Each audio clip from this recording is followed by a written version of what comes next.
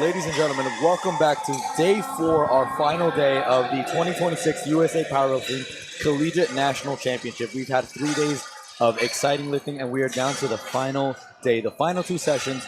We are kicking it off with our heavyweight lifters. We got the women's equipped 90 collegiate, our women's equipped 100, our women's equipped 100 plus, and women's raw 100 plus, women's raw 100, and our men's raw 110 kilo weight classes competing this morning session. Starting us off with Micaiah on platform 2, 220 opener. Ingrid over on platform 4, 127.5 kilos. I think strong opener from Micaiah. Let's see if he, yep, judges agree. John on platform 1, nice deep squat. Looks really happy, but that first squat is always the toughest one. It's really good to see these people getting out there, all those nerves and yeah, I think that first squat really, once you actually come out to Collegiate Nationals, and I think when you think about your experience at a local meet versus what you have here, I mean, it is insane what we have. 4 platforms running simultaneously, whole lot of noise, whole lot of teams. I mean, even the referees have to wear headsets with a speaker in order for the athletes to be able to hear the command. That's how loud it gets in here. So once we see some of these big teams coming out and showing out, you're going to get to hear through the live stream how loud it can get in here. Definitely. Oh, we have in rack on platform 3 for an equipped lifter. Do you want to explain that? Yeah, absolutely. So oftentimes when equipped lifters elect to move the uprights in, that is so that the plates don't actually hit the uprights when they walk out. A lot of equipped lifters tend to move the uprights in, but we do have our equipped lifters over on platform 3, Chloe, 160 kilos.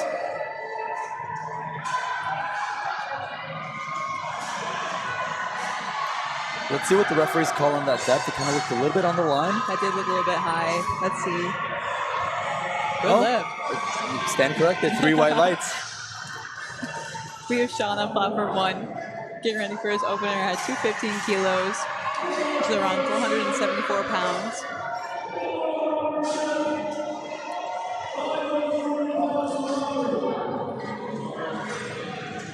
Nice, good depth for Sean.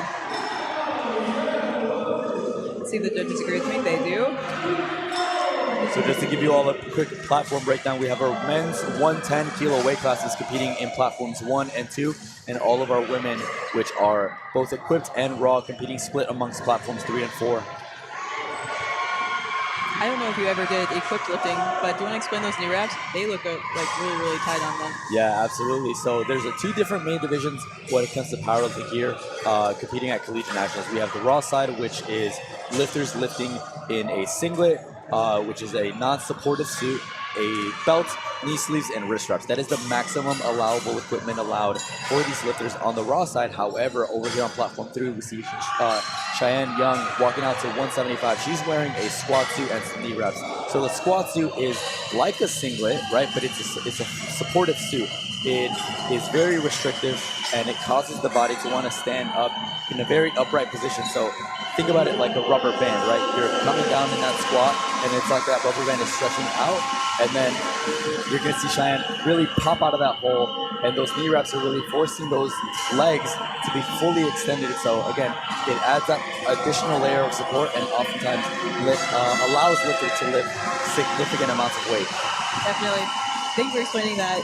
I lift raw, but whenever I see them waddle off after getting done with a squat, they immediately take out their knee wraps. They are just really, really tight. We have Maximilian on platform 2, getting ready for his 250 opener. So that is about 551 pounds. Getting ready to go from UTSA.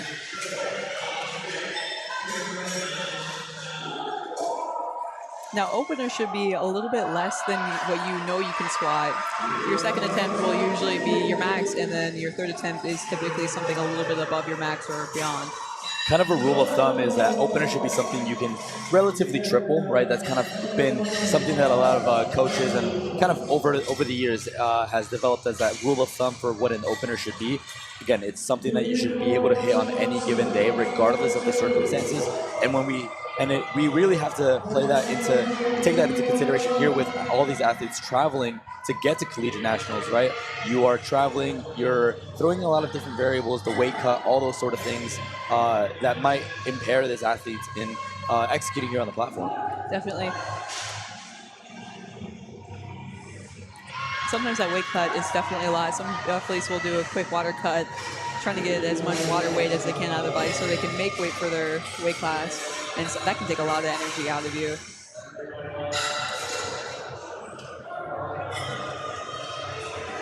Ethan Liu on platform 1, getting ready for his 225 opener in the men's 110 raw. 225 is about 496 pounds. Nice and easy, very strong. Popping right out of that hole. No lift though.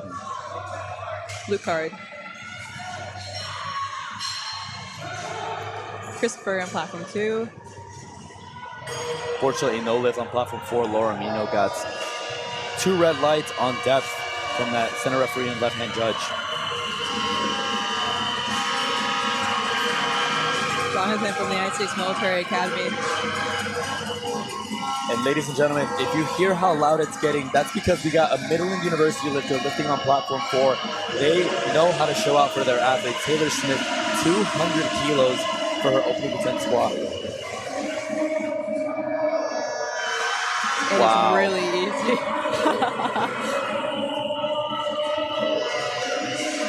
Got a red light on the side for depth, but that was still a good lift, 2-1. We have Miriam on platform 3.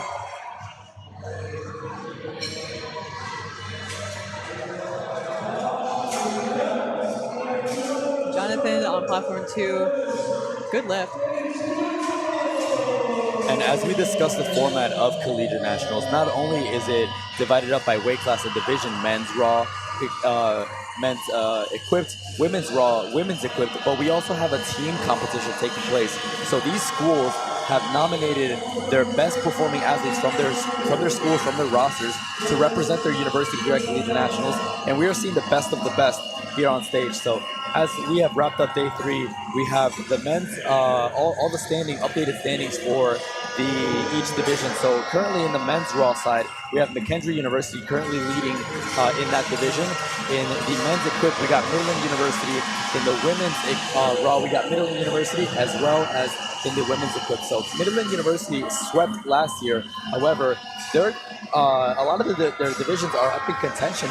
So it's really going to come down to how these divisions play out. I mean, these are the last opportunities for these schools to put up the most amount of points possible. Definitely. We're going to see some fights with that, like the fighting for numbers, attempt changes, and to get squeeze as many kilos as they can. It's going to be very exciting. Especially in deadlift, where it dwindles down to the last few lifters. It's really exciting to watch. Now, I'd recommend looking up on LiftingCast, too, to see that attempt change. If you're really interested in that. And again, that'll be at liftingcast.com/meets. Go ahead and scroll and click to 2026 USA Powerlifting Collegiate Nationals Day 4, and you'll be able to see the live scoring and all the numbers here on the board that we see on our screens as well. Dylan on platform 1. Nice, easy opener at 240. Now, second attempts, especially for a squat, will usually consist of about 10 kilos or more.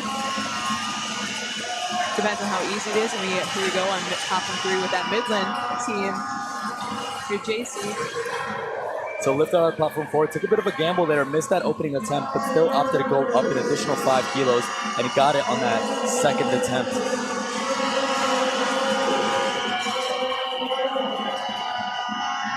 And you'll see how those strategies sort of play into these lifters' favor with going up despite missing an opener. I mean, sometimes you can't afford to lose those kilos on your total. You have to go up, and that's kind of what we'll see from some of these more competitive teams. Definitely. Oh! See, those knee wraps are really tight. Makes it really easy to trip. Again, that's not stopping Janessa here from taking 195 opening attempt squat. We have Mikhail on platform 2, getting ready for his 260 opener at 573 pounds. Popping right out of that hole. Now that's a high bar squat. Now high bar and low bar is very variable, especially with this equipped and raw. Can you explain that a little bit?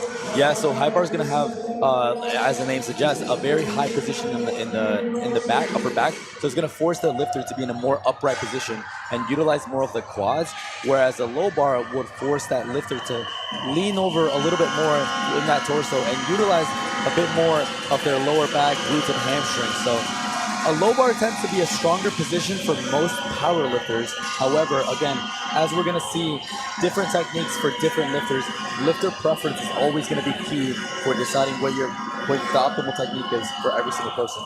Definitely. Now, here on platform 3, we have Kennedy Butcher, high bar. Now, she actually got second last year for Midland University. She's from Texas originally. Good lift.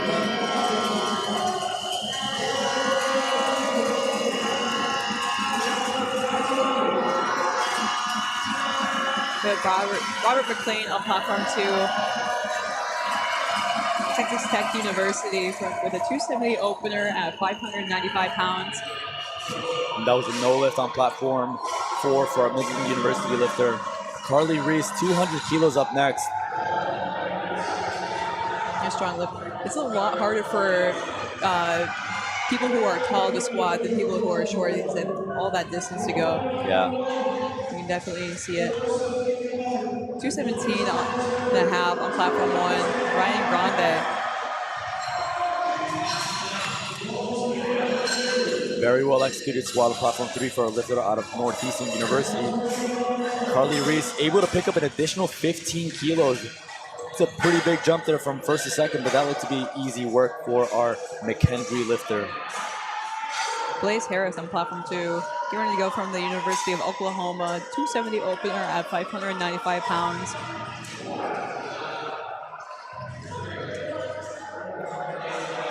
Good low bar squat. And that'll be our last of the opening attempts over on platform 2. Good lift.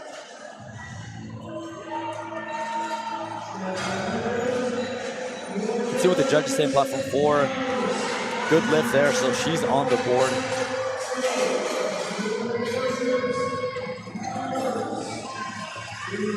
Micah Scott on platform 2, 240 second attempt. A 20 kilo jump from his first attempt.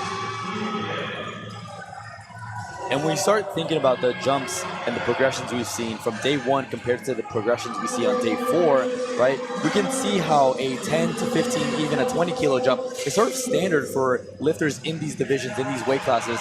Comparatively, our lifters in day 1, the smaller weight classes, they're taking 5, maybe even 10 kilo jumps at most because it's all relative, right? You're in a smaller weight class, so 2.5 kilos is gonna feel a lot different than 2.5 kilos for somebody who weighs significantly heavier. Definitely. You see that time and time again, especially day 4. People get really excited. You get to see those big numbers start popping up. Even yesterday with the men's 100 raw, we were hitting 700 pound deadlifts and 600 pound squats.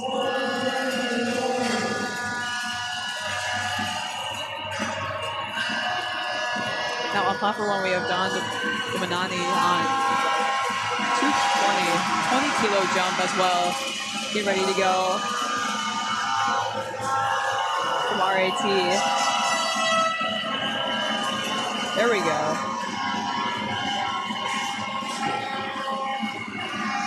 That was a good lift, 2 to 1. Very easy attempt, not a question for Taylor Smith. Referee say 3 white lights.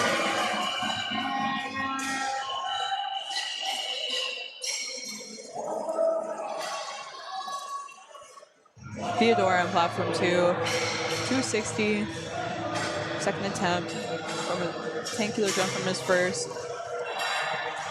Very typical, very good to see. Now this should be somewhere around his max for rule of thumb. But at collegiate nationals, anything is possible, Yeah. and you can do anything here. Absolutely. This portion, no, not today. That's all right. He has one more attempt to do it. And kind of talking about anything is possible. So specific to platforms 1 and 2, we have just one weight class competing across 2 platforms and 4 different flights. So in order to divide up the platforms and deciding which lifter lifts where, every lifter, and in fact, every lifter at Collegiate Nationals needed to qualify to get to the stage. So, based off of the qualifying total, you were seated in a higher, in a flight with lifters who have a similar qualifying total to you. So lifters in platforms 1 and 2 are lifters in flight Bs for those platforms are going to be the lifters higher seated, people that came in with higher qualifying totals that are going to be put in that more primetime-esque platform, and our champions are likely going to be coming out of the flights B for those respective platforms. So our lifters in flight A are going to be put in a little bit of a disadvantage since they're going to be the ones having to lift first before the rest of their oppositions. Definitely. And they still have a chance to get top seeded as well. They just have to really push for it. And again, really, that's where the unpredictedness can happen because, again, you never know how much progress these lifters have made from when they qualified for this championship. Definitely. They could be still qualified from last year, but we have no idea. They could have put on massive amount of kilos on their totals. Good job, Anthony, on platform 1. I think that was a good lift. Let's see if the judges agree. Good lift, 3 white lights. Cheyenne Young, 10 kilo jump, 185 kilos, crossing into the 400-pound mark. For those of you watching at home, 185 is about very similar to the equivalent of about 4 commercial gym plates.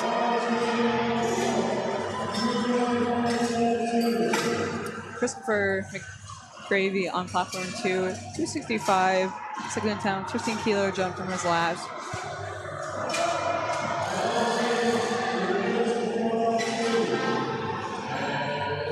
Now, 265 kilos is around 584 pounds for those watching at home.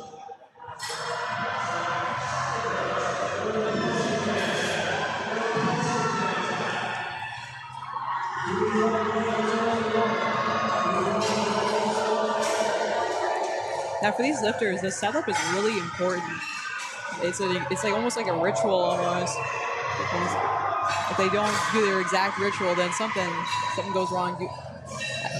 Again, every coach and handler preaches that you want the setup and everything that you execute here at Collegiate Nationals to be just like how you would what you do in training, right? You don't want to throw in any new variables. You want to treat it like another day in the office, so to speak. Nice fight there on platform 3. Unfortunately, I think she loses a little bit of balance, unable to get that lift before that rack command. So a very important lift on platform 4. Grace needs this lift in order to stay in the competition. Let's talk about what's at stake here, right?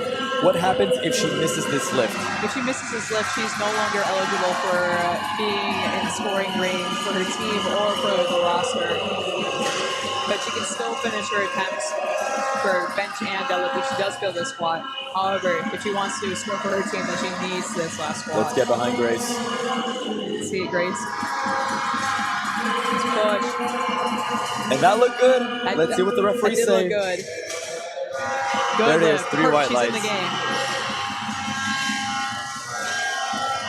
Zachary on platform 2. Nice, strong second attempt at 270 kilos. 3 white lights.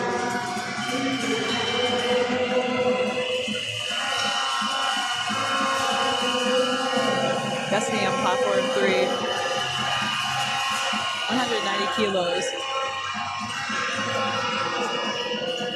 Both lifters, platforms 1 and 3, missing their opening attempts, but still opting to go up in weight. Let's see how that plays out for those lifters. Now they would typically go up in weight for the first. Ooh, that was a little bit high on platform 3. Let's see if the refs call it on 3. I think it might be a little high. Yeah, that's a little high. That's a depth call on 4 as well. No lift.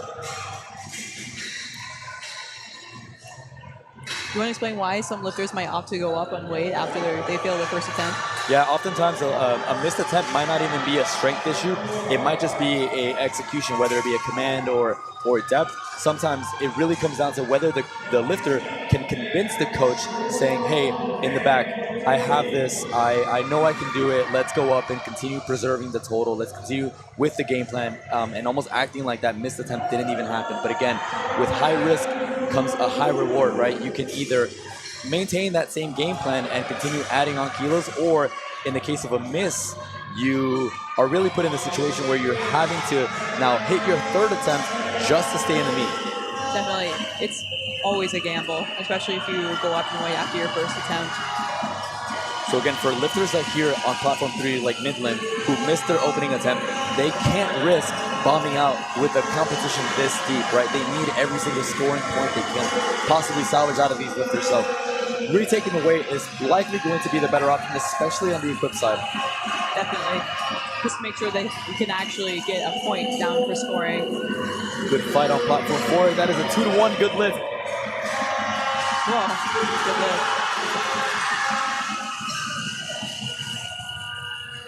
Let's see what the judges say. Good lift. She makes it in. Jackson Irwin, he failed his first attempt at 260. Now he's at 272.5, which is around 600 pounds even. Now let's talk about the pacing about all these 4 platforms. We see that platforms 1, 2, and 3 are still finishing out their second attempts. However, platform 4 is almost finishing out their thirds. So when it comes to pacing and the time between attempts, how does a longer flight versus a shorter flight like we see here on platform 4 affect you as a lifter when you have a shorter turnaround than some of the other platforms? Definitely. So when you're on a shorter flight, you got to make sure that you're getting your workout in.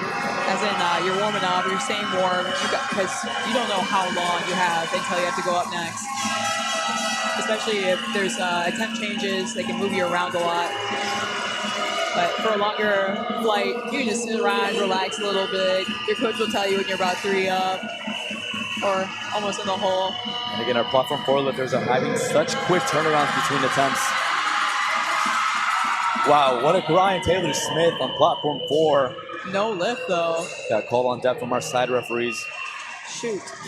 That's all right. She still has a scoring score, so she can still go for the game. Braden on platform 2. Nice draw on second attempt. His first attempt was 237.5. Now that was 272.5, and it looked easy, like his first. I'd love to see it. We have a mid-lane on platform 3. JC Garnes. This will be our second attempt at 200 kilos. It's a nice push. Now, she got 5th place last year, and she ended up at 202.5.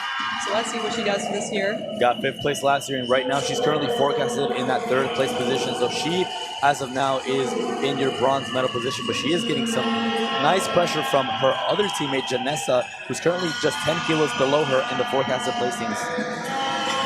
And here we have Kennedy Butcher on platform 3 as well. She got 2nd last year, and she ended up at 217.5. But now she is starting at her second attempt at 205. It's going to be really interesting to see.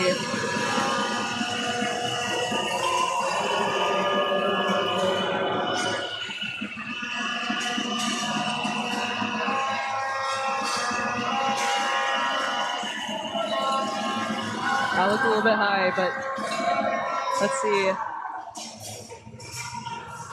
I stand corrected. That looked good. Lights. So she's on the board, and she's really knocking on the toes of Joy Lee, who's currently forecasted in that 1st place position. So she is gunning for that podium or that 1st place position.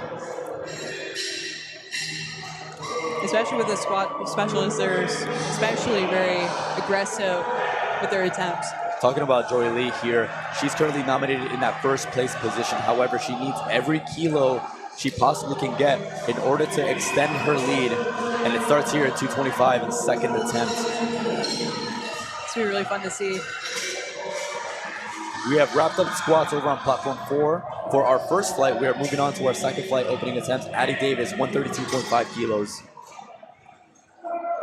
We have Blaze Harris on platform 2 with a 292nd attempt. His first attempt was 270. That's a good 20 kilo jump.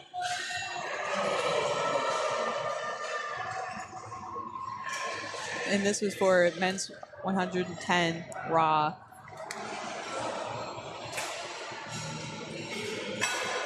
Brian Grande on platform 1 pushing for his 3rd. Oh, it's a little bit too much for him today. That's all right.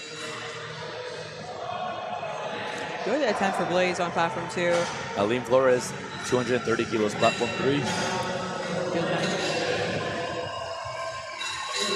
Good On platform 1 and 2, we have both men's raw 110 from Friends University, Chase Phelps and Micah Scott.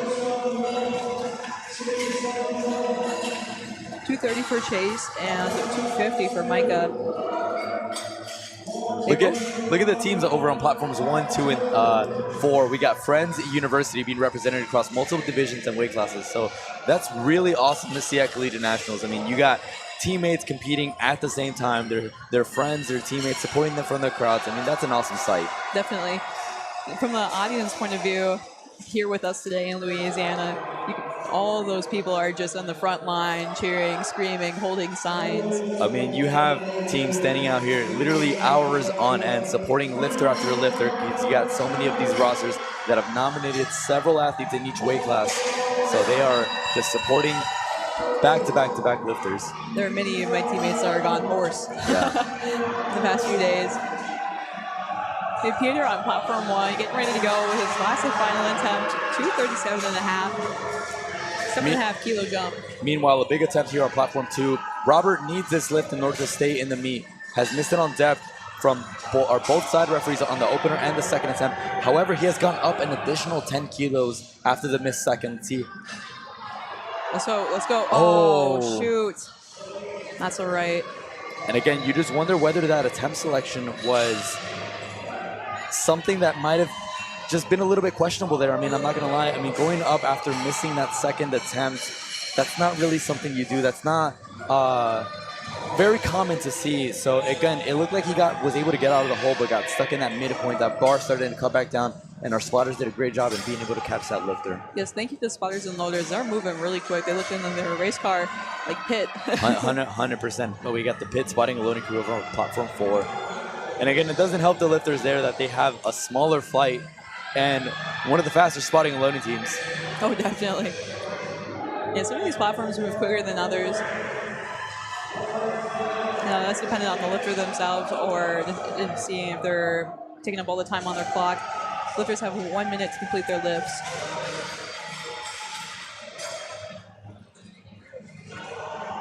Good job, Sean, on platform 1.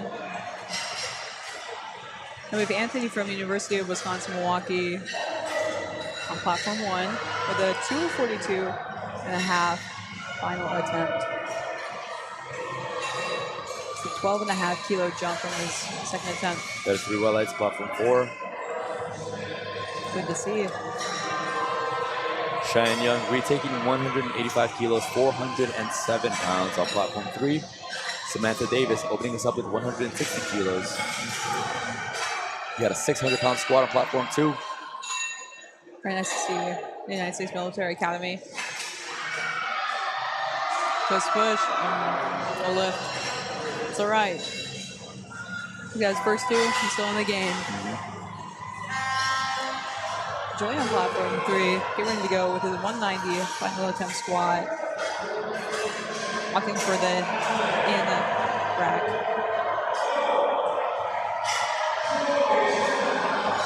Mark on platform 1 for Penn State, 247.5 final attempt.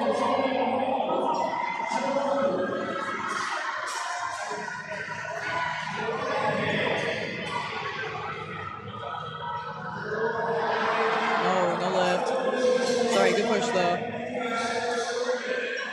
Got a fast squat. Platform 4, let's see what the referees say about depth.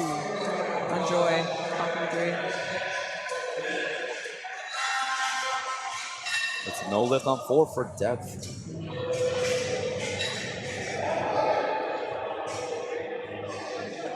A lot of things can go wrong, especially in these third attempts for a squat. That's a lot of weight on your back, and if you don't have a focal point in front of you, or you miss commands, or you're overhyped, it can definitely impact your lift experience.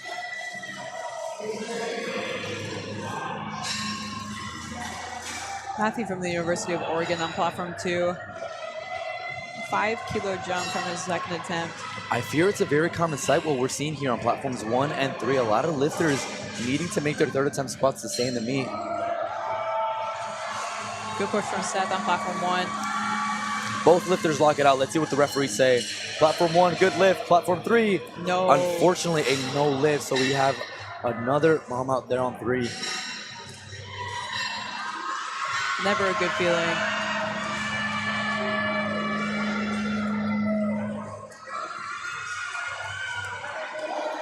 Matthew on platform 2. Let's see it. 275 kilos, around 606 pounds on his back right now. Able to hit depth. Let's see what the refs call him. 2-1. Good lift.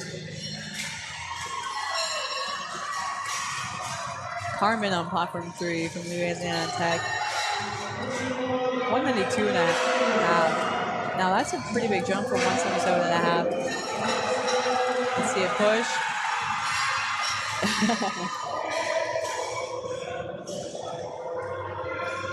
Good lift. 308 lights.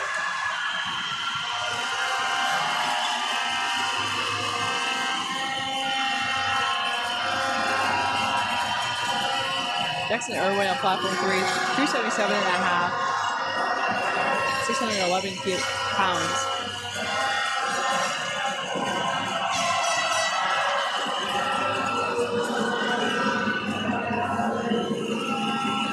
So big lift for Janessa here. She's from the outside looking in, looking to crack into the top 5. And it starts here with this lift, 195. Looked a little bit on the line. Let's see what the refs say. Good lift. Now for those doing calculations at home, if you want to do a quick calculation for kilo into pounds, you're going to take the kilo amount times that by 2.23, and that should be your pound amount.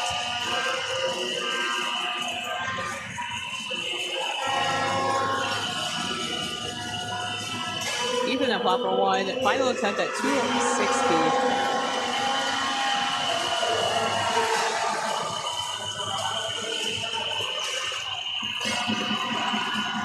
Fast opening attempt, platform 4. That is 3 white lights.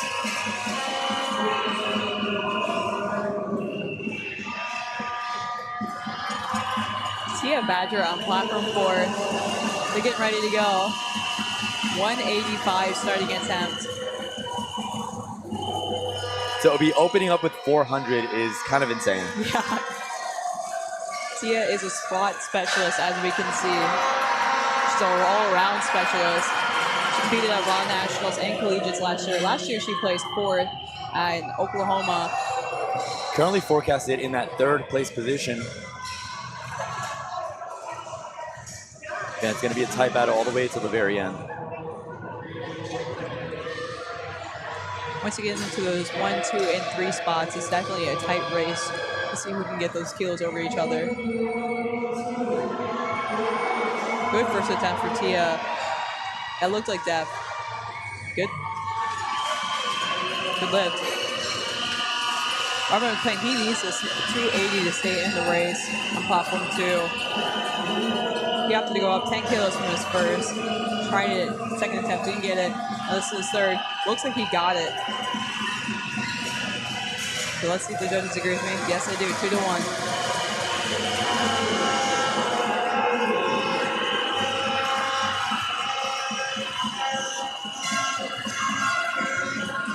We have Aaliyah Henry on platform 4. Get ready to go.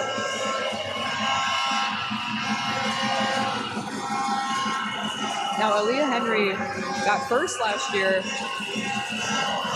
and she ended with her squat last year at 195, and now this is a 205 start for her, and it looks easy. Easy attempt there.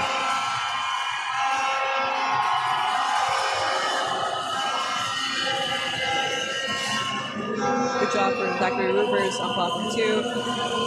JC Barnes out of Midland University, platform 3, 205 kilos.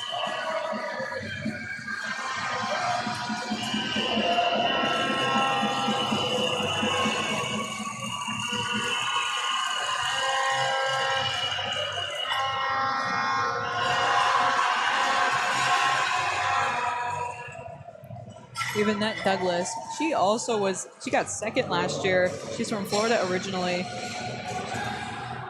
Last year she ended up at 202 and a half. And again, based off of that opening attempt, she did miss that on either a strength or a missed groove. So you just kind of wonder whether or not that opening attempt might have been a little too heavy if that's exceeding what she ended up on her based on her last competition. It'd be really, really interesting to see that, especially if they're trying to get kilos over one another. They definitely need whatever they can get in their starting attempt, especially if they want more time warming up. They're going to put that attempt a little bit more high. Miriam on platform 3, good job. Kennedy Butcher with her 217.5. Midland's yelling for her.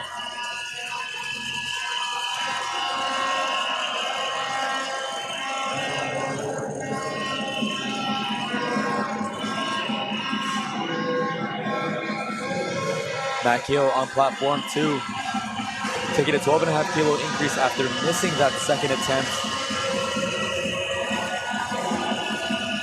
Kennedy will match her final attempt at Oklahoma. Now here in Louisiana. Let's see if she can get it today.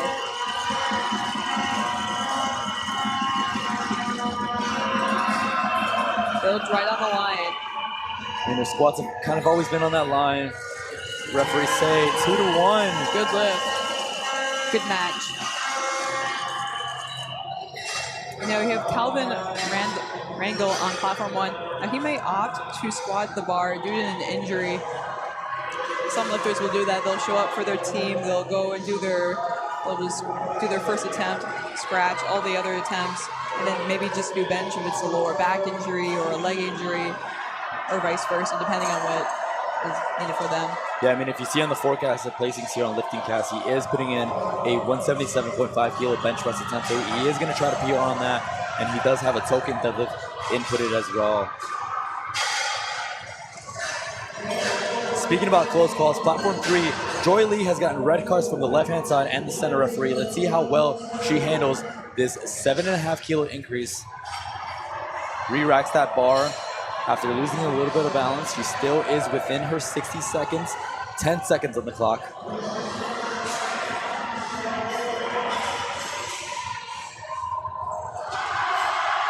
Look deeper than all her first two. Let's see what the referees say.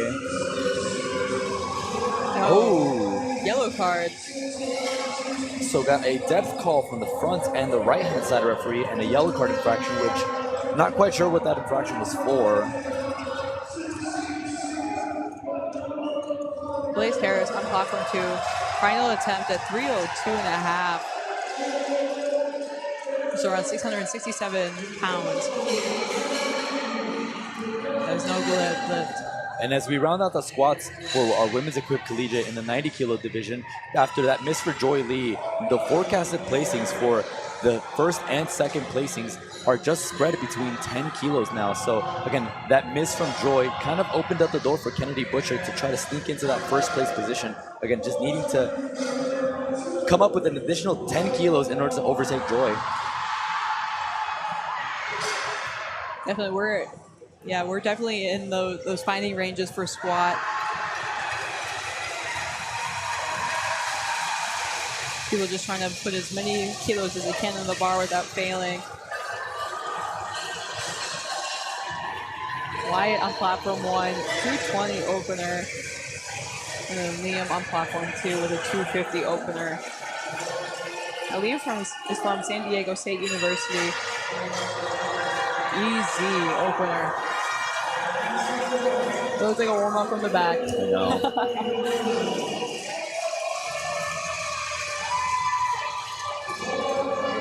Now you can see a lot of these lifters, raw or equipped, waddle off immediately after finishing their final attempt. Now that is to get their knee sleeves or knee wraps off. Those things can get really tight really quickly.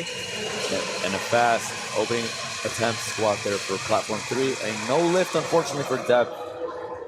But again, with the squat moving that fast, you can figure that they can make that adjustment for this next attempt and getting just a little bit deeper. Marta's on platform 2, asking for a change in rack height before he starts lifting. And you see that we have double spotters on each side and a back spotter. 250. Very easy squat there for Martius. Very good. who actually lives out of my one of the gyms that I train at over in Chicago. Really? Yeah, that's where I'm from. From your neck of the woods. We'd like to see it.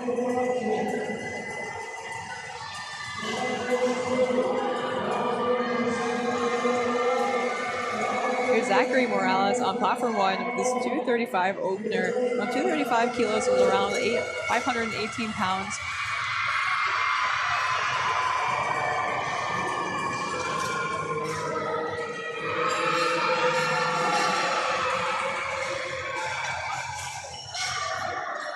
Now the men's raw 110 kilos is around 245 pounds.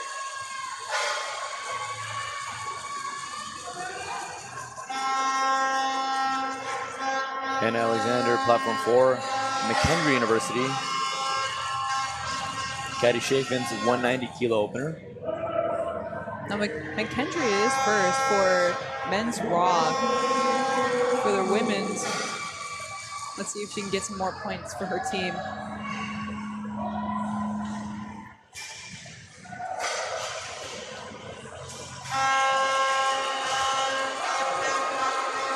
Platform 1, we have Ron,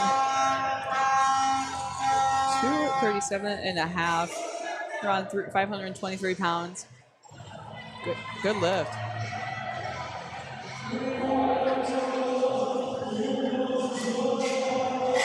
It is such a weight off your back, literally and figuratively, to get your first attempt and get it 3 white lights.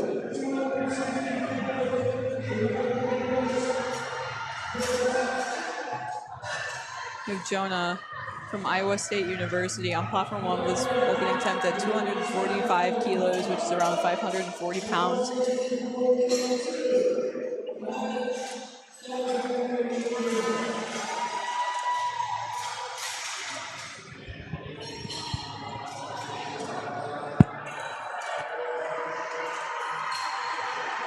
DeAndre Coleman, platform 2, 265 kilos.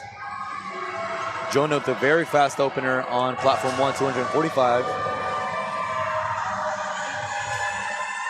DeAndre on platform 2 with UTSA, 265 kilos, 584 pounds. Nice easy opener. Looks very strong.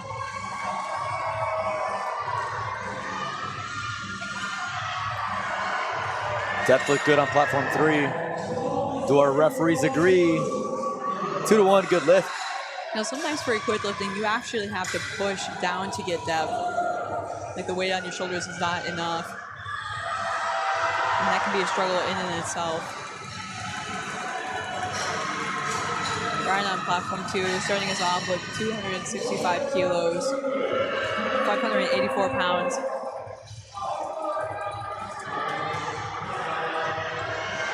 Around 20 pounds off of a 600 start. Platform 1, we have an in rack for Peyton.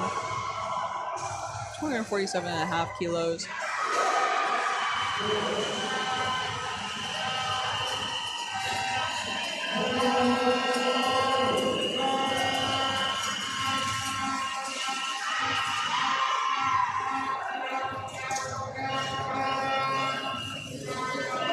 On platform 3, we have Avery Davis with a 200 kilo start.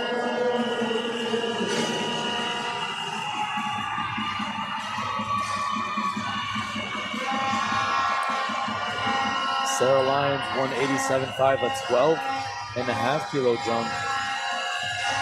Lift out of Kent State University. Avery Davis, 200 kilo opener.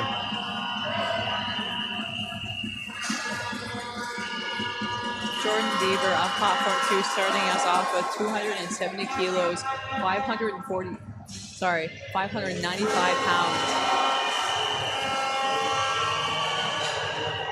Off from the St. Marcos. Good job. No lift. And look who we got back up on platform 4, Tia Badger, 197.5 kilos, taking a 12.5 kilo jump.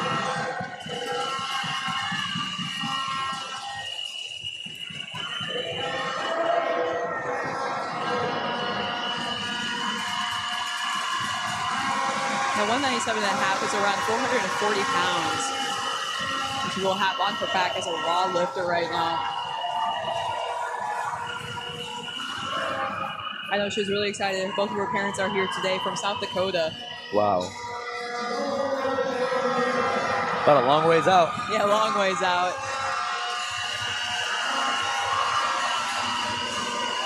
Joseph rolling on platform 2 from Midland University. You're getting ready to go with 272 kilos.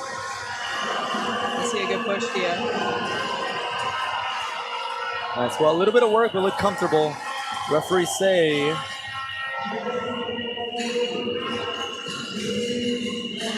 Good 2-1, good lift.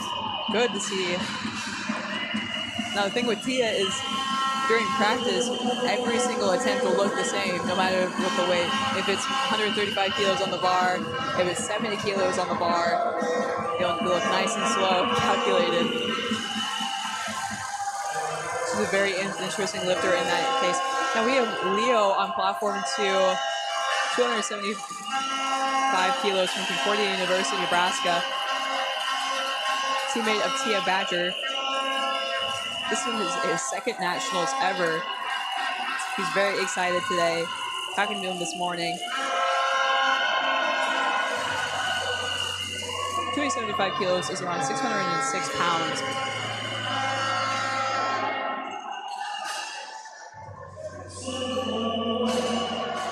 Dunks that squat. I don't think that is a question there, Leonardo. 3 white lights. Good lift. Annette Douglas is going to be retaking 215 kilos, 474 pounds.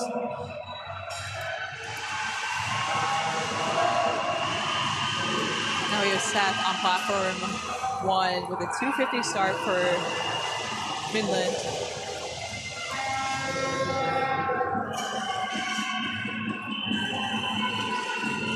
We have Eric on platform 2, sporting the Inzer singlet from Rutgers University.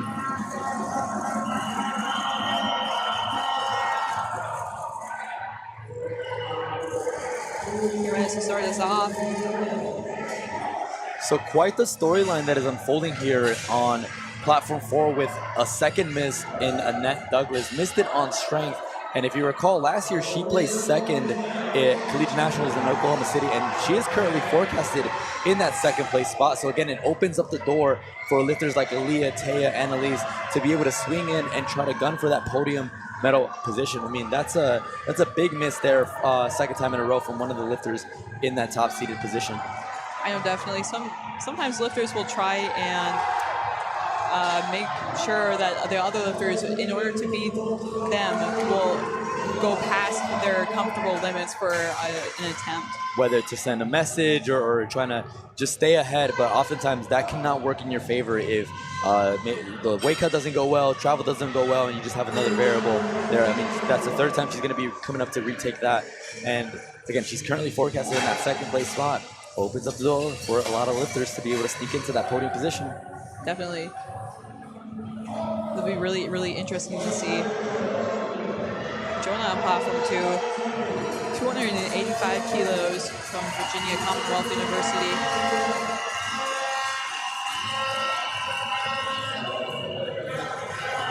We have Lufang on platform 1, 255 kilos, starting attempt for squat.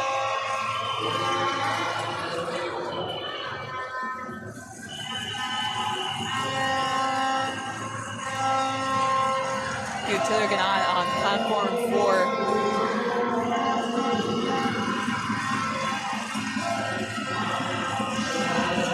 $147.5. I do believe this is a PR for Taylor on platform 4.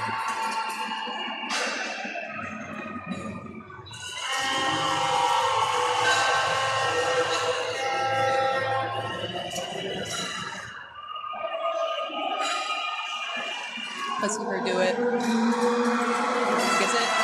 Pushing out of the hole. Keep pushing. No lift though. Blue cards.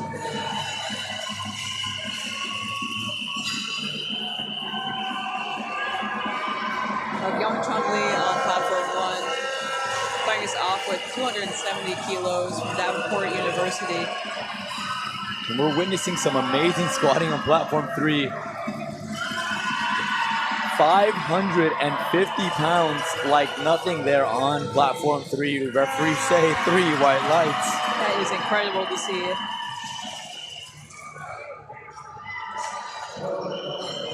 Very, very incredible to see.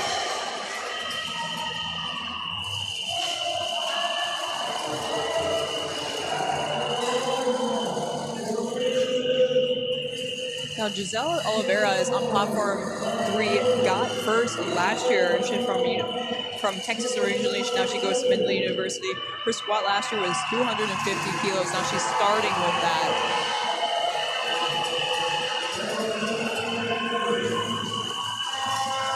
And like I said, 250 was her squat in Oklahoma. Now she is starting with that in Louisiana.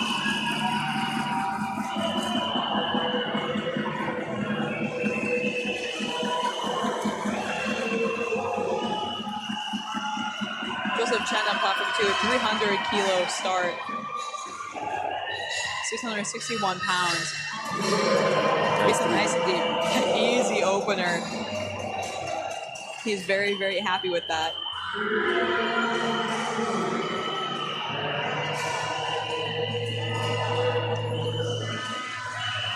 And we got final opening squats on both platforms 2 and platforms 3. Carson Oliver, 260 kilos on platform 3, 573 pounds. Carson Oliver got second last year in Oklahoma. She started off with last year she got 265, and now she's starting with 260. That is crazy work. And it looks like an easy opener.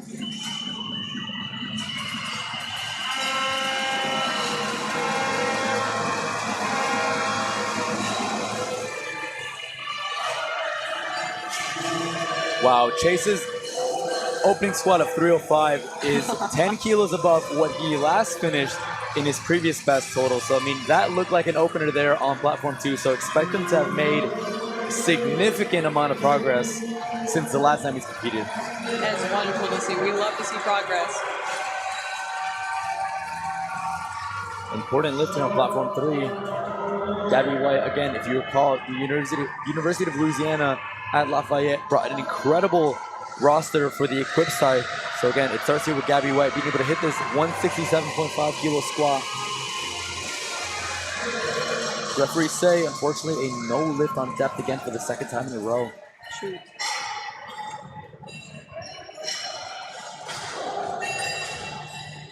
Katie Chafin's also from the University here at Texas Austin, getting a depth call on that opening squat, retaking that same weight.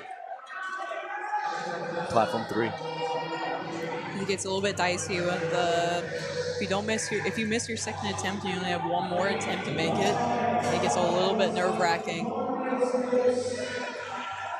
There's definitely a lot of weight on her shoulders, literally and figuratively right now. Right, yeah.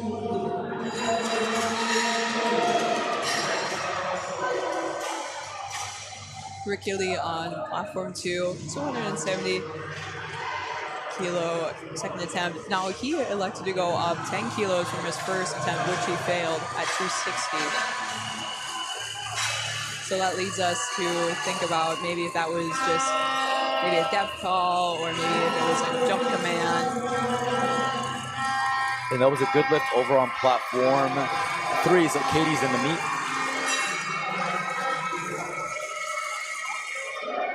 Now I think he is in the meet too. On platform 2, yes he is, 2-1, perfect. Zachary Morales from the University of Texas at Austin on platform 1, 255, second attempt. His first attempt went really well at 235 kilos. And that was a good lift for our Bearcat on platform 4, 2-1, good lift.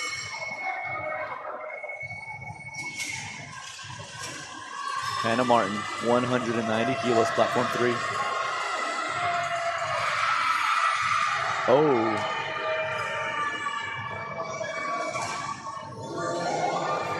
Thankful to our spotters and loaders in keeping our lifter on platform 3 safe. Patrick Borman on platform 2. Looked like a pretty sticky second attempt, but let's see. 3 white lights. We love to see it.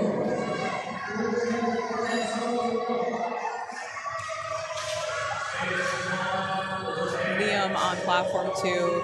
272.5. His first attempt was 250, and that looked really easy for him. He's from San Diego State University.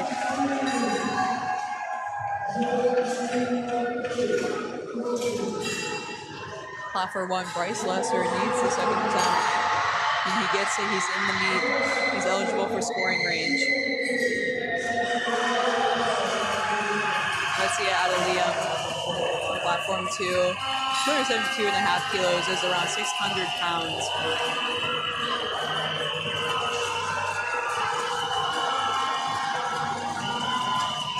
Evelyn Edinburgh on platform 4, 187.5 kilos.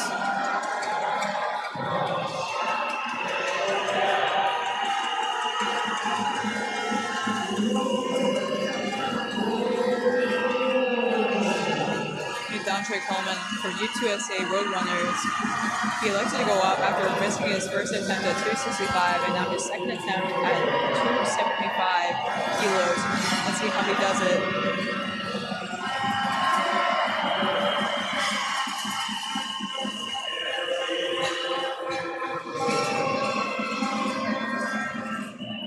If we look at the forecasted placements for a women's raw 100 kilo weight class, Sarah Lyons currently sits only 5 kilos outside of the 4th and 5th position. So this lift is going to be critical in her being able to stay in contention if she wants to fight for a medal in the top 5.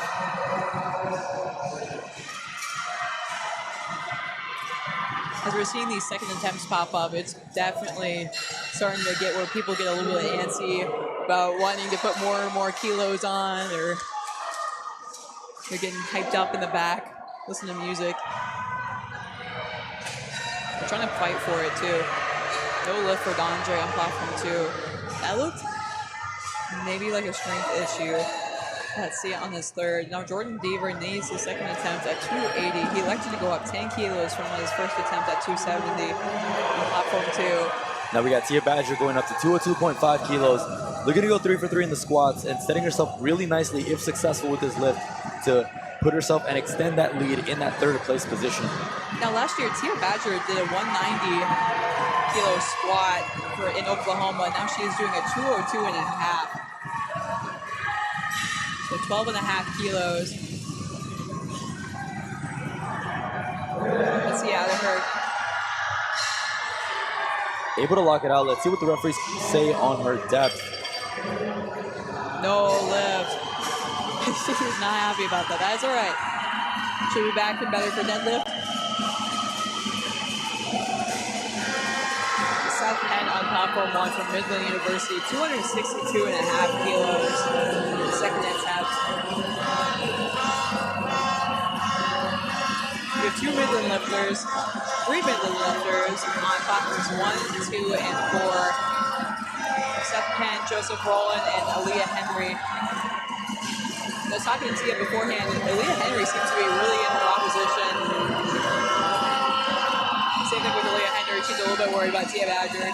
Yeah, I mean, it's hers to lose. She has a significant lead right now, but again, who knows what can happen as we go through the competition. Definitely. No lift. No lift there, so she'll end up her day with a 210 kilo squat. Meanwhile, a very critical lift here for Annette Douglas. Needs 215 kilos. If you recall, she placed second at Collegiate Nationals in Oklahoma City, and now she is at risk of bombing out. Now she's currently forecasted in second place, assuming she hits this lift. But again, she needs to hit and execute in order to continue fighting for that podium spot. Really an all or nothing lift here for Annette Douglas, platform 4. Definitely, getting ready to go.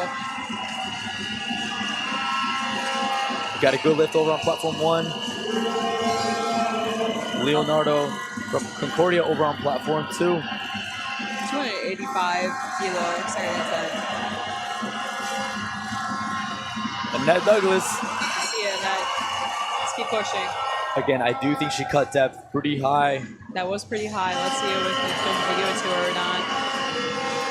Oh, 2-1. Good lift. Right in the nick of time. Good job, Leo, on platform 2. I think he hit depth. And again, the battle is on now for Aaliyah Henry and Annette Douglas, split by only 12.5 kilos among the forecasted placings. And that's going to get really into bench and deadlift. Yeah, that'll be a very interesting. That's really going to come down to just one attempt or two. Now, Aaliyah Henry does have a lot higher bench. Last year she hit 120 kilos, and Annette hit 82.5. So there's a big split there. And so, ladies and gentlemen, as we've concluded the squatting over on platform 4, we are going to a full screen view here of platform 3. We're going to take a 10-minute intermission on platform 4. Meanwhile, our spotters and loaders set up for the bench press event. We have Lifen Lin on platform 1, 275 kilo, second attempt. Now, he missed his 255 opener. He's out of the University of California, Irvine.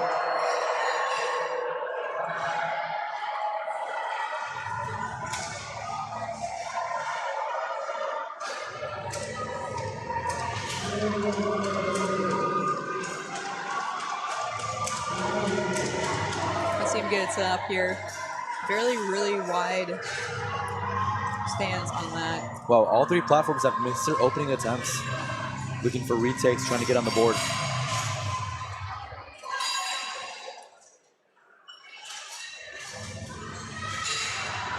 Good lift on platform 1. He's in the game. Nice executed squat on platform 3. Is it a good lift?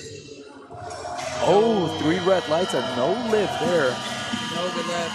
Colton on platform 2. Let's see if he gets this. 292.5, second attempt. Good lift for him. He's in the game. Luan Chung Lee on platform 1. 280, second attempt. I like him to go up 10 kilos, which is pretty typical, which is good to see. Nice steady pace.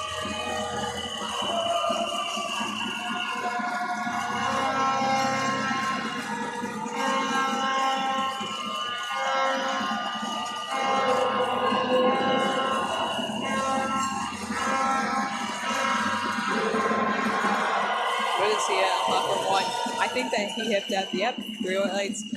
What is the highest jump you've ever seen on a squat? The highest jump? Yeah, from first attempt to second, or from second to third. I've seen people jump entire reds, right? So like 50 kilos. So that's some pretty big jumps there. But again, we see here, I mean, 17.5 kilos for people like Eric Lee. If you're lifting that much weight, that's a pretty standard jump. You don't usually see 50 kilos, and he gets it. That's a very easy lift for him there. We see a 10 kilo jump for Tereni Pace, platform 3.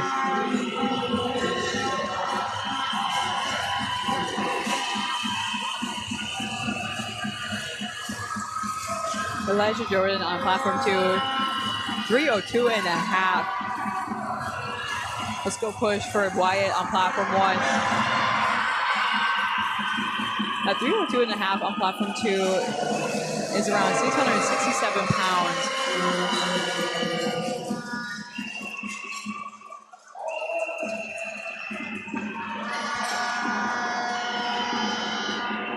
That's what I like to see. Looks ready to go. Giselle Oliveras on platform 3. She got first last year in Oklahoma Collegiate Nationals with a 250 squat. Now she opened with her 250 squat today. Now she's going up to 262.5 for her second attempt.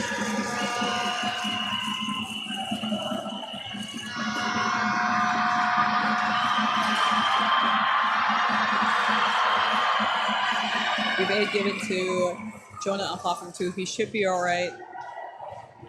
He just needs to get his knees off, get a nice little rest. So we're hoping that our lifter on platform 2 is fine. Hopefully our spotters are all doing okay after that bar drop. Definitely can be really sketchy with that much weight on your back. Yeah, it's very scary.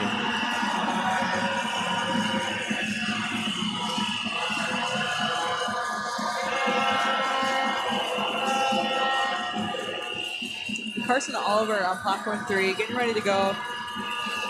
She's from Midland University. Last year she ended up squat with 265. Now she started with 260. And now she's going up to 270. So look nice and easy. Let's see if she give it to her. No lift. That'll be a no lift. Blue card and yellow card.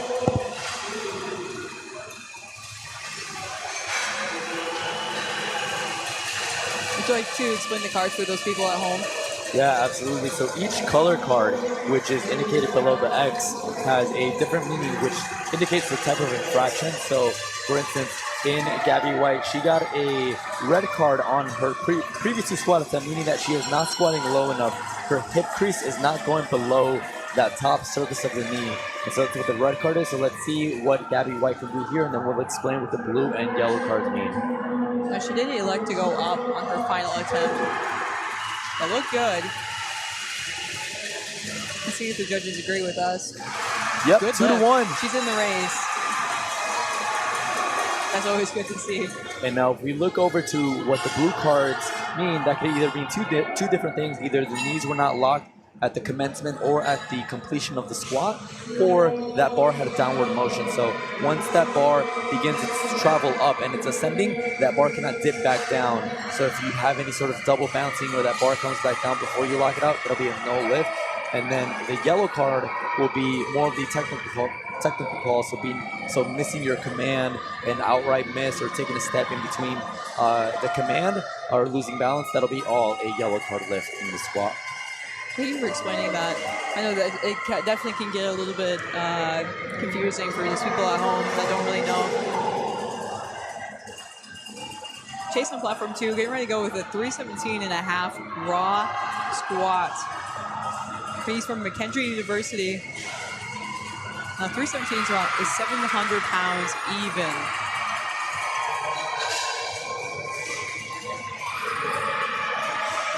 Again, Chase at only 19 years old, forecasted in that second place position. 700 pounds. Ooh, that looked really good for a second attempt. Let's see if they'll give it to him. Referees say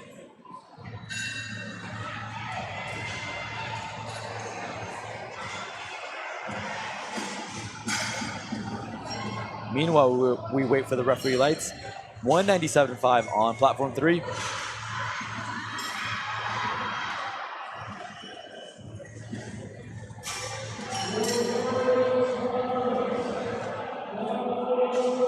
Got just a technical issue over on platform 2 as we await the referee lights. Zachary Morales on platform 1, hitting his final attempt at 270. He's been making pretty big jumps. 235 for his opening, 255 for his second attempt, and now he's at 270.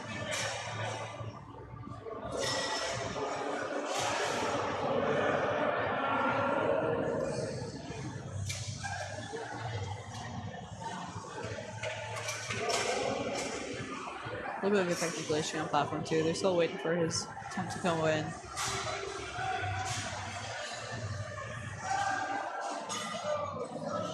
When you're running big meets like this, that is oftentimes the case. It's lots of moving parts. Gabriela Cabrera on platform 3. Good lift.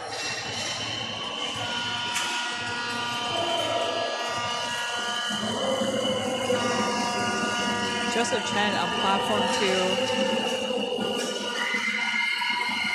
University of California, San Diego. Last year he got 5th. And last year he ended up squatting 287.5 kilos. And now he started with 300. Now he's going to 320. So that's a 20 kilo jump from his opening. Which we like to see. 2 middle lifters on platform 1s and 3. Both were going for their final attempt. Seth Penn on platform 1 doing 270, and on platform 3, Avery Davis with 212.5. Good push for Seth on platform 1. Good lift for Andrew Chen, Joseph Chen. And a good lift for Avery. Now Dondre needs this final attempt squat to stay in the race here. on platform 2. He elected to go up. He started with 265 for his opening attempt. Now he moved to 275 for his second attempt. Now he's retrying 275. So it makes me think it's something along the lines of a strength issue, which can be kind of dicey, especially in these last attempts, to make sure he's in scoring range for UTSA Roadrunners. Yeah, again, UTSA is one of those teams that need these points, so to have a lifter bomb out is definitely not a good sign as we close out the final day of competition. Lane Asante, 220 kilos, 484 pounds on platform 3. Elena Asante got second last year. No, she squatted 220, and now she's ending with 220 here today in Louisiana. But no lift. No lift. Again, here DeAndre, platform 2 gets it up. Let's see what the referees say. 2-1, good lift, and DeAndre is in the meet. I know that's such a relief for UTSA and him himself. That's really, really stressful. Now Jordan is also in the same predicament on platform 2. 280 kilos final attempt. Now this can be a little bit precarious. Now he looks like he's getting ready to go. And snapping that belt on. And we have officially started bench presses on platform 4.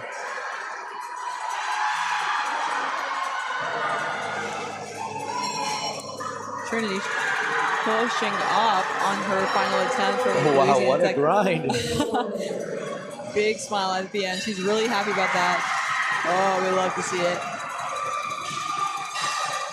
Jordan Beaver from California State, San Marcos. Looking for his final attempt squat, 280. Let's see if they'll give it to him. Come on, look push. deep enough. Let's see it. Let's see those whites. Oh, no lift. A technical failure, and unsure what it might have been. He might have jumped the rack command. Happens a lot, especially when they're anxious to get that off their back. Yeah, possibly. 15 stone on platform 1. Final attempt at 280.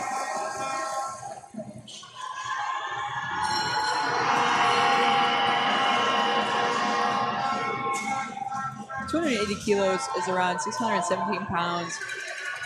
Now we're really, in these weight classes, we're definitely really seeing these strong lifters starting to hit 600 pounds, maybe even a 700 pounds on deadlift. For bench press, sky's the limit. Yeah. Anything. Yurikai on platform 2. Good final attempt at 282.5. Good lift, 2-1. Anaya Johnson, 500-pound squat here. Platform 3. Nice smile there for Anaya. And referees give her 3 white lights. Now, for some of these calls that look a little bit close, you can overturn a lift in powerlifting. Do you want to explain that process? Yeah, absolutely. So just for everyone's information, so I guess if I think it matters, right? I'm an international referee, category 2 referee here for USA Powerlifting. So working in the jury table, you oversee all the operations and technical rule application here on the platform, whether it be from the referees, spotters, or any other coaching officials. Just want to pause real quick. Marty over on platform 2, 285 kilos. Oh, gets a death call, no lift. But going back to our jury conversation, we have a panel of 3 international referees sitting on overseeing platforms 1 and 2, and then another table overseeing platforms 3 and 4 respectively. And their role is to oversee the entire operation, right? So the spotters, the own referees, and just everything going on as far as the technical rules. So if a coach has a protest, a lifter attempt that they want to review, they can go do so at the jury table, and they can deem it, they can rule and overturn if they deem that there was a misapplication of the rules or an egregious error made by the platform referees. definitely. So sometimes people might fight on that issue if they do get a red light and they want to overturn to a red or to a white. And sometimes it can go the opposite way, a white turning into a red. Very, very important lift for Jalen Mack out of Northeastern University.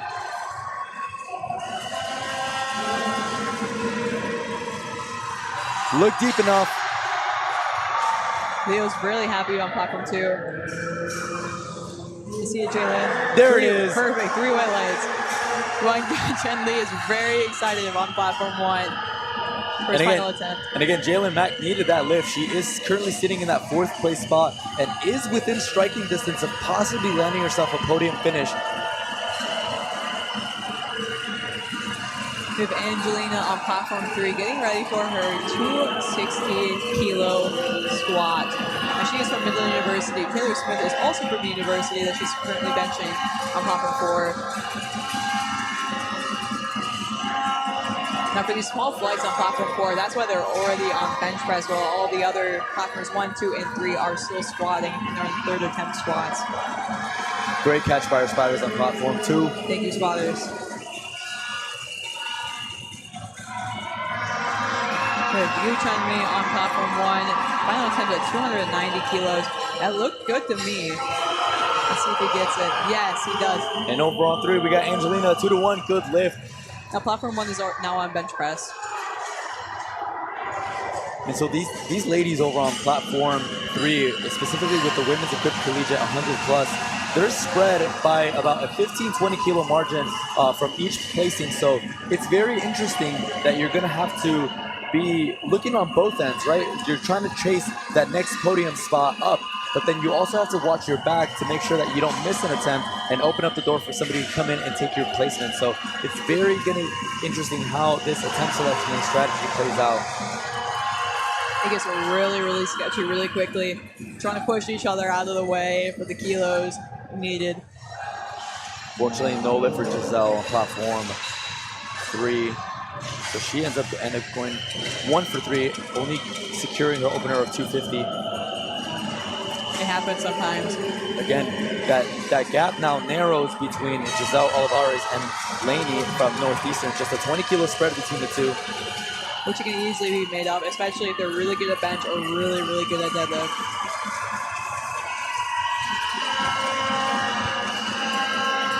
Tyranny on platform 3. And wow, look what we got here. We got a 600-pound squat on platform 3.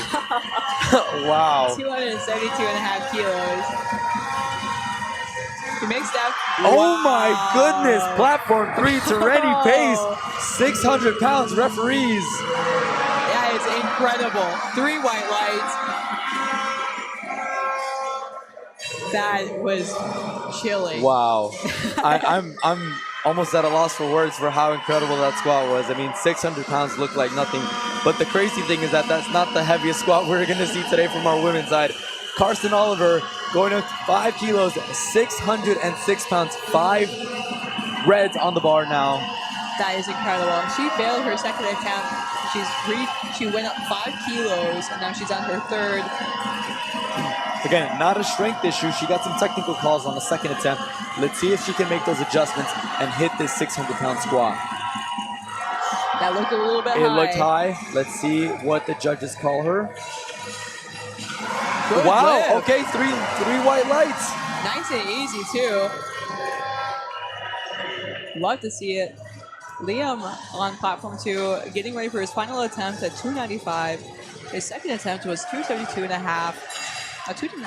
295 kilos is around 650 pounds on his back right now. He's pushing, he's grinding, he's getting ready. He makes it. That looked good. Let's see if the judges agree with me. No, they do not. We have 1 to 2. And just to provide everybody with an update on what's going on in platform 2, we got Jordan Thiever, who previously it looked like he had bombed out off of his squat attempt, but he has been issued a relift and will be going at the end of the flight and retaking 280 in order to try to post up a squat and stay in the meet. So very interesting shakeup of events as we go into the last and final squats of platform 2. Do you want to explain to the audience how the retake works? Yeah, so if there was any sort of misload or any any mistake that wasn't in due part by the lifter, the platform referees and jury can award a lifter a relift. And that can come from a variety of reasons, for whether the lifter lifted in the wrong order, whether the bar was misloaded, whether the spotters whether the lifters felt like the spotters grabbed the bar a little too early. So not particularly sure what the relift is for, but again, it gives the lifter equal opportunity to have 3 valid attempts at securing a weight. So in this case, very necessary for Jordan, who needs a squat in order to stay in the meet. Definitely, it would be really interesting to see his final attempt on the squat. With Eric on platform 2, 312.5 kilos, which is around 689 pounds, which is almost a 700-pound squat. Coming out of Rutgers University.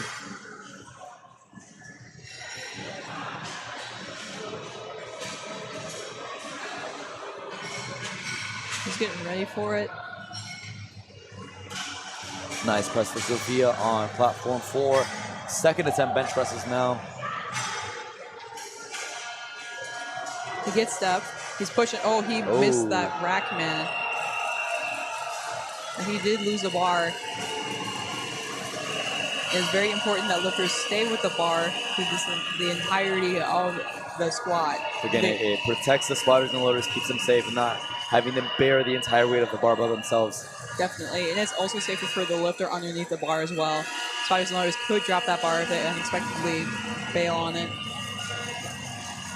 Jordan on platform 2, getting ready to give us a 320-kilo squat. 320 pounds is 705 pounds. You see his coach back there watching him. Thank you to spotters and loaders. No, lifters only have to lift 9 times in the day, but spotters and loaders have to lift all of those 9 times for every single lifter. Yeah, they're doing a squat every single time somebody goes down with a squat, right? So if they make it or not. Just think about all that endurance, right? Definitely working, squatting and loading is a tiresome job. 3 white lights, platform 2. Wonderful. Joseph Chen, platform 2, getting ready to give us a 322.5 squat. Just 711 pounds. 711, baby. And just talk about the mindset, or sort of the confidence that you're building when you go 3 for 3 in the squat, right? From what we just saw in Jonah and what we might see here in Joseph, right? Some of our heavier squatters. But not only that, going 3 for 3 really sets you up for the best possible total. I mean, possible, right? You maximize the amount of kilos you get. You minimize wasting energy by not missing and attempting wasting that energy. Again, it just compounds that momentum and closing out the most nerve-wracking lift, which is squat. Definitely, especially if you miss your first squat, that definitely carries into all the other squats. But since you get all 3, he's pushing. Oh, that's a little bit of wobble. A little no lift there. No lift. That's all right. He still has these other 2 attempts. He still has a 320-second attempt, which is really good for his weight class. So for our heaviest squat of the day now, we got Chase here taking 716 pounds. Though this won't be the last squat of the session, we do have a relift at the end of the flight for Jordan. He's from McKendree University, Chase is. And again, as we said earlier, McKendree University currently leads the men's raw division in the team scoring, currently with a 42-point score, a 10-point lead over Midland University, and that point can be extended here with Chase if he puts up a really good total and scores some valuable podium positions for McKendree.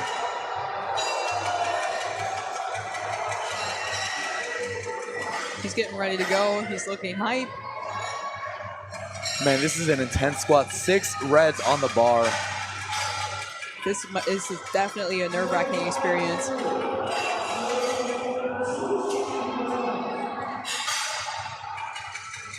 Some lifters might lift up the bar once or twice to try to feel that weight on their shoulders, shift it around a little bit like he did. Make step. He's pushing. Wow. Let's see if the... Way to go, Chase. Let's see. If they give it to him. He makes 2 to 1. Let's go. Very excited for Chase as he's coming out of Illinois, my home state. So, you got to support. Here, talk about important lifts. Jordan Deaver needs this lift here to stay in the meet. I mean, he needs this lift for 280 kilos. However, we just saw some updates here on LiftingCast. We will be having a relift for Joseph Chen at the end of this flight after Jordan Deaver. So Joseph Chen will be retaking 322.5 kilos. Now that's really interesting. It's really rare to get 2 relifts in one flight.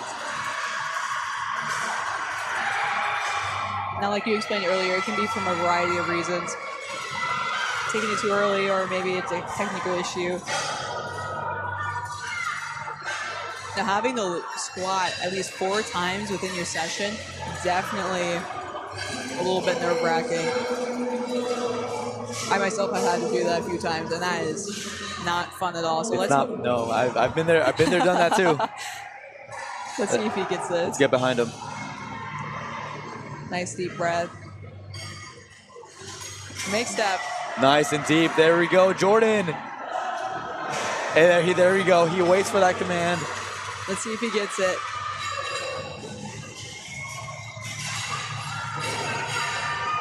And there it is. That must be the most rewarding feeling in the whole wide world. Now, Joseph Chen on platform 2, getting ready to give us a 322.5. This is his relift for his 3rd attempt.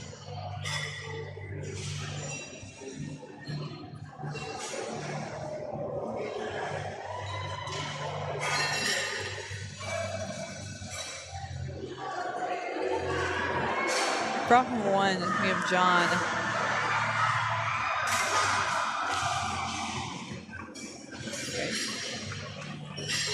From 2, Joseph is waiting for us to... So I'll just talk a little bit about what's going on with the relift. So because there were 2 lifters after Joseph that went before Joseph needed to go up again, he is given 2 minutes of time in order to take his attempt. So he has his 60 seconds of his normal attempt plus an additional minute of compensatory time. So 2 minutes is set on the clock right now, and he has that entire 2-minute clock in order to come out and take his attempt. So he can take his attempt at any point during this 2-minute clock. So it's like bars loaded now, he has 2 minutes, and he can go up whenever that 2-minute time expires. Now in that time, he's either pacing in the back, listening to some music, getting ready in the game. Again, it allows lifters to have that extra recovery time when you have to kind of follow yourself. I mean, Joseph went, then we got Chase, Jordan, and now we got Joseph again. So again, think about how short of a time frame you have of rest. I mean, it really is about less than 3-4 minutes or so, maybe even 5. But again, Joseph needs all the time right now, and so he is exhausting his entire 2-minute clock right now. We got 45 seconds left now. Typically, some lifters will start at 37 seconds. Let's see if we can find him.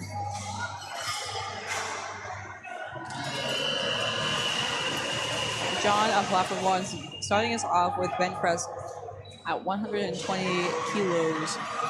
And there we go, Jace with 20 seconds left on the clock here.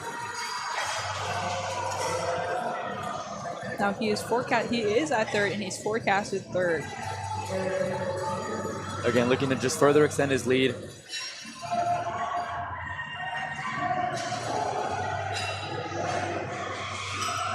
I see a push. Oh no. And so I kind of wonder whether all of that was sort of worth it for the 2.5 kilos he would have gained in making that attempt, right? I mean, definitely. It's just one of those things where, as a coaching staff, as a lifter, and pretty much the entire team, you're wondering whether or not using up that entire energy, a whole relift for 2.5 kilos, which you inevitably end up missing, is going to possibly impact you as we go into the deadlifts and possibly even the bench, right? I mean, you just never know. Yeah, it's definitely up to the discretion of the coaches and the lifter themselves, and especially if they just want to scratch it and we save it all for a bench and deadlift, especially if one of those are their respective piece instead of squat. So they can make up the kilos that they need some other way. I know some lifters will scratch after their first squat and then save it all for deadlift, especially if they're confident in that lift. Absolutely. Good lift on platform 1.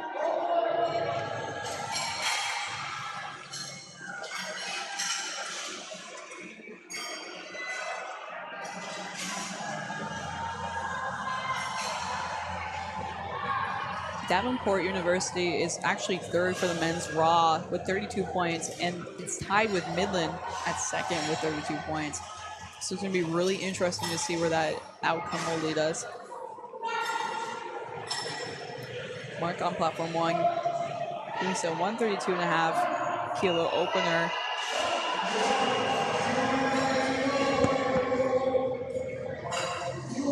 Good lift. Now for bench lift press, there is 3 commands: start, bench, and rack. And if those, it's kind of tricky, especially with some lifters, if they can't necessarily hear the judge or something else is going on. But bench press can definitely be a stickler for technical issues in that aspect. I know as a judge yourself, you have to really enunciate your voice, project yourself. Absolutely. I mean, the lifters can't see you, so they must hear you. So being very clear and efficient with delivering the commands is going to be key in ensuring that the lifters can have an equal opportunity to execute their bench presses. Now you might see some judges leaning to the side, watching the lifter. Now that is to see if their butt or shoulders come off the bench while doing the bench press, or indeed if their feet move, which will all DQ the lift. Now their head can move, which is a new rule.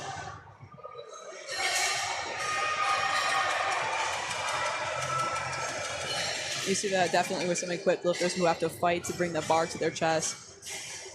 That lifting suit is definitely tight on their arms, and we'll see them resting in the back with their arms against the chair because it hurts to put them down to their side. That bench shirt is really tight.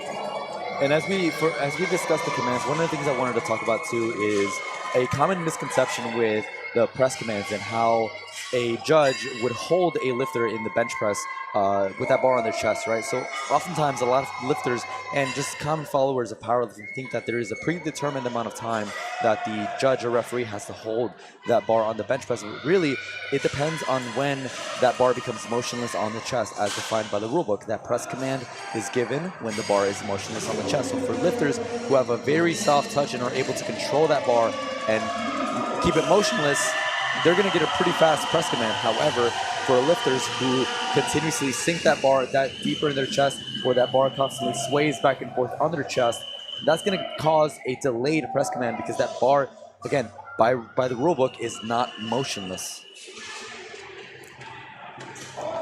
Some people can definitely get upset about that. Yeah, and again, it just clears the air on why we see sometimes a lifter get a very fast press command, meanwhile others get a much shorter one. Again, it just depends on how quickly a lifter can get that bar motionless on the chest. Okay, Taylor got on platform 4, giving us a bench, our opener, 62.5.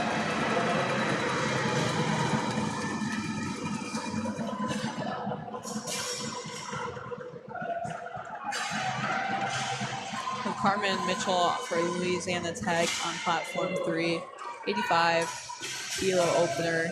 See how she's struggling to pull it to her chest, but it just pops right off. Is the bench shirt magic. Now sometimes lifters will elect to have their belt on when they bench. I don't know if you see that a lot. Sometimes I think I mainly see it with a lot of the heavier weight lifters. Normally you don't see it with a lot of the lighter weights that have a higher arch. Usually the heavier weights that use that belt to maintain a tighter brace. Again, it really depends. It comes down to lifter preference. I definitely have to agree. And of course, in equip benching, lifters do use that belt in order to keep that shirt nice and tucked in. Definitely. To keep it pinned in place so it doesn't really move. Good job for her opener, platform 3, Chloe Burton, 85 kilos. And now we see a spotter and loader giving a handoff over on platform 1. So for you personally, do you personally train with or without a handoff? And talk about the differences between utilizing one and not. Gotcha. So it's really important sometimes for a meet like this to maybe get a lift off. It is up to your discretion as a lifter yourself, but I know only with heavy lifts it is really recommended to have a lift off, especially if it's allowed, it's free. You don't have to expend that energy trying to get that weight off the rack. But you'll see lifters, if they do want one, specifying where exactly on their chest they want it, if they give it off on 3 or when they say go or when the lifter nods. It's really important to give specific directions on where you want that lift off. I myself personally don't really like a lift off, especially with someone from I don't know, because you don't really know where you want it on the bar or on your chest. And again, that speaks into a good point that we have continuously talked about with predictability, right? You want to have the same training environment as you are used to in training here and like competing. So if you're having a lift off from somebody that you don't normally train with, you don't know whether that lift off is going to be good, even if it's coming from a professional spotting loading team that we see here. Definitely. They just don't know you as a lifter, and they don't know how you like your lift off. So again, it's a high risk, high reward. However, though, on the equip side, when you do have a bench short, you do need a handoff, right? Like it's really hard to unrack that weight yourself. So Gimnasta Gallegos here, 100 kilos. It's easy weight there. Smokes it. Nice and easy. Midland University is very happy about that too. You can hear it through the live stream. Do you yourself use a lift off? I personally give myself my own handoff. So again, I self unrack. I don't get a handoff from anybody else. And even though doing a handoff yourself utilizes a bit more energy off of the rack, it creates greater predictability for myself, and especially as somebody who travels a lot for competitions and trains at a variety of different gyms, I can't always rely on there being always somebody there who knows, one, how to give me a handoff, let alone somebody there to even give me one, right? Definitely. Training at obscure hours at different gyms, so you just never know what you might encounter. So practicing that self-handoff allows me to have better control and better just predictability over my own training and how I like my bench pressing being done. Definitely. It's always really variable, especially if you're an older person. I know in some local meets that you can elect to have one of your teammates give you a lift off or maybe your coach, but for something so like exclusive like CNATs, you do not have that privilege. Yeah.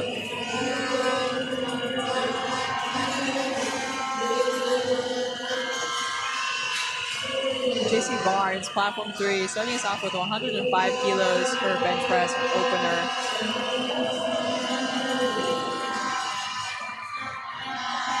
Now, JC Barnes, her bench press last year in Oklahoma for CNATs was 112 and a half kilos.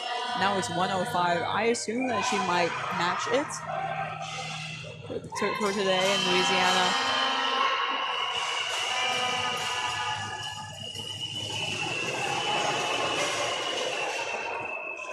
We have Brian Grande on platform 1. They're going to give us 160.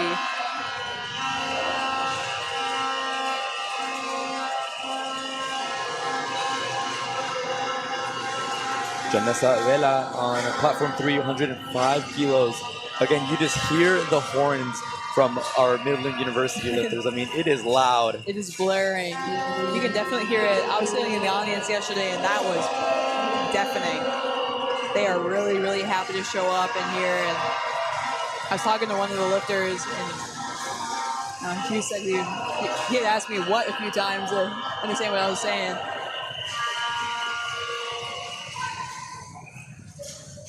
Nessa Vila on platform 3, giving us 105. That's a really interesting. Yeah, so just it loses balance there, just all over the place there for Janessa, not able to get that lift. Again, oftentimes, like we talked about in the squatting portion with equip benching, or with equip squatting, equip benching is probably even more significant when it comes to how much you get out of that equipment. I mean, that when bringing the bar down to your chest is a full-on effort on its own. Those lifters have to actually use their back and pull that bar down to their chest, and then that bench pressure wants to spring their arms back out to full arm extension. So think about that counteracting balance, you having to pull that bar down to your chest, hold it motionless there. Meanwhile, your arms, all they want to think about it doing is extending and pushing that bar off of you. So just think about needing to balance that. Again, lifting and equipment is a technique on its own, skill set wise. You see, she for Joy on platform 3. She is really pulling that bar towards her. Very slow descent and a very fast ascent there, and we get a 2-to-1 good lift. It's a good lift. So I believe that blue card might have been for some just downward motion of the bar, in that bar kind of settling on the chest, coming up and down, just kind of bouncing a little bit. Definitely.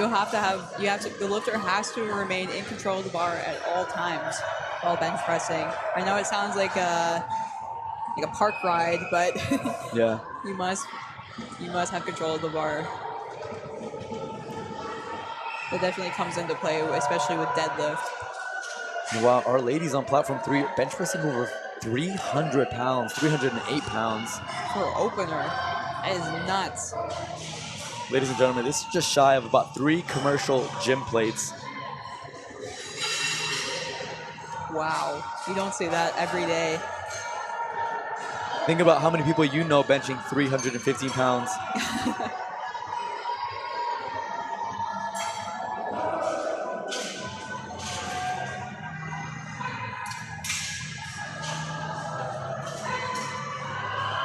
Now, something interesting to think about is that all these lifters have to go to school next week. Yeah. Spring break's over. Yep, it is. I know some of our lifters at Concordia actually had to get a paper done while in Louisiana. Yeah, Oklahoma City was my last collegiate nationals. I was there, so graduated last spring. But now it's funny to kind of seeing it through the other lens of somebody post-grad. Nice and easy. Nice and easy, not knowing that I don't have to go to class in a few days. Tia Badger on platform 4, giving us 95-kilo opener.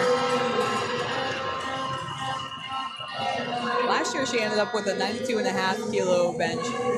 She's starting at 95 today. And so we talked about how good of a squatter she was, but to be also third out or from the bottom of the flight in the bench press event just kind of goes to show how well-rounded of a lifter Tia is. Normally, oftentimes, some lifters have a sort of specialty, right, where they'll be at the bottom of the flight for certain lifts and then kind of opening up in others. But having a lift or a lifter be as well-rounded like this just sets you up to have a really good total and just subtotal overall going into deadlift. So again, building the total in every component, squat, bench press, and deadlift, and not just overly relying on one single lift to get you that win, is going to be what determines lifters to win nowadays. I mean, we don't see the sort of specialist winning nowadays. We see the well-rounded lifters winning, especially with how deep and how competitive powerlifting has gotten over the years. I mean, we have seen the evolution of the well-rounded lifter being the winner nowadays. I mean, now it's not enough to just be a deadlift specialist. Yeah, no, you can't make up for all that weight in just deadlift, especially when the squat is so competitive as it is, or the bench press even. Yeah. I definitely agree with you on that. It's definitely crazy. We actually stole Tia from tennis, from the tennis team at Concordia. Got her to powerlift for us. That's where she gets that crazy bench press from. That's where she gets her endurance from. Now, Lucas on platform 1. Second attempt at 150. Liberty University. That is a great push from him. Nice and easy commands. We have Chris Curtis on platform 2, 147.5 kilos for his opener. That's around 325 pounds even. Now that is just insane to see.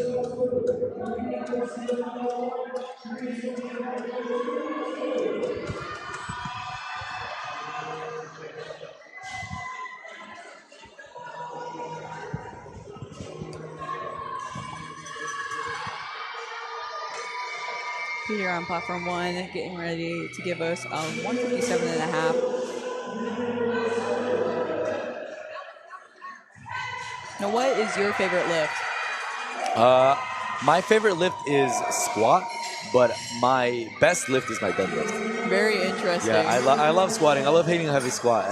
There's always something about it, especially I think right now because squats and training have been going really well, which is why I really enjoy it. So I think that's kind of the reason why I answer squat. But historically, it's always been my deadlift just because it's been my best lift. However, recently, squats have been having the most progress, so it's got to be my favorite right now. That's fair. That's And what fair. about you?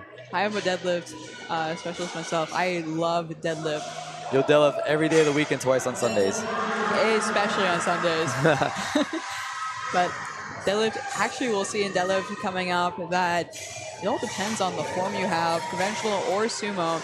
I don't know what you yourself I'm are. a sumo hook grip puller. Me too. Okay, I'm a sumo, but I do reverse grip, switch grip. Sumo's the best way. We can explain that later. Back onto the bench press. Jackson, great lift on platform 2. Now we have Jeremy for the United States Military Academy on platform 2. Starting with 155 kilos, around 341 pounds. Sean Darney, good lift on platform 1. Let's see if the judges agree with me. Good lift, 308s. So that's a no lift for Brianna Perez. Second time in a row there on platform 4. So she's in a very tough spot, needing to hit her third bench press attempt in order to stay in the knee. Similar to what we saw in squat, missed those first 2 attempts. So again, just think about what might be going on there with the attempt selection and kind of the game plan and with the coaches back there. No, Aline Flores from Texas A&M, she competed at Oklahoma CNATs last year. Her bench then was 77.5, but now she is at 100 for her second attempt. She started at 75. So there's definitely some increase there in her bench. She would love to see it. They're coming back after a year and they're better than ever.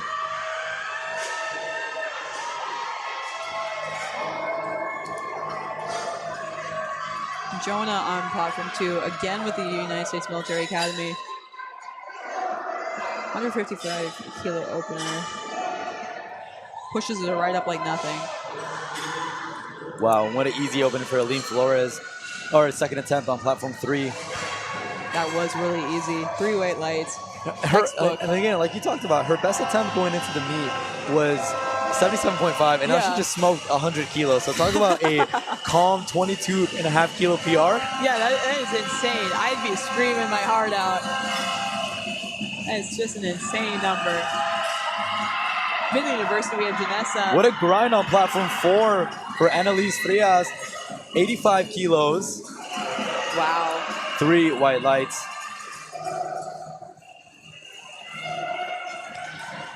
Janessa, you can hear Midland screaming through the live stream, no doubt. 105. She's re-tempting her 105. Now it's really important that she get this lift. She does have one more attempt to fill out her 105 if she tries to go up or not. That does look like a good lift. But, maybe. Let's see. Actually, no, she jumped the rack, man. Yeah, it looked like that bar just started kind of coming up towards the rack and almost kind of forcing her to miss that lift. So a very, very tough situation here for some of these lifters. Again, sometimes the equipped, especially in the bench pressing, can be so unpredictable. Definitely. As that once that bar starts coming up, if you fail to manage that bar path or maintain control of it, it can come towards your face, towards your sternum belly area. I mean, it's really hard to maintain and hold positioning when that bar is moving so fast with so much weight. Definitely. It is an insane amount of pressure to be able to control that bar. Most people just think of pushing it up, but that's definitely not the case. It's not like raw. No. Definitely not like raw. For raw lifting, you just have to push up with your legs and call it a day. There we go. You can see some lifters' legs straining when they bench press, and that is actually their legs helping them force up that bar. Now, their butt or their shoulders cannot come off that bench, nor can their feet move, but they still use that upward motion for their legs to give that momentum for their bench. And again, lateral movement of the feet is allowed in the bench press as long as the heels or toes do not come up off the platform. Definitely. Very different from squatting and deadlifting, where the heels and toes are actually allowed to come up off the platform as long as you maintain the same footprint. Your feet just cannot move laterally during the movement. JC Barnes on platform 3. Trying to give us 110 kilo second attempt. Last year she hit 112.5, so I assume she's going to match that, or she's going to go a little bit above with 115. Easy opening attempt for Roberto. Platform 2, 160 kilos, 3 white lights. Good to see it.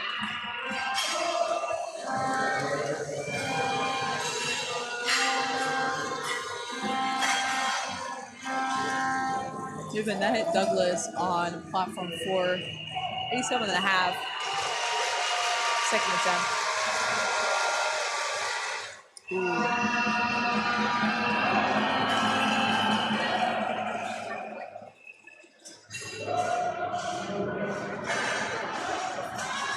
Good job, Theodore on platform 2.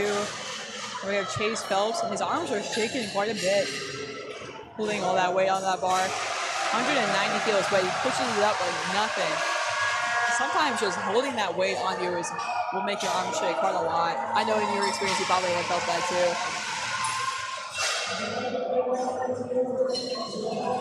Just staying static with it is almost more taxing than pushing it up. Micah Scott on platform 2, starting us off with 165 kilos.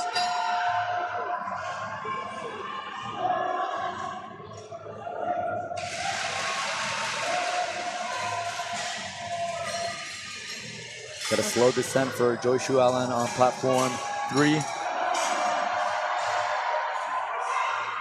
Gets that recommend. That's a crazy arch. Do you want to explain the importance of that? The arch? Yeah, so in powerlifting, efficiency is everything, right? How efficient you are in moving within the confines of the rules and actually maneuvering the barbell with your own body is going to allow you to be as like think of it like a machine, right? The more efficient you are with the movement, the more energy and output you can produce, and that being the more weight you can put on the bar. So with arching, that minimizes the range of motion oftentimes, where bringing your chest further up closer to the bar, but also puts you in a better position to be able to use leg drive and utilize that full body engagement. Again, bench press is a full body movement. It's not just your chest and arms moving, it's full body engagement. So again, that arching just creates a better stabilization for that upper back and shoulders instead of a flat back bench press where you're just kind of wobbling kind of on that bench on its own. So here Joy Lee does a great job in producing that very nice arch. 145 kilos loaded for her second attempt. Keep pushing.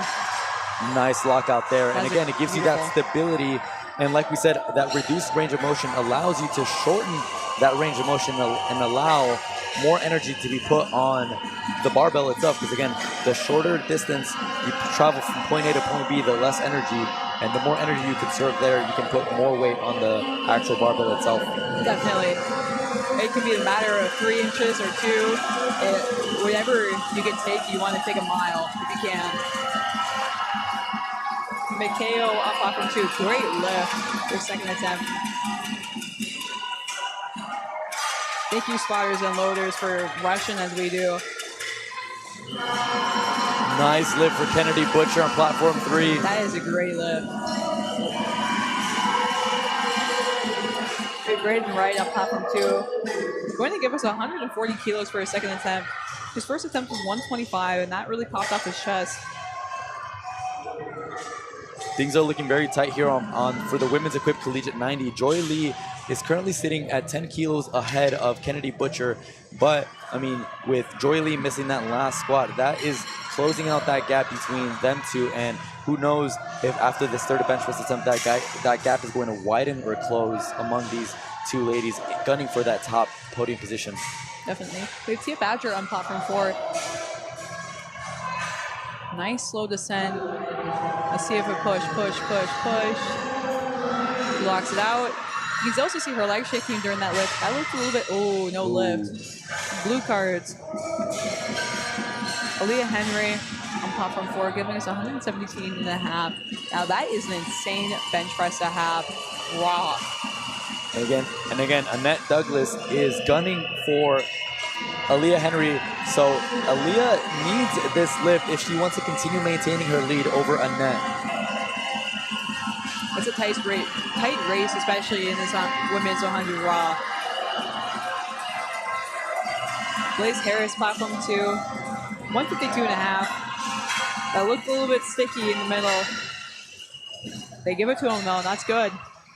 No lift on platform 3. Oh, what an easy attempt there for Aaliyah Henry. Blink and you'll miss it. That was insane. I almost missed it.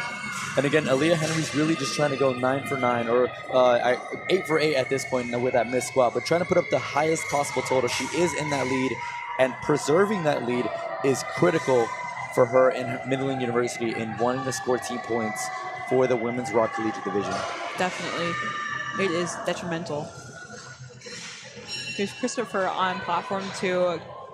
Gonna give us 152.5, which is around 336 pounds.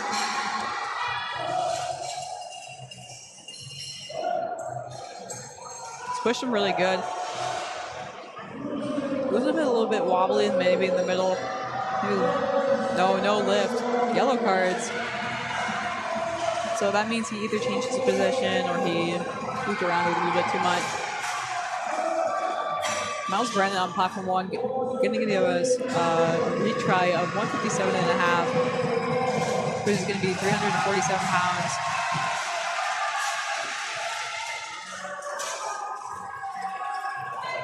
On platform 2, we have Jeremy retrying his 155, 341 pounds for second attempt. Now you can bum out at any time in the meet. Meaning if you don't get your squats, or you don't get all 3 benches, or you don't get all 3 deadlifts, you can be DQ'd for being eligible for scoring. And kind of fortunate / unfortunate timing here, we're talking about a bomb out, but platform 4, Brianna Perez needs this lift in order to avoid bombing out of the competition. She has tried 75 kilos twice already. Now this is her 3rd attempt. Let's get behind her, Brianna Perez, platform 4. Let's see it, girl. We're pushing. Nope. Unfortunately, that'll be a no lift and an unfortunate bomb out for her. Another bomb out, maybe. Vanessa Vila on platform 3. She tried 105 twice already. 3rd attempt, 105. This is super important. Midland University, for them to have a bomb out in the equipped division is going to really set them back. Again, Janessa is one of the lifters who is currently in contention for that top 4, top 5 placing, currently sitting in 6th if successful with this lift. But again, she needs this lift. Definitely, it is detrimental.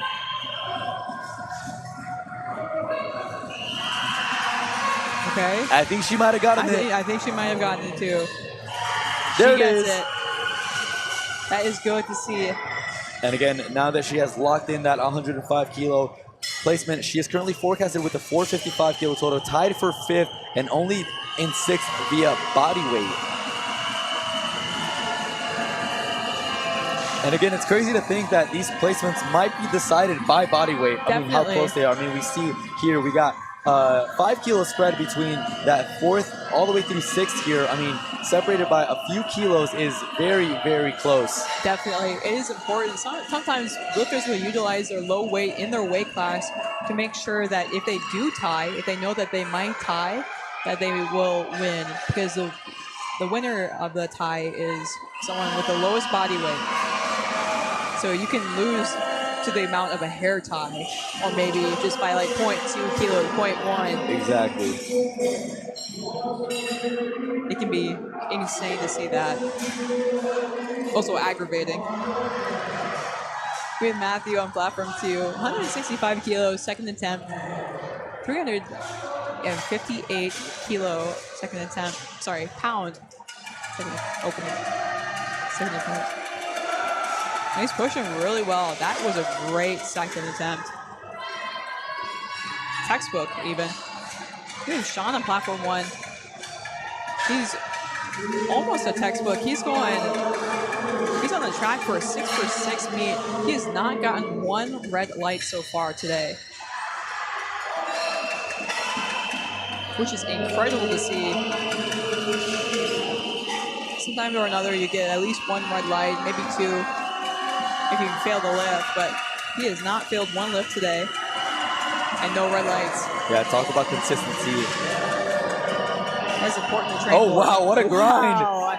You saw that tough sticking point, but he manages to pull through. Great work, Zachary. Oh. Ooh, did not give it though. Yellow card.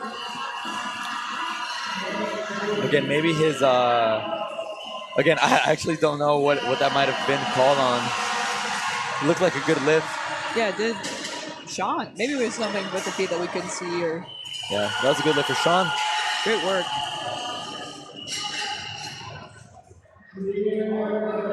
Here's Max Milano on platform 2. UTSA Roadrunners. Shout out. Second attempt is 170 kilos or 374 pounds. That is a lot of weight on your arms. No matter if you're a man or woman, it is a lot of weight. Yeah.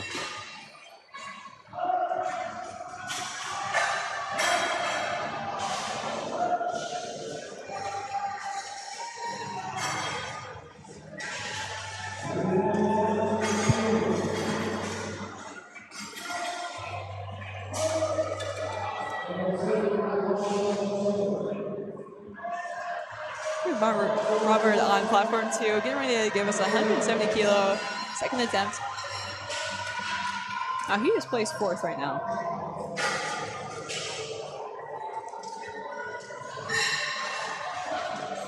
Keep in mind, he missed his first 2 squats. He made his last one at 280. We got Joy Shu Allen on platform 3. Just need to update that overlay, but 125 kilos, 274 pounds.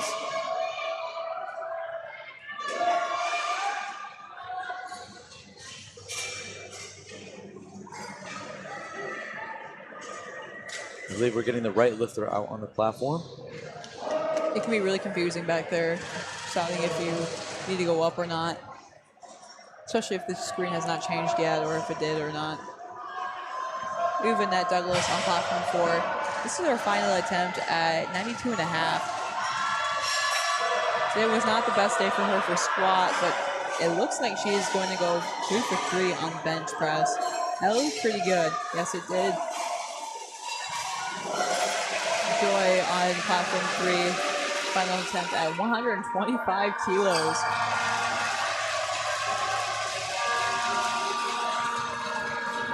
Now that is 2 reds plus the clip.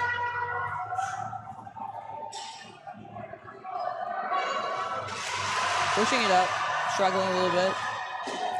Locks it out. Was there any downward motion? Let's see what the platform referees call it. 3 white lights. Perfect. That is what we like to see. And let's just look at how close it is here for our women's equipped 90. Let's look at 4th, 5th, and 6th.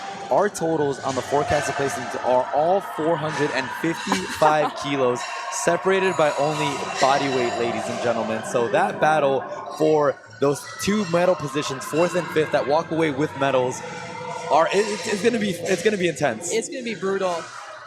No, the coaches will definitely have to be switching attempts.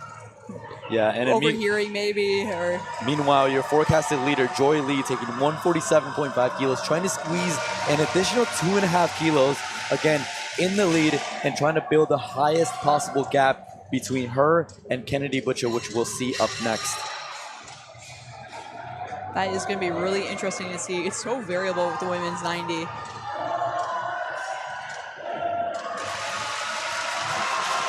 Especially equipped lifting with how unpredictable bench press can be. We see a push. Wow, Joy Lee locks it out. Let's see if she gets it. She does. Nice. She gets it. Wow. And ladies and gentlemen, you saw what we showed on screen. The spotter and loader checking with the chief referee. The chips are going on the bar. We got 160.5 kilos loaded. We got an American record attempt. Wow. Now we got 160.5. How much is this in pounds? Let's see. 353.9 pounds. 350. Insane. Kennedy Butcher, platform 3. Brings it down. Push. Wow. Wow. And the battle is on because now Joy Lee and Kennedy Butcher are only split by 4.5 kilos. That is going to come down. Yeah. And again, we do have that chip advantage that Kennedy Butcher just got with that bench press. She will have a chip, meaning that if she overtakes Joy Lee will need to pull an additional 2.5 kilos in order to beat Kennedy Butcher. If she needs to pull for the lead, she cannot match her because she has a chip disadvantage. Definitely. And it's going to be really sketchy when it comes into those final deadlifts. Yeah. Those 10 deadlifts are going to have to be high and mighty. Kingston McClinton on platform 1. Starting off with bench press at 130 kilos, 286 pounds. For the men's 110 raw. And then Braden Wright on platform 2. Ending with 152 kilos. Sorry, 152 and a half. We got Aaliyah Henry, 122.5 kilos. Your current leader, if successful with this lift, she'll be at a 532.5 kilo total, really pulling ahead of Annette Douglas, and that's sitting in that second place position. That is insane to see. After Aaliyah Taylor, we will have 2 relifts at the end of this flight. 2 relifts. Interesting. Wow. That looked easy.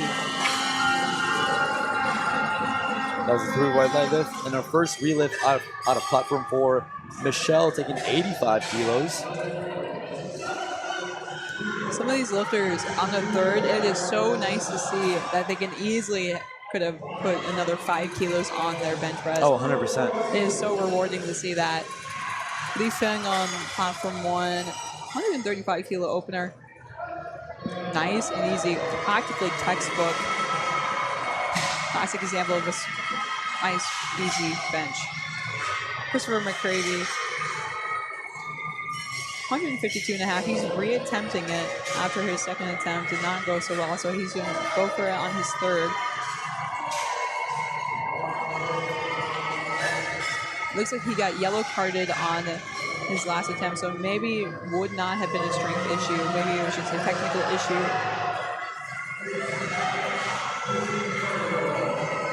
That's what we like to see, though. That was a great push. Let's see if they give it to him. That is a win for Oklahoma University. That was great. Good job. Got our last lift here, Annalise Frias, 87.5 kilos. Wow. Now this is a relift, correct? Yep.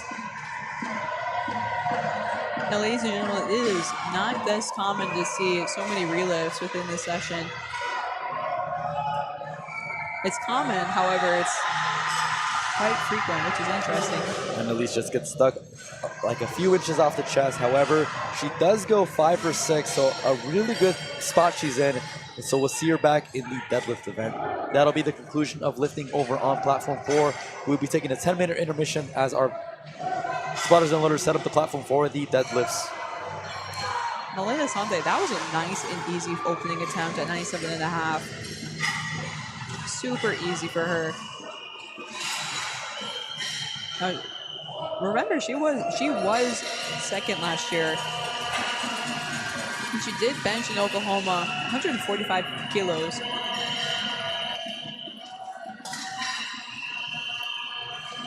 Now we have Avery Davis on bench press, 112.5. You can hear Midland screaming their horns, getting ready to go.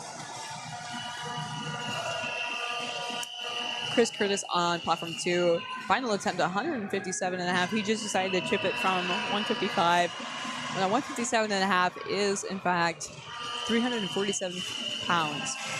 That is a lot of weight on that bar, on your chest and bench press. I know a lot of these lifters, as soon as they're done lifting for today, that they're completely exhausted. For such a big event and such as CNATS, that they really put in all their all. Especially if they cut beforehand, cutting weight, trying to make their weight class. It's going to be really, really interesting to see how this plays out and the rest that they'll get afterwards. We have one on platform 1, going to give us 145 opening attempt, just explaining to this the lift off individual and trying to give him the best lift off possible. Jeremy decided not to have a lift off. for his final attempt at 162 and a half, which is around 358 pounds. Just getting set up. Some people will put their feet up on that bench in order to get in the best possible setup for their arch. We have Tyranny pace on platform 3. Going to give us 120 kilos for our opening attempt, which is insane for women's 100 plus.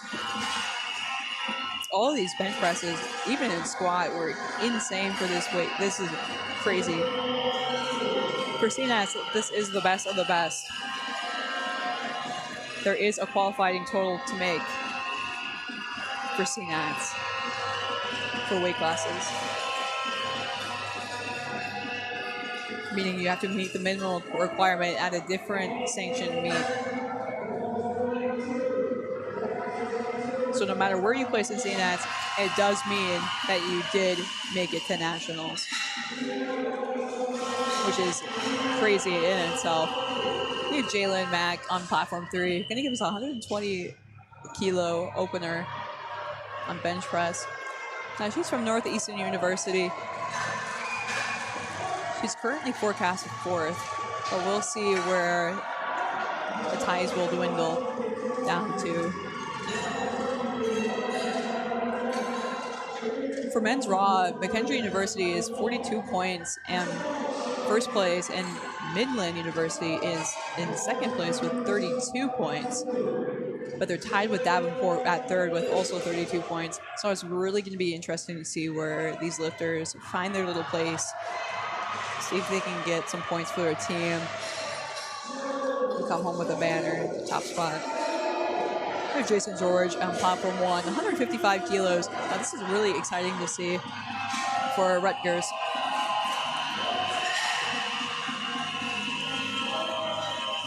He nailed his opener on squat. He did not make his second attempt on squat, but he did make his third attempt at 240 kilos, which is 529 pounds. This bench press is 155 kilos, 341 pounds. And Theodore Johnson on platform 2, 170. He's reattempting this from his second attempt. 170 kilos is 374 pounds. He does not get that. That is unfortunate. He still is in the game, though.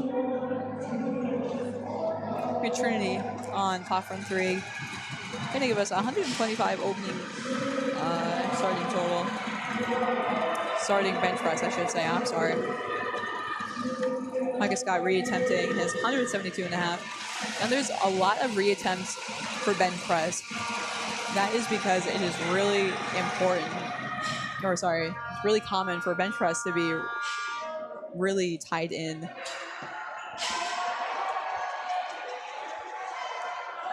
The bench press can be really hard for some people to do, and you can't really squeeze kilos onto a bench press as much as you can with squat and or deadlift. Yeah, it's one of those lifts that's very technical, so really a grind on a bench press isn't as common, again, because any deviations in your position and you're kind of messed up there, right? Definitely.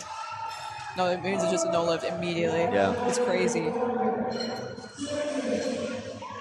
No, it's the reason that it's not our favorite, either of our favorites. It takes a special type of person to like bench press. Way to kind of turn it around here for Robert in not having such a consistent squatting event there, but getting all the white lights here on the bench press event. Let's see if we can finish it out with a 172.5 third attempt bench press for Robert. That's a great comeback to see.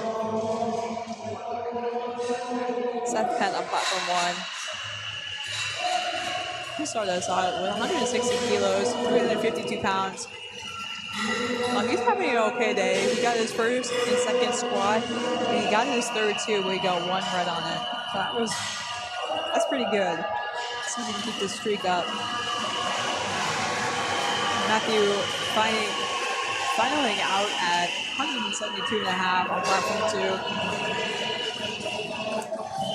380 pounds. Almost 400 pounds. How insane is that? Oh no, that one motion. Did not make the lift. Strength issue. That's all right, though. He got his first two. He's sitting all right. Max Milano on platform 2. 175 kilos in the 110 men's raw weight class.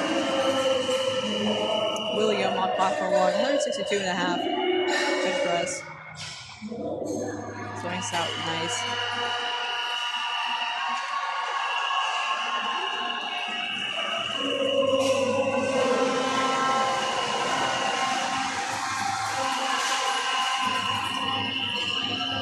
Carson Oliver, last year in Oklahoma, benched 170 kilos. So it maybe looks like if he's going to match that today with us here in Louisiana. We see Gino in the background, the powerlifting pirate himself, holding up one of their posters. Says, ain't no party like a MU party. And there it is. That looked good. Carson Oliver, 3 white lights. And Carson has her work cut out for her. She's currently sitting at a forecast of 605 kilo total, which is only 7.5 kilos above what Serenity Pace has in the forecasted placing. So it is neck and neck right now. Definitely. In that 100 plus equipped women's division. No, last year, Carson Oliver actually got second. So it's really going to be really interesting. Jonah on platform 2. About to give us 177 and a half from the United States Military Academy. He did not get his final attempt on squat, so let's see if he gets his final attempt on bench. That looked like it. Oh, no. Got some. Bar started coming down. That's all right. He got his last 2. Fast attempt over on platform 3. That was quick. I missed it. Yeah, that's how you know it was quick. You didn't even get a chance to see it. No. That was what we like to see, though. Nice and easy, right off the chest. Calvin Rangel on platform 1. He starts out with 177 and a half. Starting with 177 and a half, which is crazy. On platform 2, the third attempt for Robert, 192 and a half. Then quick rechange for rack height. That's fair. 192 and a half is 424 pounds. That's quite a lot of weight on that bar.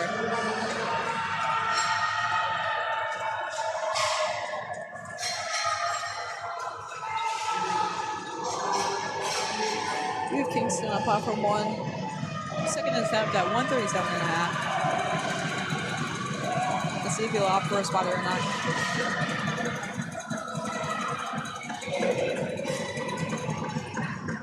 We have Anaya Johnson, platform 3, going to give us 187 and a half.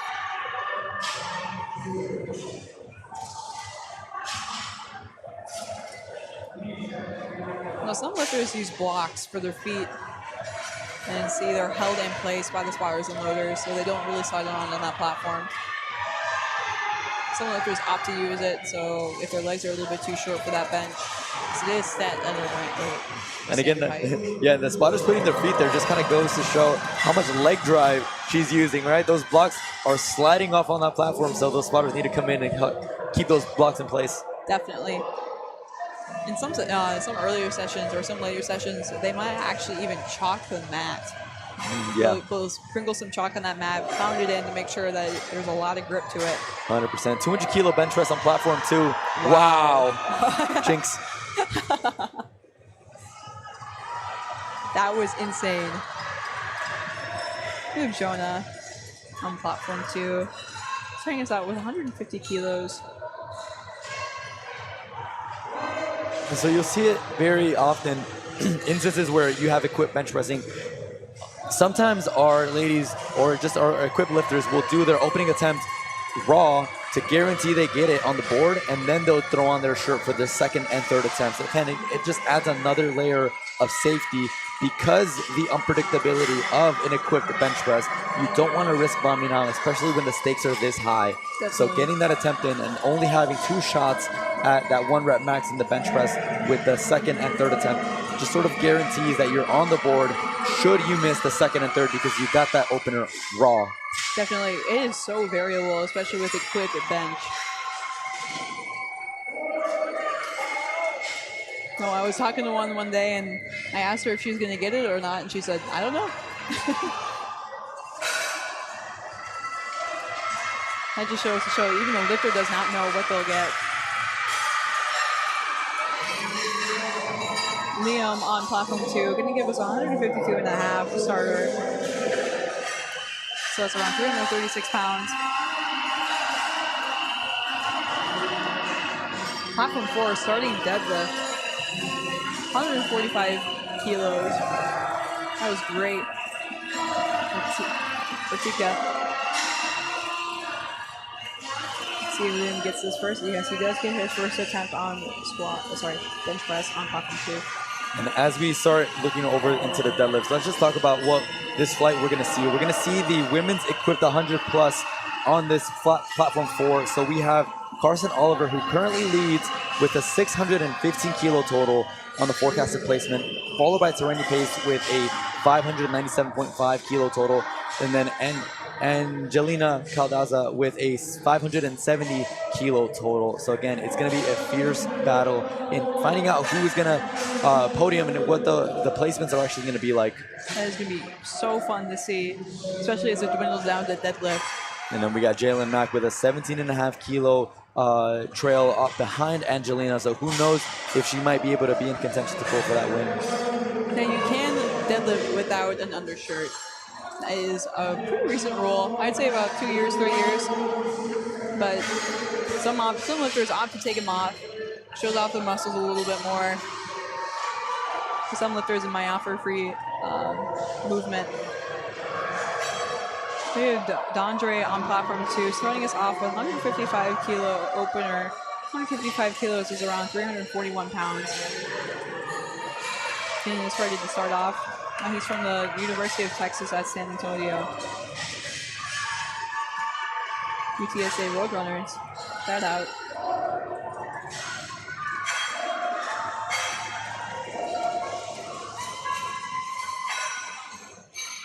Great work. Platform 2. Platform 1, we have Juan on his second attempt, 152.5. Puts down to his chest. Pushes it up. That looked nice and easy. Notice, ladies and gentlemen, that there is not much of a jump between their first, second, and third attempts for bench press. This is because you can't really squeeze on as many kilos as you can for squat or deadlift on bench press. Again, even for our heavier weight men, it really is hard to just kind of, not magically, but like be able to just, hey, let's just go 2.5 kilos more, because that 2.5 kilos more can just staple you. Oh, 100%. Especially if it's a weight that you maybe you've never done before. Yeah. You just don't know how that feels on your hand.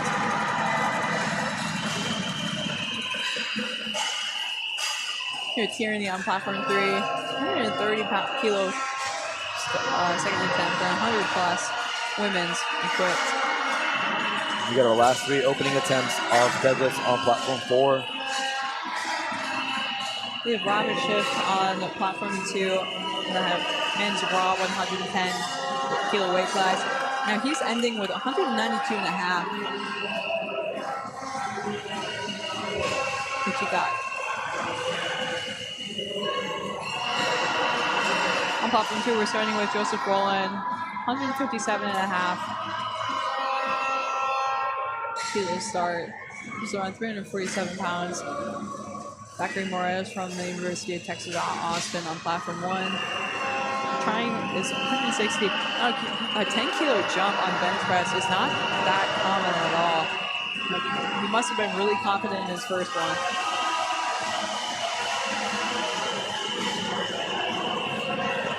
And indeed, he was confident. He got the second one after a 10 kilo jump.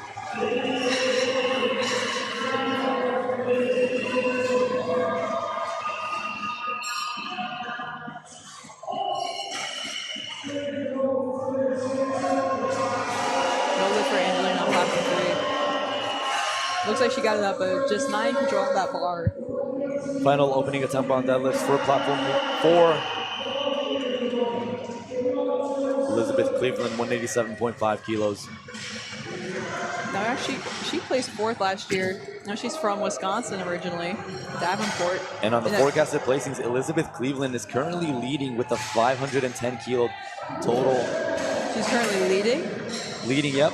Oh, wow. And then we have Taylor Smith trailing behind her 12.5 kilos with a 497.5 forecasted. That's what we like to see. And then Takia Russell with a 492, so just a 5 kilo split between Taylor and Takia. So it's going to be really interesting to see how those battles are going to be shaping up. Even though Elizabeth Cleveland is in that driver's seat, she has to make her attempts so that way she doesn't open up the door for any of these ladies to sneak in and win and try to pull for that win. Definitely. I know their coaches are crunching numbers. They themselves are crunching numbers. Oh, 100%. Making exchanges between weights and all that stuff. You know, you can make attempt changes in powerlifting. So the only attempts you're allowed to change are your opening attempts. If you're in flight A, it'll be 3 minutes before the start of your flight. If you're in flight B, it'll be 3 lifters before the start of your flight. Otherwise, the only other attempts you're able to change are your 3rd attempt deadlifts. They can be changed up to twice, and the rules for that is that the bar cannot be changed to anything that is currently lower than what is already on the bar. And if you're matching the weight that's on the bar, you have to be in the higher lot number. You can't be in a lower lot number of the lifter currently going if you're trying to match that weight. Because again, lifters are going in lot number order. So if you do have a lower lot number and you try to match a weight with somebody who's currently lifting, that's not a legal attempt, because by definition, you would need to be the lifter going first by lot number. So you would need to exceed that by 2.5 kilos. So it gets a little tricky out in the scoring table, but good thing our scoring table officials are referees, so they are keeping track of that, making sure that all these attempt changes are legal and valid. Yes, even the people who are telling who's in the hole, who's going to go up next, are in fact referees too. So it is highly professionalized here. We do have national level and international level judges at this meet. In case there are all American records being broken, national records being broken, state records being broken.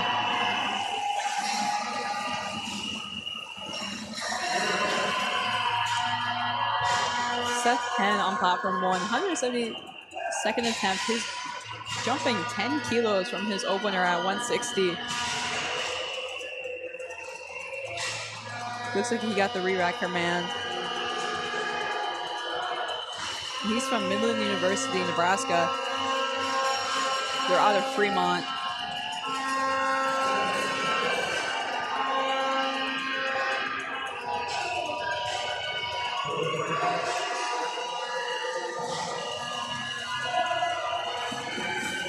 It might have been a double tap on his chest on platform 1, but let's see if we give it to him.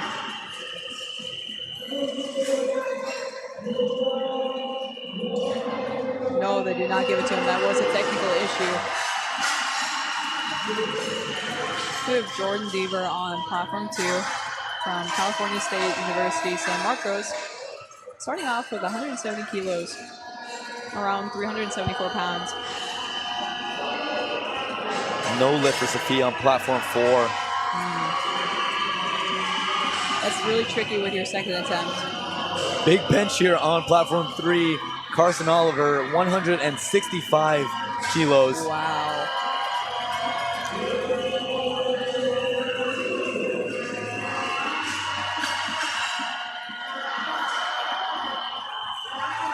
Her bench press is what I started with when I deadlifted on Friday. That just shows how strong these lifters are. Oh my goodness. Incredible. Oh my goodness. Gabby White, platform 3, Raging Cajuns. You can hear that trumpet going. Louisiana natives. It's probably one of the most iconic songs here at Collegiate Nationals. That Definitely. whoever's playing that trumpet, we know Raging Cajuns are up whenever we hear that. We know that someone from their team is going at any given time if we hear that trumpet. They're very loud for their team. Then in Midland, we have Jacob Pickle on platform 1. Struggling for his second attempt. No, they took it. It's 175 kilos. He does have one more attempt to do that. Platform 2, Chase is just explaining when he wants that to the lift-off giver, and he will be starting at 170 kilos. He's from McKendree University. 170 kilos is 374 pounds.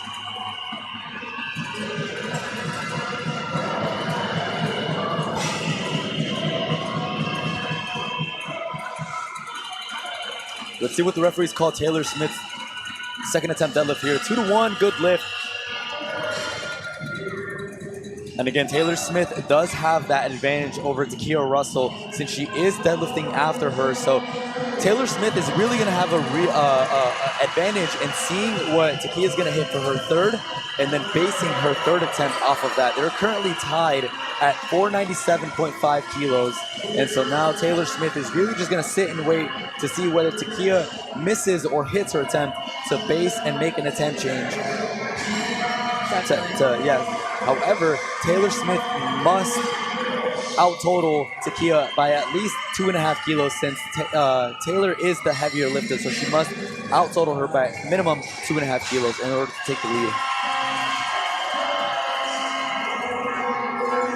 Now we're dwindling down on the final deadlift. That is going to be really interesting to see. And again, the coaching staff at Texas Tech University have to make the decision on what they want that third deadlift to be, on whether they want to push Takia's deadlift as far as they possibly can, almost forcing Taylor's hand into making her pull for something a little too much out of range. So again, it's a deadlift game, it's a chess match. So it's really exciting as we move into the final deadlifts here on platform 4. But she does get that.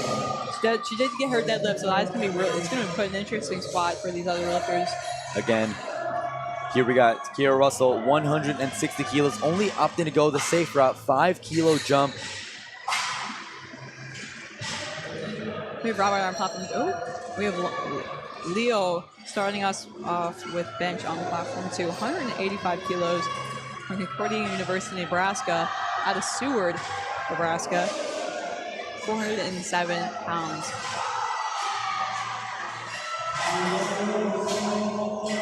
Let's see it, Takia on platform 4, 180 kilos, 160 kilos.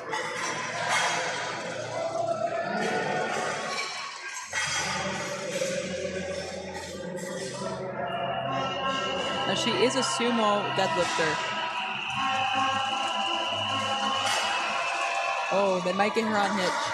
Yeah, I mean, that's a pretty tough deadlift there for Miss Russell. Our referees are likely going to give that a 3 red light, no lift. Yep.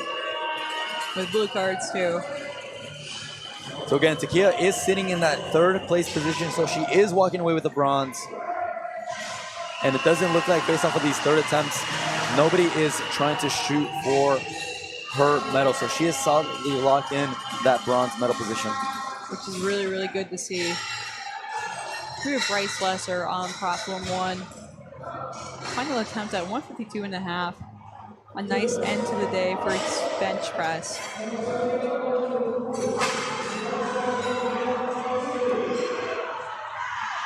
Brian on platform 2, giving us 185 kilo bench press.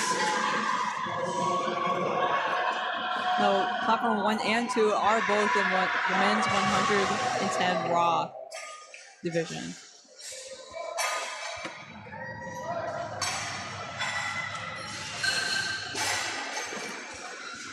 Ryan is from Mississippi State University. That was a textbook first attempt on platform 2. That was crazy well performed. Colton on platform 2, starting us off with 187.5 kilos. And he's from the University of Mary Harding in Baylor. Great pull over on platform 4, and Carly Reese has just pulled herself into 5th place out of McKendree University. So she is now walking away with a medal. We do have 2 more deadlifts left to go that are in that 6th and 7th place position that might be gunning for her 5th place medal. So it'll be Madigan Lee who will try to reclaim her spot in that 5th place position. But now we have Sophia looking to move herself from 9th to 8th. Again, really good points being scored here for every position you move up. That is insane to see. Electing to go up an additional 2.5 kilos. That fight is wow. Again, that bar shifts, but it never really goes down. Let's see what the referees say. Oh. No lift. She'll be staying in lane.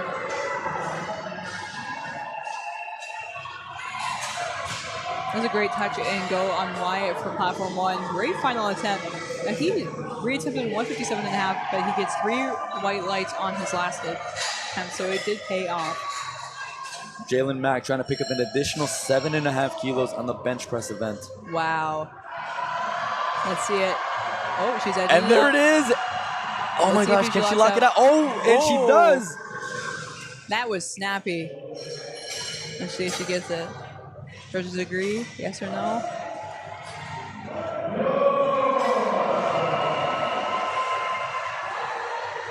And that is a good lift. Yep. Wonderful. See those white lights. And again, Jalen Mack's now moved herself into that 5th place position provisionally. Again, a lot of lifting left to go, but it's really exciting to see how these bench presses are going to be critical in shaping out how the podium looks like as we move into deadlifts.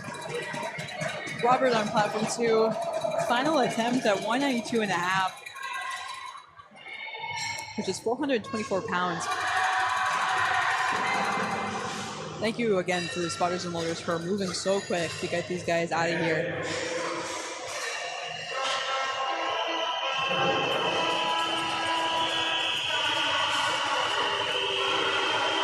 Our spotters and loaders are themselves lifters, so they know how this works. With Peyton on platform 1, ending us off with 165.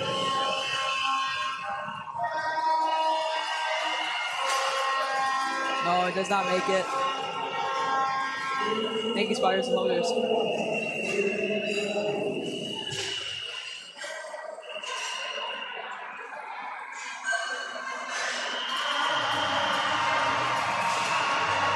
Tierney on platform 3.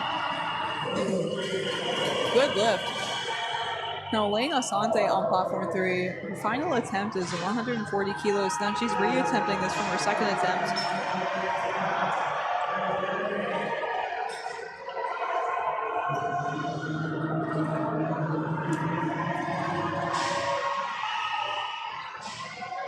She did get 2nd from last year in Oklahoma. She did end up at 145 last year, so a little bit under from what she did. And again, Lane needs this in order to be within striking distance in dethroning Giselle from that 1st place spot. If she misses this, this will put her way out of range from getting in that top placing. So again, this is either to be forecasted in 2nd or fall all the way back to 5th. This is a great fight. Let's see it. She gets it to her chest. Wow. No, she misses it. She jumped the rack command. Again, that bar just kind of got flung out into the rack, so unfortunately a miss there. And so Lane Asante falls to 5th place with a 307.5 forecasted total. That is just how this game goes. Maybe she can get it back during deadlift. We will see in the upcoming lifts. We have Yan Cheng Li on platform 1, ending us off with 167.5. From Davenport University. No, does not. A little bit too much for him today. That's all right. Jason George on platform 1, 170 kilo. Great work on platform 2 with Andre Coleman. Let's see if he gets it. Yes, 3 right lights.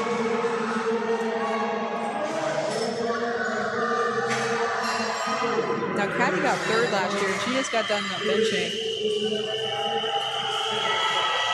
Now we have Giselle. We can hear Midland.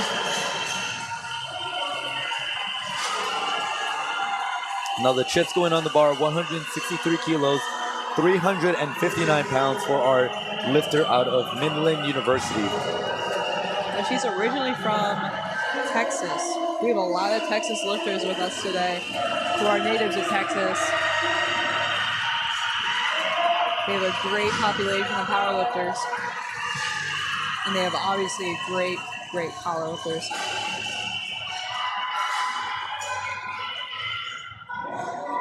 Let's see how she does. Gets to her chest, pushes it off.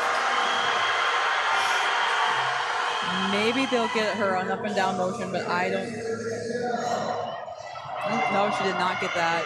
Yeah, I got some downward movement of the bar there. And even though she missed that attempt and missed that record, she has pretty convincingly won in this division. She is currently ahead by 35 kilos, so there really isn't too much of a spread there for. It'll be 45 kilos actually. Yeah, so again, not too much of a spread there in her getting dethroned by Aline Flores. So after Laney missed her 2 bench presses, second and third attempt, now it's a battle between Aline and Laney for who will get in that silver medal position, and then Giselle walks away with that gold. Oh, Carson Oliver last year, her max bench was in Oklahoma was 170. Today she's attempting 175 in her final attempt. Again, you see those multiple sticking points as she navigates that bench press. Unfortunately, that'll be a no lift. And just like that, the battle is on here in the women's equipped collegiate division. Carson Oliver and Tierney Pace are now separated by just 7.5 kilos on the forecasted placements. That is incredible to see. This will definitely dwindle down to their deadlifts. See who can get the edge over each other, if they can push each other over that edge, or if they can keep up with one another or not. And up next, we got your champion here in the women's raw collegiate 100 plus, Elizabeth Cleveland, looking to go 9 for 9, 222.5 kilos, 490 pounds.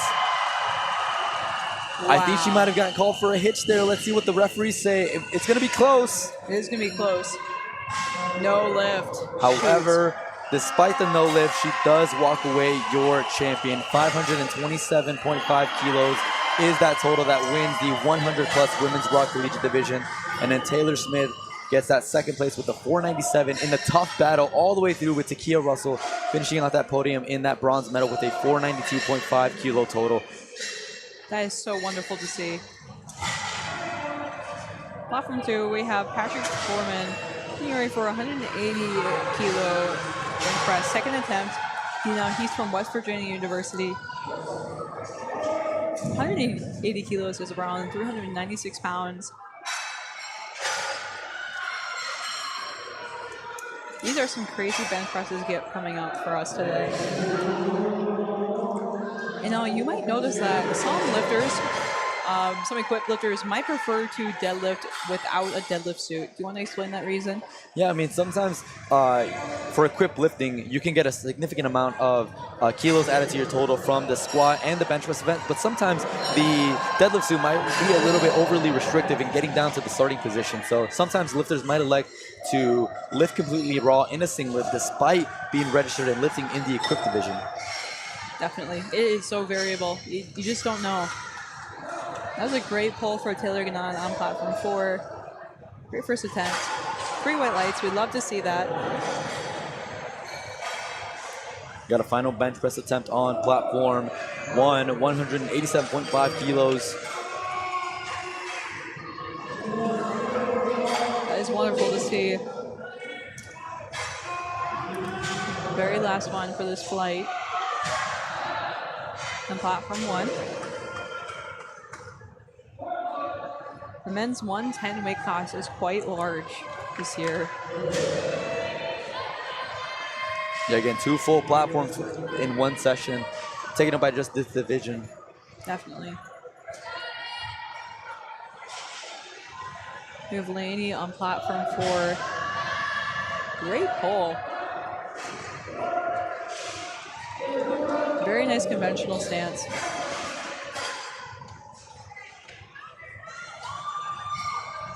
She gets it.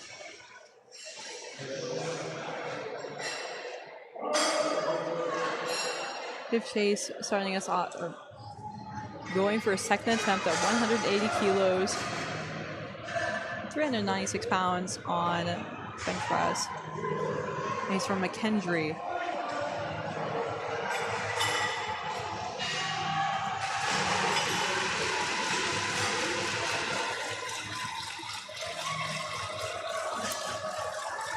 Now he's forecasted first. However, can be some sneaks that can occur.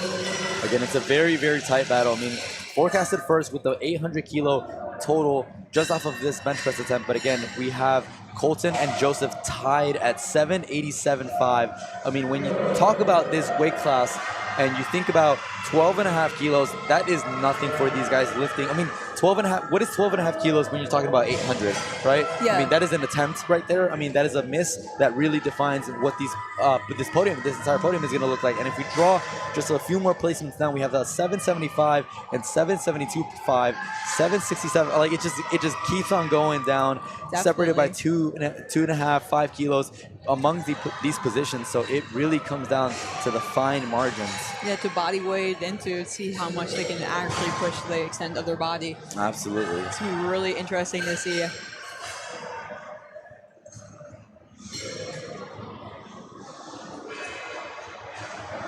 Now for deadlift commands, the only command you get is down. Yeah, so once that bar is called loaded, lifters have the entirety of that 60 seconds to begin their pull, and that means making a genuine attempt in getting that bar raised up off the floor. So again, a lot of time these lifters have, so lifters can either lift sumo, conventional, as we discussed earlier, the different techniques utilized by these athletes. And again, just one command, they stand upright, get those shoulders back, lock those knees, and they'll get that down signal from our chief referee in which they will lower that bar back down onto the platform. They have to do it in a controlled manner. They cannot drop the bar, otherwise they will scratch that lift. Yeah, and can't drop the bar, can't slam that bar. Definitely, that in itself was a new rule about 3 years ago, if I remember correctly. Yep, absolutely. So that's one of the things that was implemented in order to not only protect the equipment, but also ensure that the lifters have full and demonstrated control of the barbell.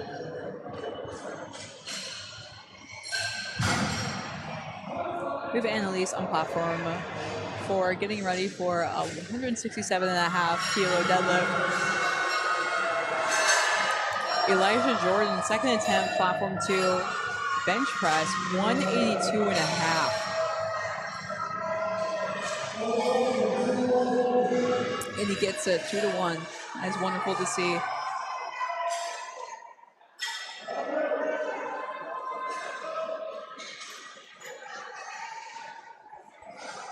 You might see some of these spotters and lowers wearing a purple bracelet. That is and so they can be insured to get into the back area of this convention center. Again, it's a lot of people here, so you got to make sure we're identifying who is allowed where and when. So nice identifiers that our team here in USA Powerlifting. Definitely, and athletes will wear colored wristbands too to ensure that they are in the session that they are supposed to be in. I mean, us back here in the commentator booth as well, we're issued badges so that way we can actually get into the commentators area. Definitely, even then you have to say commentary. Yeah. Yeah. They're very picky about it, which is good. There's so many people here and there's so many moving parts. There's so many things that can go wrong at once. And so as our lifters start hitting their deadlifts and actually getting a good lift on the board, assuming they have made at least one squat and one bench press attempt, getting a deadlift solidifies their total and secures them a placement, whether it be, first place, last place, it gets them a placement and guarantees that they have an equal opportunity to score points for their team. However, for those lifters who have bombed out either on squat or bench press, they can still come back and hit all of their attempts. They just won't be eligible for any individual awards or placements for their team.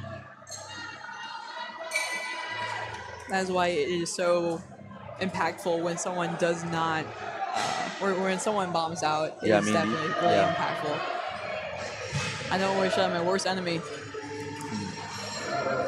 195 kilos does not work well for Jace for on platform 2. That is all right. He's one more attempt to get that.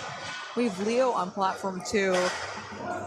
Now he was really excited to hit this today. 195 kilos. We're down to our last 3 deadlift attempts for our 100th on platform 4. Now he decided, thank you Tia Badger on platform 4, 175 kilo opener. Looked nice and easy. Now some of these belts are quite different in that they're clipped or that they have just a belt, normal belt. Do you want to explain that difference? For the belts? Yes. Yeah, so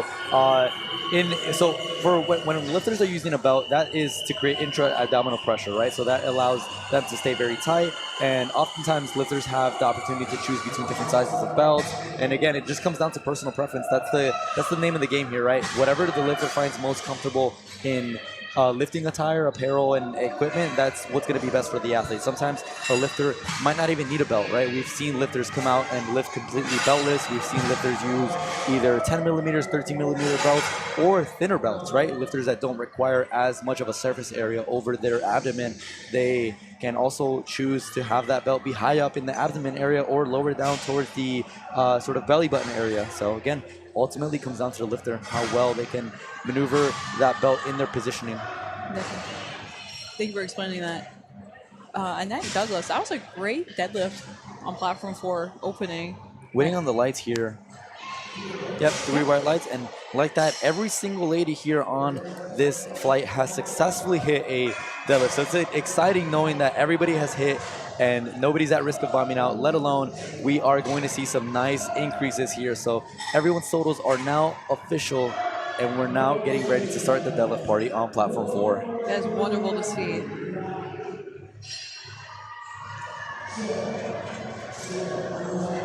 Vera Kelly on platform 2, 205 kilo bench.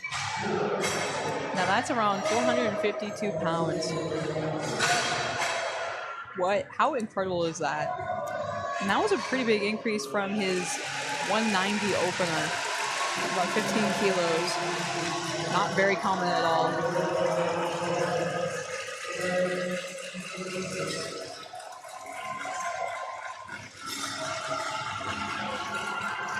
Great second attempt for Alexis on platform 4. Picks up an additional 5 kilos to her deadlift.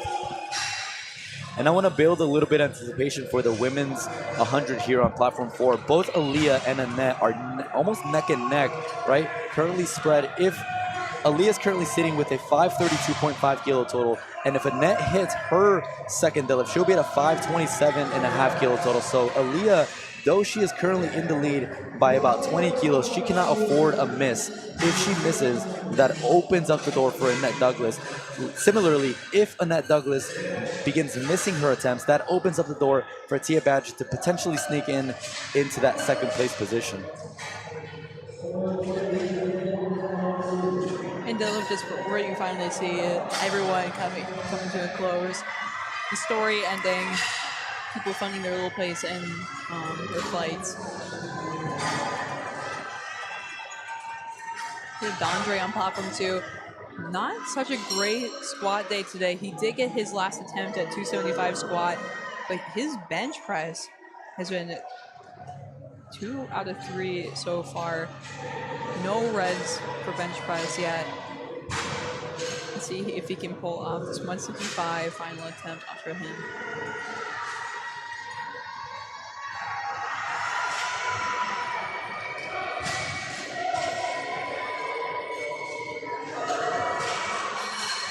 And it looks like he will get that lift, but I wonder if they might call him on something. No, they did not. Perfect 3 white lights. Perfect record for his. That is a 2-to-1 good lift on platform 3.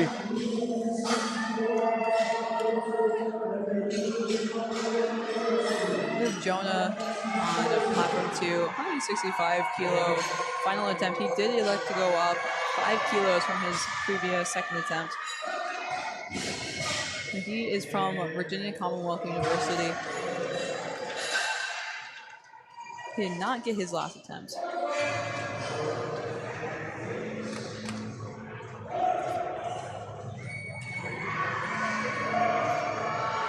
And he pushes. He sticks it. He gets 3 white lights. That's wonderful to see. Perfect ending for his bench press today. Bit of a slow lock out there for Addie Davis on platform 4. It's a 2-to-1 good lift, but you just kind of wonder where she's going to be able to go from there. 15 kilo jump for Michelle. Big gain here on the total if successful in this lift.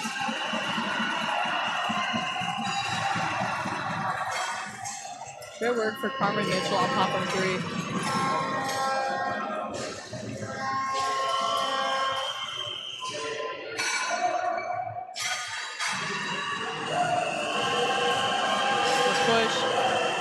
That'll be a no lift for Joseph on platform 2.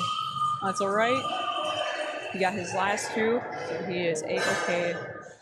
Keep going for deadlift. He's eligible for scoring. On platform 1, it looks like we're about ready for deadlift. First up, we have Ethan Liu at 220 kilos, 485 pounds.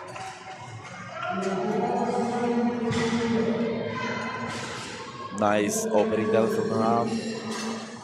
Tough second for Sarah Lyons on platform 4, but looks to be a good lift. 3 white lights on 3 and 3 white lights on 4.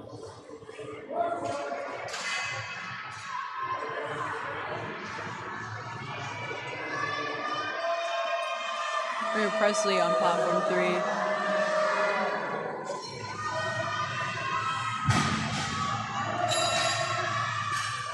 You can just see with those squat suits how they force your body up. Nice third attempt for Liam on platform 2, 167.5. Referees say that's 3 white lights. Perfect.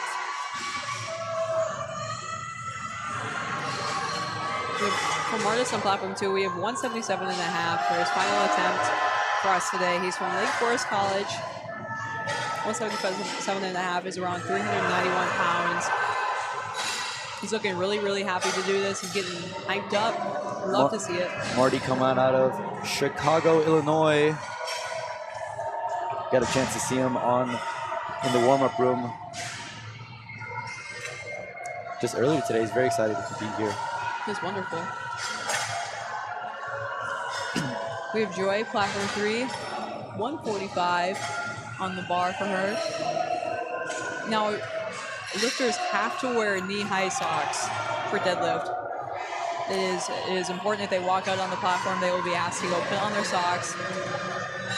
That was a no lift on platform 2 for Marty. And then we'll talk about the difference between the qualifying totals to get here, right? We have the individual versus the team qualifying totals. I know for a fact Marty qualified to CNATs using the individual qualifying totals. However, we have teams like McKendree, Midland, and so on that have the updated team scoring qualifying totals. And this ensures to promote team competition and incentivize programs to develop their programs and send teams at Collegiate Nationals. So if you're competing in a team, you have to qualify with the much lower team scoring qualifying totals. However, if you're a college lifter who doesn't have a team at your school, you can still come and compete at CNS. However, you must qualify using the individual qualifying totals, which are significantly higher, which make it a little bit challenging for single off lifters to come to CNATs, only because we want CNATs to promote the team scoring competition and events. Definitely.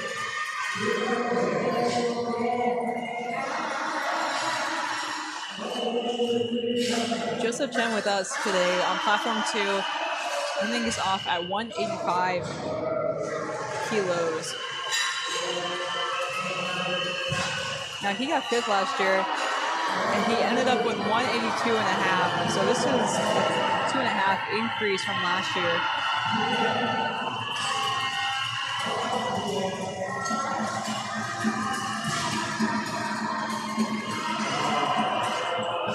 Thomas Olson on platform 1, Brigham Young University.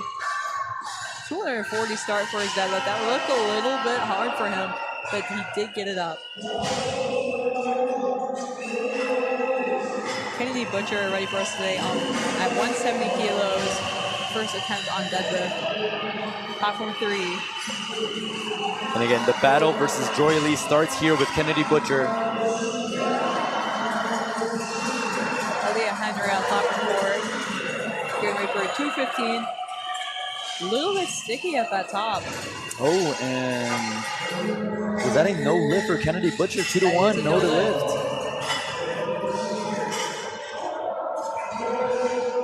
We have Eric finishing up on his bench today. He will be our last bencher. He's from the University of Wisconsin-Milwaukee. 187.5, which is 413 pounds.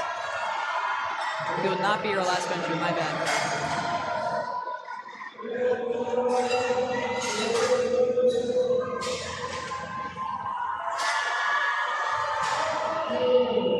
good pull for it, and then on platform 4.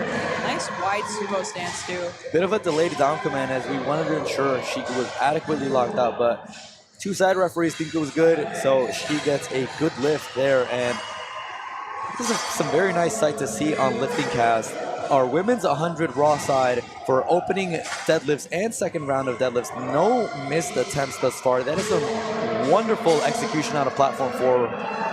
That is so nice to see. We love that beautiful green. We have Taylor Gannott. Let's see it. Taylor locks it out. What did the referee say? No lift. However, Taylor does have a good day thus far, going 7 for 9 at Collegiate Nationals. And honestly, you can't get mad at just being able to come to show out, hit every attempt here, and honestly finish out your meet strong. And because of the size of the flight, she does get a team point for her team, Concordia. We have Dylan on platform 1, getting ready for his first attempt, 250. This for Texas State University. Bit of an uneven lockout there for Elijah on platform 2. Fortunately, that'll be a no lift as the weight just wins on the day. We'll see him back for deadlifts.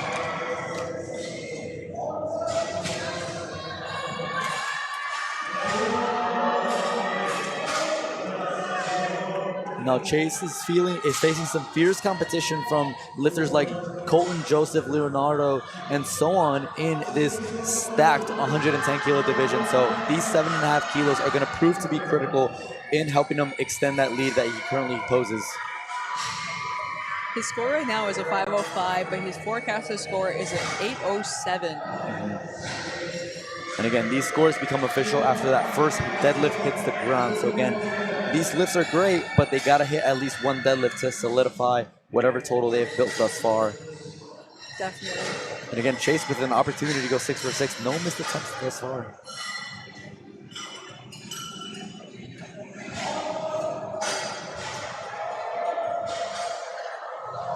Gets it down to his chest. Wow. That could have been a second attempt. Yeah, honestly. And I think that's what it really is, just building that confidence and not exhausting the tank on the bench press event, saving it for the deadlift. I know he's a big deadlifter, currently opening up with 295 kilos. So again, it's just one of those things where you're saving that energy for the lifts that's going to get you the most return, which is the deadlift. That is incredible to see. Shout out to all of these lifters that showed up today. Let's go on platform 3. Presley, oh.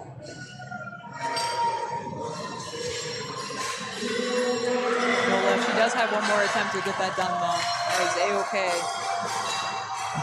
Colton gets to his chest. He's pushing up platform 2. No lift. Thank you, spotters and loaders.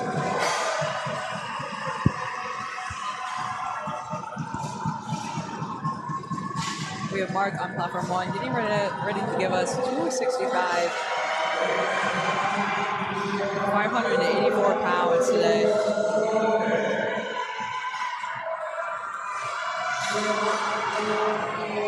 Great lift. Textbook. Shook the camera a little bit. Now some lifters might use baby powder. That is not white chalk on their legs. That is baby powder. Do you want to explain that? Yeah, absolutely. A common phrase in powerlifting is chalk makes it stick, powder makes it slick. And two key differences. So chalk absorbs moisture in the hands and allows your hands to have a more grippy texture with the knurling on the barbell. So again, it prevents that slippage. And that chalk is putting work here in platform 4. Lauren Wells, 175. What a grind. She's just grinding a lockout. Gets a down command. I didn't see any downward movements. 2 to 1. She got Good it. lift. That is wonderful to see. Wow. Talk about a 10-second grind there. But yeah, as I was saying, that powder absorbs the moisture in the hands and the chalk, allowing you to get a better grip. However, powder creates a slick surface in the legs and prevents that bar from getting caught in your leg, minimizing the amount of friction that is created there. So again, it just allows that bar to glide up your legs instead of getting caught in your skin and the hairs and all that sort of thing. Definitely. I see a lot of conventional lifters do a lot more than sumo lifters. However, for sumo, it is pretty important that the bar not get stuck on your thighs, especially past your knees. That critical area, trying to lock out. On platform 2, Leo did not get his last bench. Good deadlift for Joy Shu Alan on platform 3, 2-1, good lift.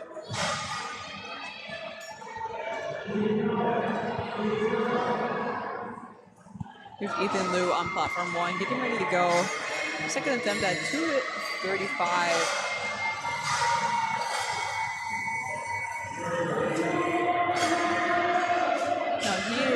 No, 235 kilos is 518 pounds. He's from Indiana University, Bloomington. Ryan re-attempting his 200 on platform 2, 200 bench. He gets this to his chest. He's pushing. He's going a little bit crooked. It's all right as long as there is no up and down motion. He sees to lock out the other arm. Up and down motion. No, he does not get that. A grind here on platform 4. Michelle, 185 kilos, gets a down command. Will she get it? Oh. No. Fortunately, no lift. Janessa, wow. That was a really strong pull for her second attempt at 165 kilos. JC Barnes back with us again. So Hannah Alexander is trying to defend her 4th place position right now. We see Evelyn has put in an attempt to knock her out of 4th into 5th. Hannah is trying to extend that lead and putting it out of reach of Evelyn and forcing her to only pull for 5th. And Hannah is able to get it done here. Lifter out of McHenry University, locks it out.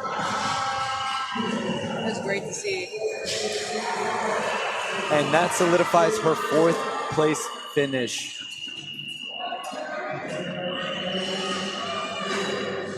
Kennedy Butcher is with us here today.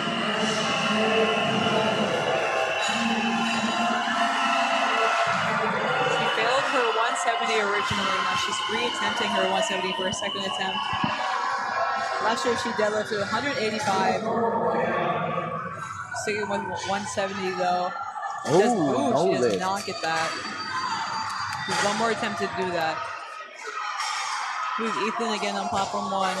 We got a pull for 5th place here. Annalise pulling 190 kilos for a medal. No. That's all right. Good pull. Again, does end up in that 7th place position, so does get some good points for her team here out of UTSA. Tia Badger with us for Concordia University. 180.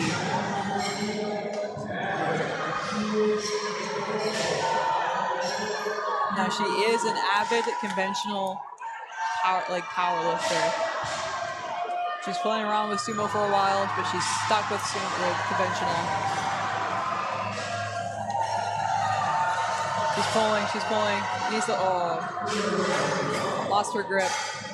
Nonetheless, Tia Badger is in your podium. She does walk away that bronze medalist in that women's raw 100 kilo division. We have Joy, platform 3, 190 kilos for her second attempt. What a great number.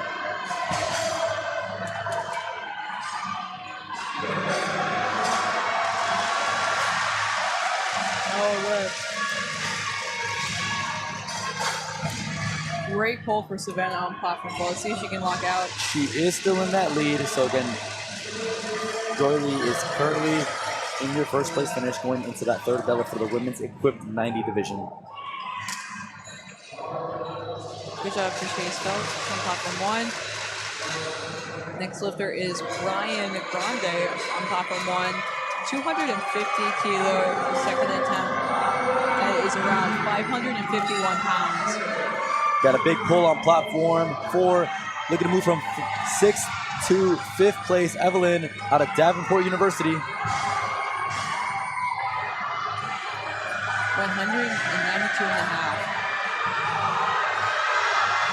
Wow. That looked like a second attempt. And again, that just guaranteed a medal here for our lifter, Evelyn, out of Davenport, putting her at a 467.5 kilo total. That is awesome to see. Good Thomas Olsen on platform 1, giving us a 252.5, 556 pounds.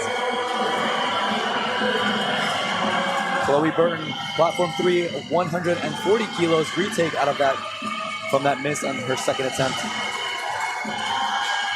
And now Aaliyah Henry looking to extend her lead in that gold medal position and putting it out of range for Annette Douglas. Can she lock it out? Unfortunately, it is not coming up. And again, we'll see if we see an attempt change by Annette Douglas. She will have to go up, waiting on that attempt change. Again, Annette is in that second place position, and we're wondering to wait to see if she might pull into that first place position. That'd be really interesting to see how this plays out.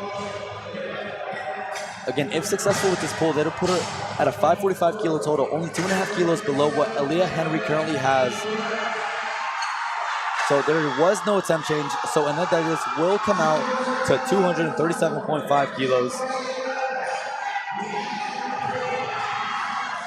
We're Presley on platform 3, re-pulling. Oh, not today. Oh, that's all right. Annette Douglas, your second place silver medalist, platform 4. Fortunately, that'll be a no lift, and she still walks away that silver medalist with a 527.5 kilo total. And like that, ladies and gentlemen, that concludes all of our lifting over on platform 4, our women's raw 100 collegiate division. As it stands, Aaliyah Henry out of Midland University takes the crown with a 547.5 kilo total. Annette Douglas in that second place position with a 527.5 kilo total, and Antia Badger out of Concordia University with a 485 kilo total. Those are some great numbers to see. We have Lucas on platform 1. Second attempt at 262.5. Getting set up to go. What a great pull. We got Maram from McKendree coming up on platform 3, looking to extend that lead in that third place position. If she doesn't hit this, this will open up the door for Joey Shu Allen out of Northeastern University to swing in and try to take that bronze medal from her. There we go. Maram locks that in, and she further, we see that attempt change going on immediately as soon as she hits that lift.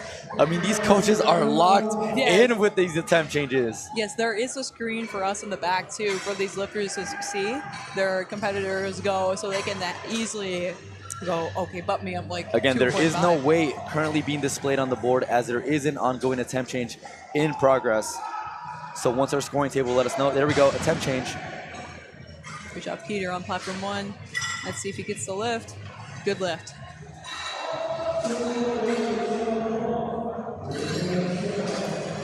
And it looks like Joy Shu Allen is not going to try to take that bronze medal from Maram, but rather try to defend that fourth place position from lifters coming up next like Janessa.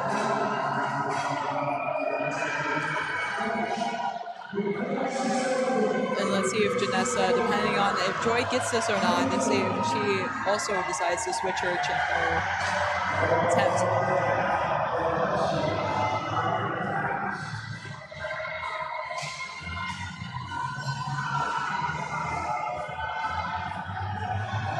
Joy is getting locked in. Get ready to go. Again, patience off the floor. Oh, that may look like a hitch. It looks like there was some downward movement towards the top too as well. I believe she's going to get some blue cards there. Yes. Just kind of a little bit of everything there. Lockout, blue cards, and I think she might have also gotten lower the bar before down command, or among other things, but unfortunately that'll be a no lift. We have Dylan Walther on platform 1, 270 second attempt. Great pull, really strong looking. He looks really happy about that. That's good. We love to see confidence. Shout out to A7 for being a wonderful gear provider.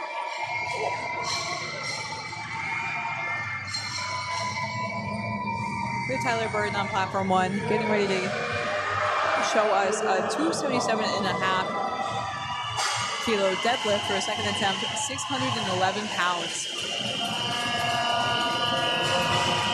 So we got Janessa looking to move herself from 5th place into 4th if successful with this pull. We hear Midland University.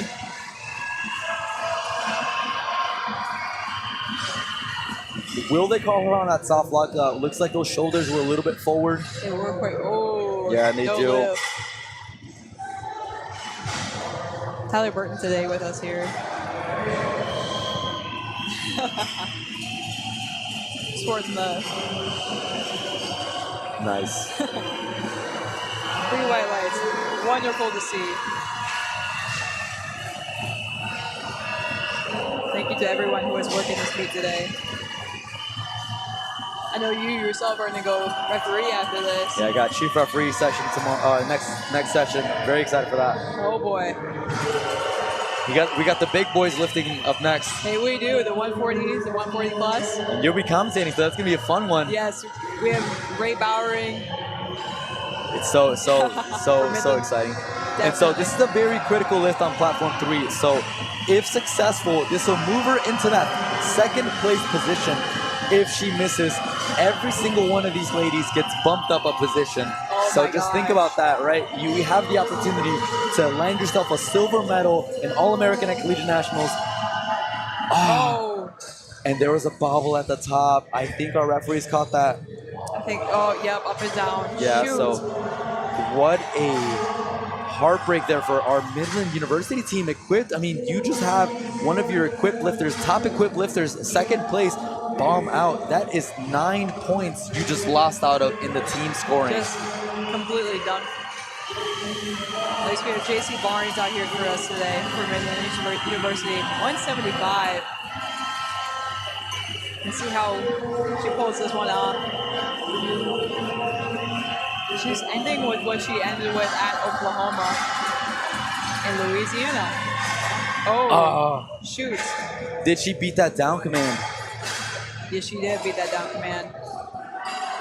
We have Miles out of East Central University, platform 1, 245 kilo ending deadlift. 540 pounds. No, did not leave the floor. That's all right.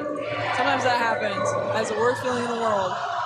We got a victory lap here for Miss Joy Lee out of Northeastern University, 190 kilos, 562.5 kilos total, if successful with this pull.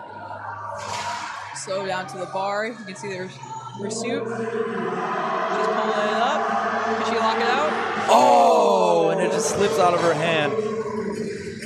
That's all right. But again, doesn't change anything. Joy Lee is your national champion, ending at 552.5 kilo totals, and that rounds out the women's equipped 90 kilo division with Joy Lee from Northeastern, your champion, JC Barnes out of Midland, your 2nd place finisher, and Maram from McKendree, that 3rd place after a incredible heartbreak of Kennedy Butcher bombing out on deadlifts. Wow, what a shakeup in that weight class. That is really bad to see. We're actually getting started for deadlift on platform 2. Starting with Braden Wright, 220 kilos, 485 pounds. What a pull for a lean on platform 3. Will she get hit? Yes, she does. Hit her 995. And so as we transition over to flight B, for platform 3, we see Aline Flores competed in the flight prior, so she has posted up a 542.5 kilo total and is forecasted in 2nd place. However, we do have 4 more ladies in that weight class competing in this flight, so she is going to have to watch her total from the stands and try to see these ladies try to break that total and almost defend it from, you have no chance of defending it. You already lifted, your meet is done. And so now these ladies have that marker on, I only have to exceed this either by body weight or by 2.5 kilos in order to beat you. Yes, either matching the weight if they're lower in weight, Great pull from Chase on platform 1 for Friends University. 252 and a half. Does he get it? Yes, he does. 3 white lights. Nice. Perfect. And again, this flight B for our ladies on platform 3 is going to determine the champion for our 100 and 100 plus equipped division. Cutting off with 115. Coming off easy off that Oh, floor. easy. It looked like a warm-up. Now these lifters are extensively warming up in the back. They're constantly doing either static stretches or moving around constantly. Having attempts at the bar in the back. Braden White. Platform 2. Great pull. We have Christopher for 240. University of Oklahoma. Platform 2. Great pull for Hannah on platform 3.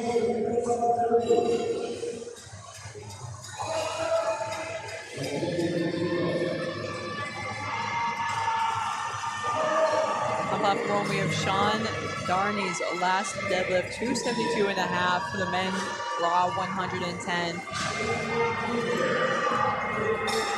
On his belt. And Sean's from Rice University.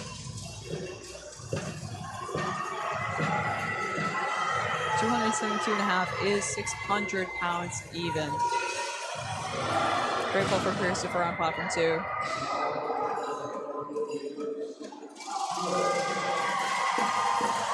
Come on. What a variable grip too. You might notice the difference in grips. Hook grip, crystal grip. Yeah, I mean, we have that double overhand hook grip where that thumb is actually wedged in between the bar and your fingers. It's more technical rather than actual grip strength. We have the standard double overhand regular grip, which honestly isn't as used, especially in powerlifting, but our most commonly used grip is likely going to be that mixed grip we see here displayed on platform 3, where, again, it allows lifters to have control and kind of counteract the bar swing in one direction. As one hand slips, it rolls into the other hand, and so it kind of just allows that lifter to maintain a fairly nice grip. Definitely. What grip do you use yourself? Double overhand hook grip. Hook grip does unfortunately hurt your thumbs. Quite painful. Quite painful. I do have a switch grip. It's much preferred. Maximiliano, opener, 260 kilos on platform 2. Lucas on platform 1, ending with 275. Can you get it past his knees? Yes, you got it past it. Locking out. Liberty University, does he get it? 606. Yes, he gets it. 3 white lights. Ariana Segura on platform 3. Starting with 160.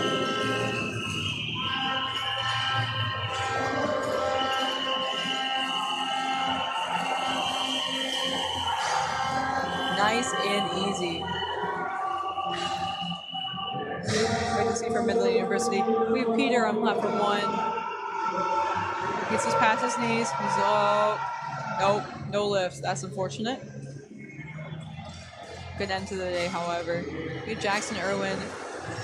Platform 2, 265 kilos. University of Texas Austin. Brew highlights, perfect. Great start to the meet. Gabriella on platform 3. McKendry.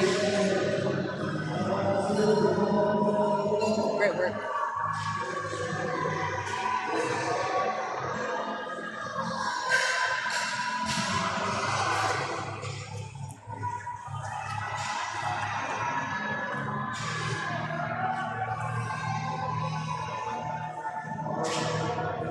Putting up that bar on platform 1. Just make sure the baby powder does not get on that bar so the lifters have an equal chance to pull it. Just a quick pull for Robert on platform 2. Let's see if he gets it. All 3 items, perfect.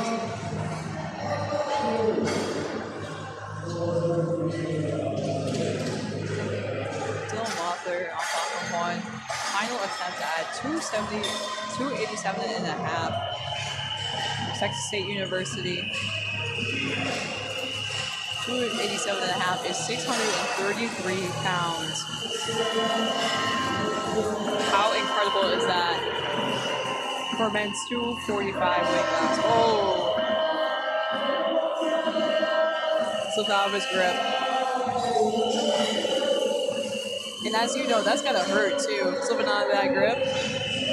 Again, it's one of those things where you know it's not the strength that failed you, but rather the grip, right? So it's like the one thing that's again, it's a frustrating thing. Definitely. And that knurling on your hands, the grate on the bar, it's like a tree skater. Especially if it's a sharp new bar, hurts your hands quite a lot. We have Matteo on platform 2. 267 and a half from Texas A&M. Sorry, from Tarleton State University. So one thing to know about Matteo is he is currently in that flight A, so he is in the lower seated flight, as we know that the flight B lifters are lifters that have Colton, Chase, those lifters that are likely going to win that podium position. But Matteo is actually forecasted in 9th place right now, landing himself within the top 10. So it's going to be a case where we have lifters that are in that B flight that are going to sit outside of that top 10, top 15, and we have lifters that are potentially going to be able to swing into those top positions. So again, Matteo is one of those lifters that didn't have the highest qualifying total coming into the competition, but has made significant amounts of increases in his training and is now ending himself in that top 10. I mean, after his second attempt input, he is currently forecasted in 5th, right? So it's like, it's very, very interesting how our lifters are really going to be coming up and be within striking distance of threatening those lifters in that B group. Definitely. It's so variable right now. It's exciting. Now, ladies and gentlemen, if you really are interested in this, I definitely recommend checking out the LiftingCast at liftingcast.com. You're going to go scroll down to USAPL, Collegiate Nationals, Day 4. That's where you'll find us. You can find your lifter. You can see their forecasted placement. You have Blaze Harris on platform 2. Great lift. Calvin on platform 1. Remember, he does seem to be suffering from an injury. He did great on bench press. However, it seems that he is sticking with the 75 kilos for his deadlift, and he might scratch the rest of them.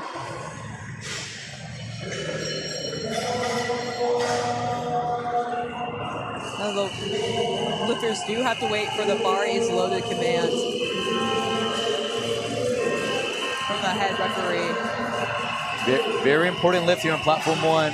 Calvin, 75 kilos, gets the down command, and the referee say, Good. 2-1.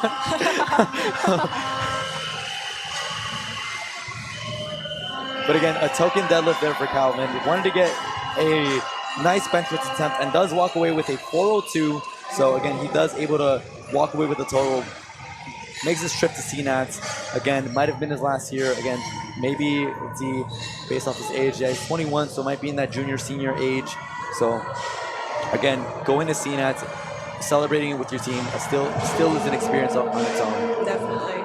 We have Chris Curtis on platform 2, getting ready to give us a 287 and a half from Michigan State University.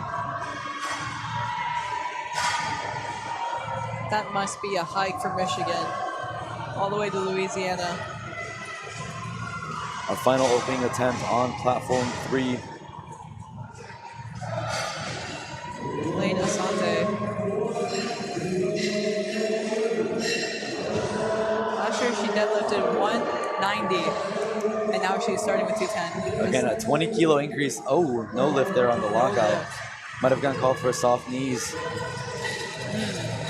But again, Lane is not having the day she has wanted. She walked away with 2 squats and 1 bench press, and after that bench press miss, that really set her back and put her out of contention for that gold medal position that she is way off from Giselle Olivares. So she is retaking that weight and is currently slotted in 5th place on the forecasted total, tied with Desaya Sanchez out of Texas A&M University in that 4th place spot. split by only body weight, and 2.5 kilos above that out of the University of Texas in Austin. We have another lifter. We have Katie, who is now in that 5'10". Again, really close forecasted placings we have. It is so fun to see, to watch.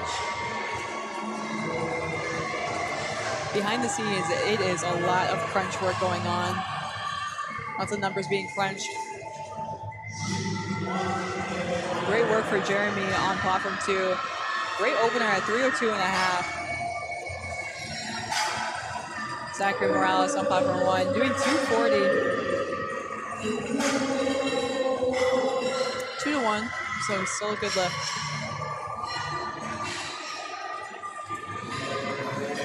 And Braden Wright on platform 2, 255.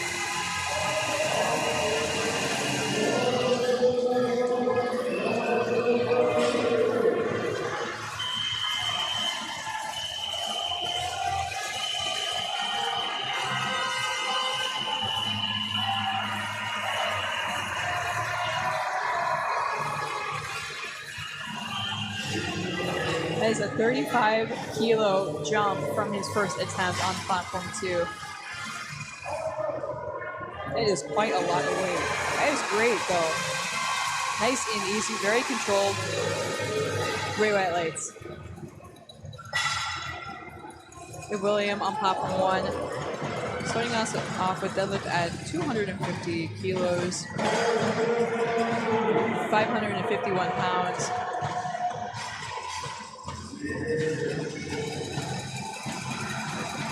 Great pull.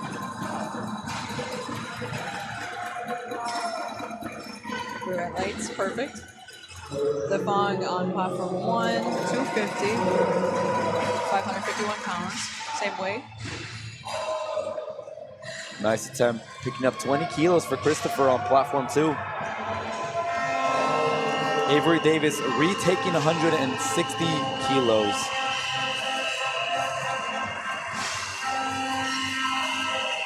Midland blowing their horn.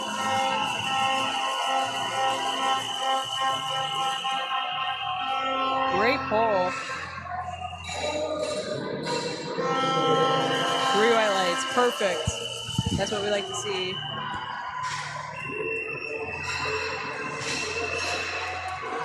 Robert on platform 2, getting ready to pull 272.5. 600 even pounds.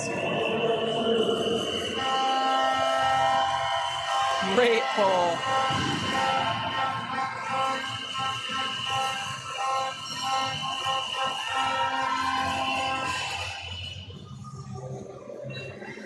New Peyton on platform 1, pulling 252.5. 2 white lights, perfect. Jim Pickle from Davenport University, 252.5, same weight. For a lot of these larger weight classes, it is really common to see attempts made at the same weight. So that's where the body weight portion really comes into play. Whoever has the lightest body weight in that tie will win. And we'll go up the spot. Again, keeping a nice eye on platform 2 with Mikhail. He is currently forecasted in 5th place, although we do have all of our lifters having yet to take their opening deadlift attempts in those top 10 positions. However, I mean, he's trying to put up the highest possible total before that flight after him begins. That is wonderful to see. Jonah on platform 2, getting ready for 277.5.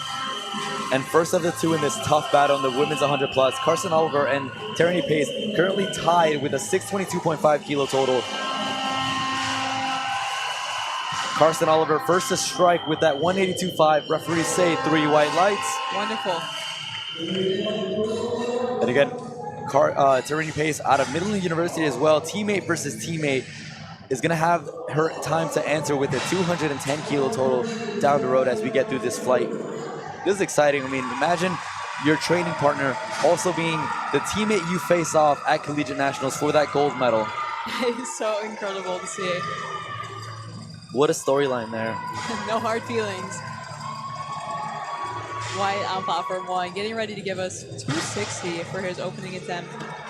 And Jackson on platform 2 with a 280 second attempt. Oh, stop blackout. No lift, I don't think. Good lift, though. He got it. Blackout for White on platform 1. Good lift. Going Chong Li, platform 1, 260 starting attempt.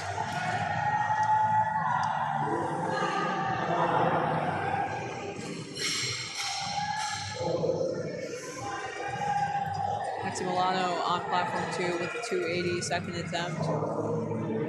A good 20 kilo jump from his first.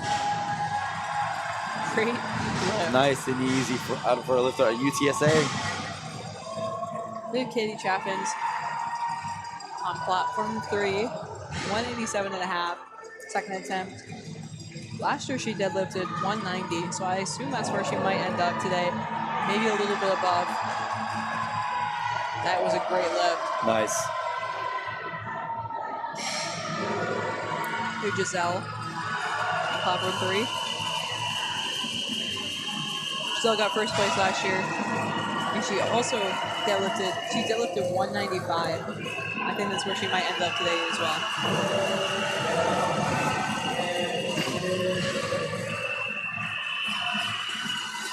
And again, Giselle out of Midland University is already your champion, pulling away with over a 52.5 kilo lead over Aline Flores, who is already done with her competition. So again, a very easy second attempt for Giselle.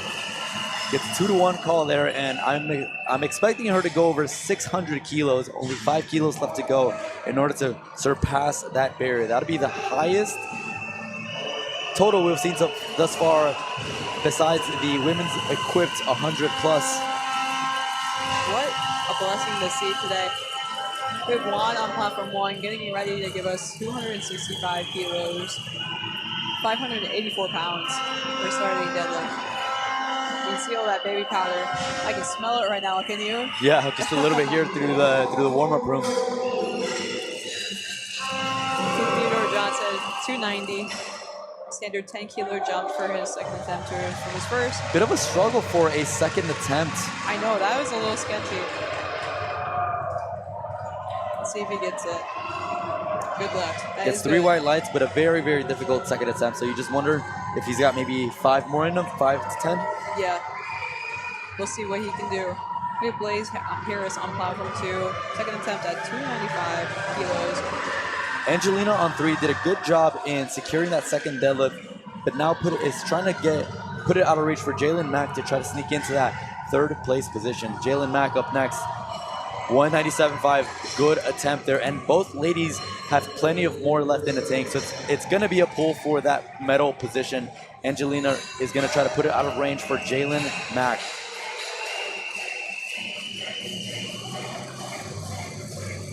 Blaze getting ready to deadlift for us here. Platform 2, really easy second attempt. 3 whites, perfect. We have Kingston on platform 1, 247.5. Standard conventional stance. Wow.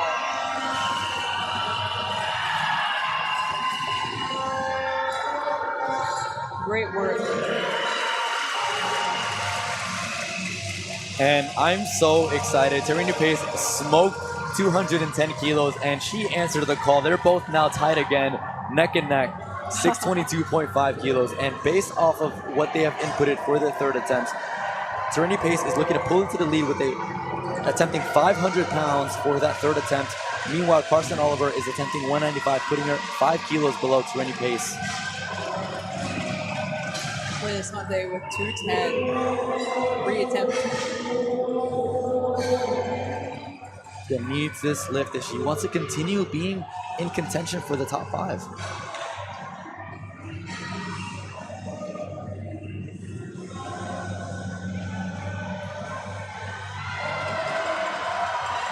Wow. Yeah, seems to have gotten this time around. Good Again, lift. gets it, but barely. Gets that one call again for a soft lockout. Definitely. She needs to really, yeah. It's really important that athletes can get that hard lockout. Really, really. Again, so as it stands, she is guaranteed a medal at minimum. She's in 5th place, so now it's only up from here. So she can load up whatever she wants for whatever placement she wants to gun for. With Chris Curtis on platform 2, 3:15 second attempts. 694 pounds. Almost a 700-pound deadlift for his second attempt. Now these deadlifts are starting to get really heavy here.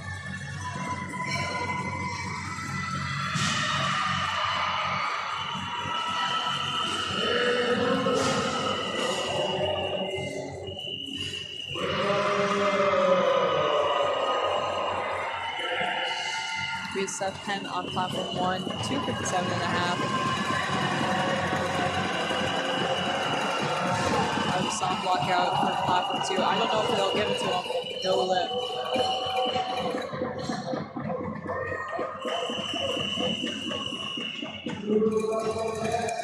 Jeremy on platform 2, 317.5. 700 even deadlift. All smiles for Nia Johnson, 140 kilos. Referees say 3 white lights and love the celebration.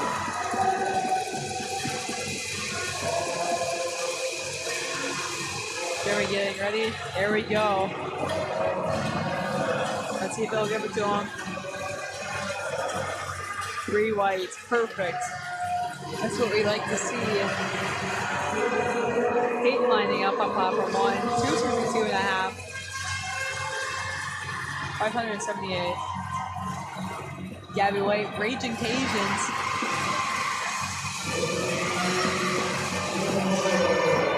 3 whites.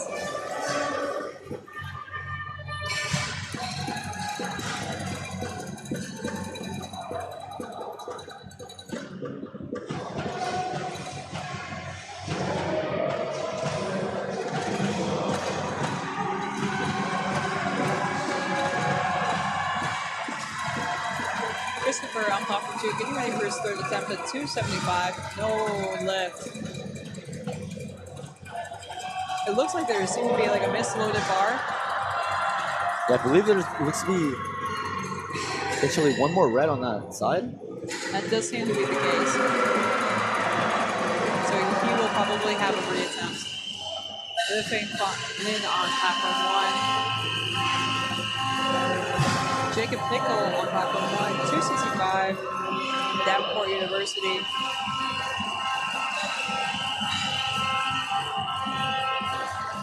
Ariana Segura on platform 3, attempting a 170 deadlift. Again, looking to extend her position here in that 5th place position.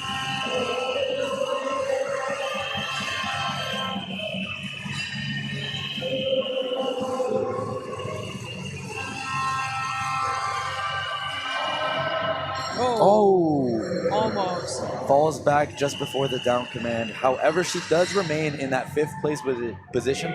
And based off of the girls remaining in that 100 plus, it doesn't look like anyone else is coming in to try to take that from her. That is good to see. With Avery Davis, 172.5. Her, on the other hand, looking to move from 8th to 7th. Again, just trying to score some extra points for Midland.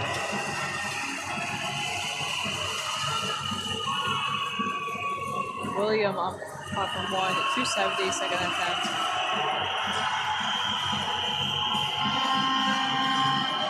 Was there any downward motion, kind of a bobble at the top? 3 white lights. Perfect. Gabriella from McKendree with 182.5.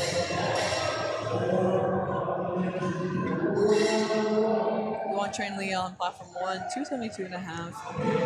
Davenport University. 600 even total. Or for this deadlift right here. Can you just imagine 600 pounds on that bar? Insane.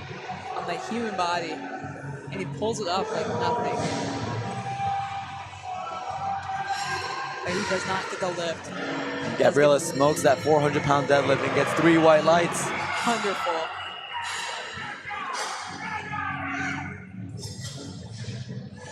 Who was second attempt on platform 2? Jeremy Tudor. 317.5, which is around 700 pounds even.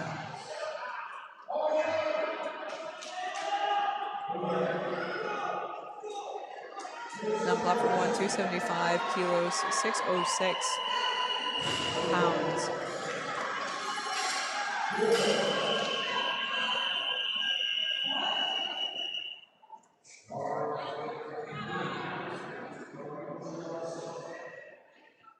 Weapon off the bar for him on platform 2. That's good.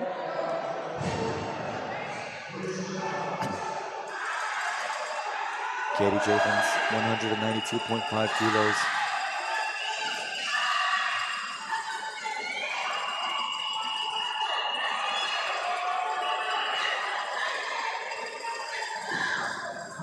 She's looking to move herself into 3rd place with this pull. And her lifter out of UTSA does it. Does she get it? That left hand started slipping off of her. No. Oh, gets a white light from our chief referee, and we see our coach immediately running to the jury and trying to see if there is a possibility of contesting this lift and possibly an overturn. Carson Oliver on platform 3, 195.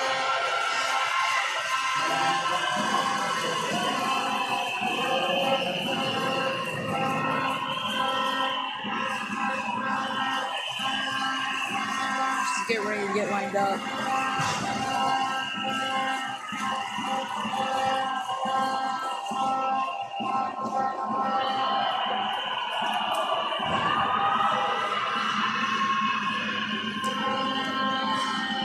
Great pull from her. She did get the down command.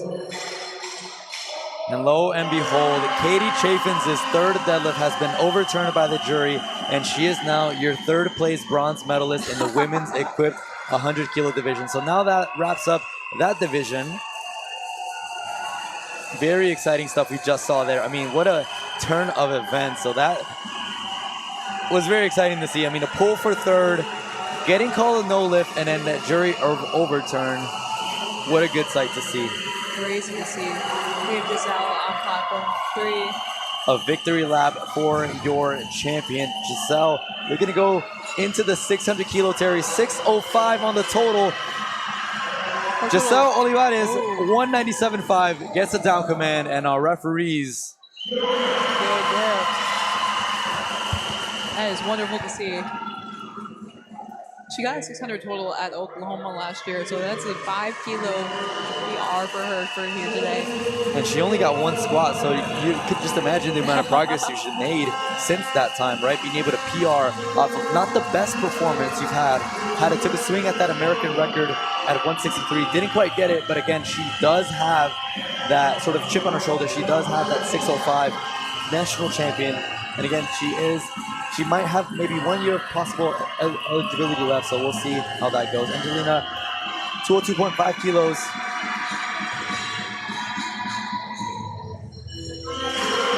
Good lift. We have Bryce Lesser on platform 1 with 260. Now he is from the University of Central Florida.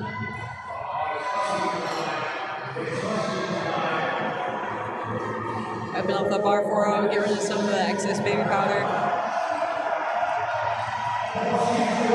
Get ready to go. 260, which is 573 pounds.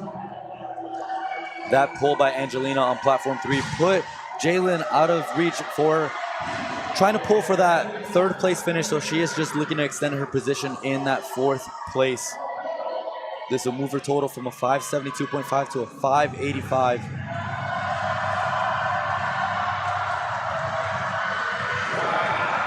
And Jalen Mack, after a near bomb out on squat to now finishing 6 for 6, 3 for 3 in bench press and 3 for 3 in the deadlift. What a way to come back. Yeah, that is wonderful to see. We have Elena Sante on platform 3.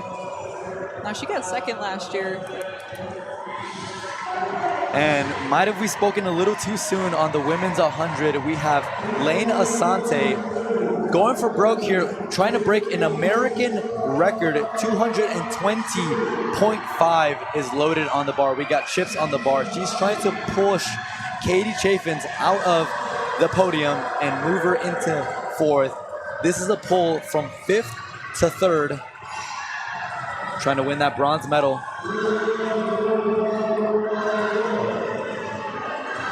Last year she deadlifted 190, so this is a crazy increase. I mean, talk about a 30-kilo increase on your deadlift in just a year. That is insane to see. People wish they did that to their totals in a year. Definitely. Wow. Oh my goodness. Oh, can she hold it? Oh, no. shoot. And the record just slips out of her hand. Unfortunately, that'll be a no lift. However, she does walk away with a medal, sitting in 5th place for Northeastern University. But the fun doesn't stop here on platform 3. We got one more pole. We got Terrenia Pace looking to move herself from 2nd to 1st place. Again, she's been battling her teammate Carson Oliver this entire session, and now she has the opportunity to move herself into that gold medal spot. Let's see her pull this. Wow. Oh my goodness. And have you seen a 3rd deadlift as easy as that? The referees say 3 white lights, and like that, your national champion, 9 for 9 day, a 637.5 kilo total. That is an insane total for our ladies in the 100 plus division there. And so that wraps up all of the women's lifting thus far. Wonderful, wonderful. If you want to go ahead and talk about the placings here in for all of our women that competed this morning session. Absolutely. Okay, for the 90s women in collegiate equipped, we have Joy Lee for 1st place with a total of 552.5 kilos. That is insane. We have, for 2nd place, we have JC Barnes out of Midland with a 480 total. We have Miriam out of McKendree for 3rd with 467.5 total. We have Joy for Northeastern, 4th place with 460 total.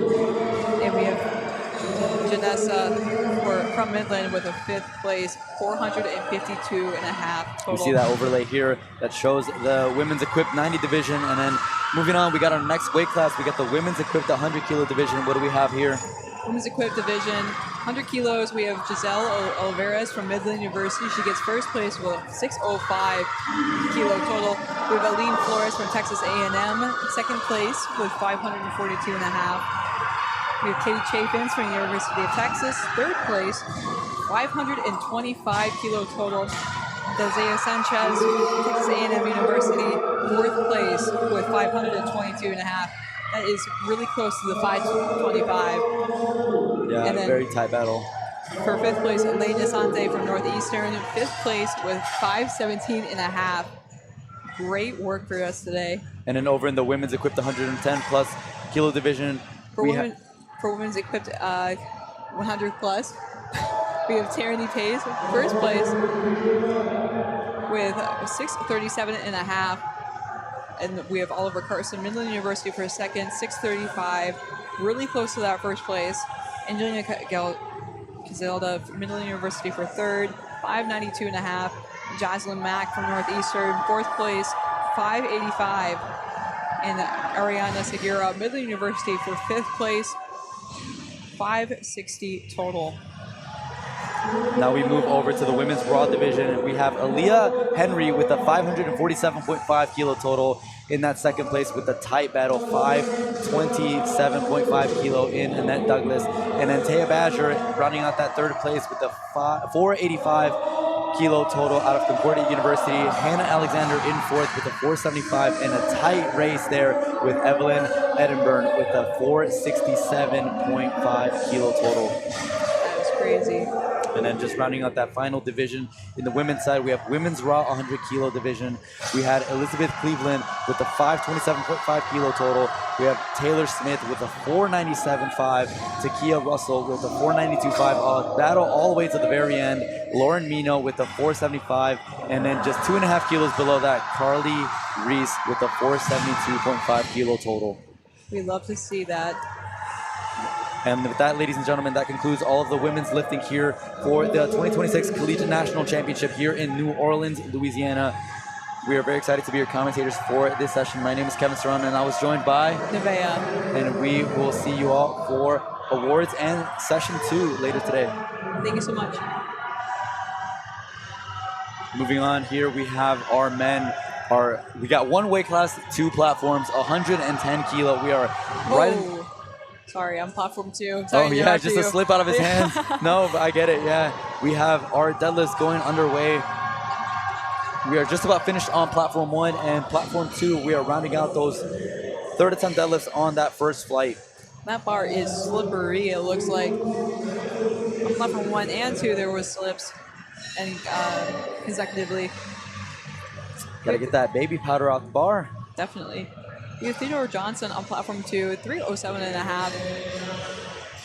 678 pounds from Colorado State University. Does not want to leave the floor. That is A-okay. Again, they kind of someone glued that bar to the floor. We have Han on platform 1 from University of Colorado Boulder. 622 pound deadlift.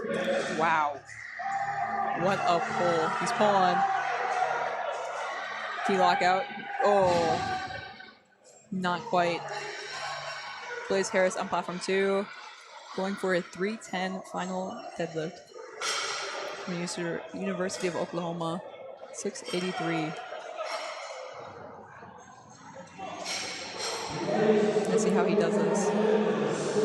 This is for the 110 men raw. What a pull.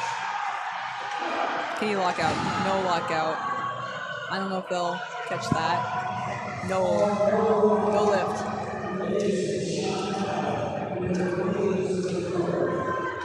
Here's Joshua Snell on platform 1. Going for a 287.5 deadlift. 633. Great lift. Woo! We have 2-1. Good. Wonderful to see. Zachary Rubers, 312.5. Great pull. Talk about adding 22.5 kilos to your attempt there. Missing the opener, taking a 15 kilo jump, and then taking a 22.5 kilo jump. I mean, that is some sketchy behavior, but it paid off. I mean, that is the high risk, high reward that pays off here at Collegiate Nationals. And just like that, Zachary is currently forecasted in 6th place. And again, not being in that prime time-esque flight, right? He is in that lower seated flight and is in the top 10, right? So now he is watching from the stands and seeing how these later flight lifters are going to be battling it out and trying to beat his total that he just posted. That is absolutely insane. We have Mikey Scott, 317.5. 700 even deadlift. I hear the crowd roaring for him. Friends University is quite loud.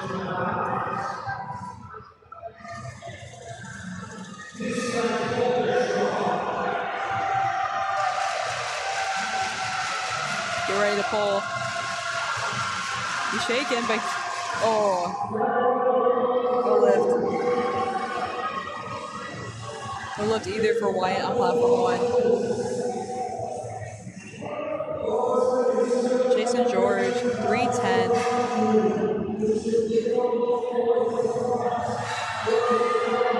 683 pounds. For Matthew on platform 2, 317.5. 700 pounds.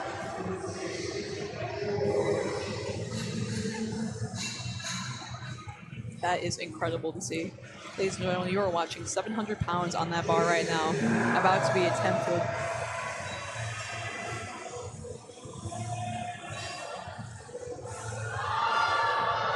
Gets us past his knees. He lock out.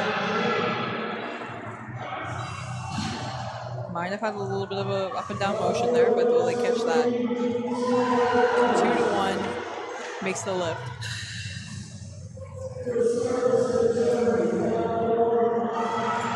Jason George pulling.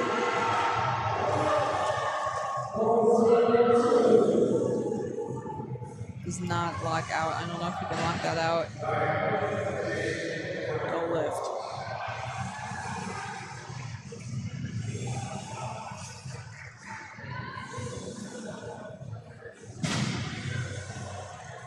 And that will be the end of platform 1. Now we just have platform 2. Chris Curtis, 320, 705 pounds. He didn't make his last one. Oh, and just slips out of his hand. And so it's a lot easier for this flight now that we got upcoming next. We are just about finishing out our last lift off of Flight A before we move on to Flight B, our final flight of this entire session. Which I'm honestly very excited that is this particular flight to be the last one, because this is the flight that's going to determine who our champion is as it currently stands. As we move into this flight, let's talk about what the placings are looking like before we actually get into these opening deadlifts. Chase is your lifter out of McKendree University, forecasted with a nice 325 pull there for Jeremy. Wow. Nice 3 white lights, and Jeremy's actually forecasted now in 10th place. So again, one of those really good lifters that put up a nice total as we move into this B flight. But Chase is currently forecasted with a 807 total out of McKendree University. Joseph Chen is now forecasted 787 after that missed squat and bench third attempt. So that really set him back. Now we have Colton with a 780 total in the forecasted placings, only 7.5 below Joseph Chen. Again, Colton has also had some misses with a missed third attempt squat and missing his second and third bench press attempts. And then Makayo is actually your lifter who finished in the previous flight with a 772.5 kilo total. So it's really going to be Chase's to lose in this upcoming flight.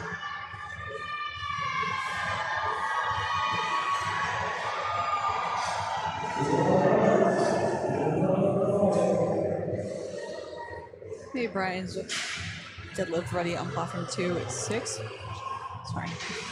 265, which is a 584 deadlift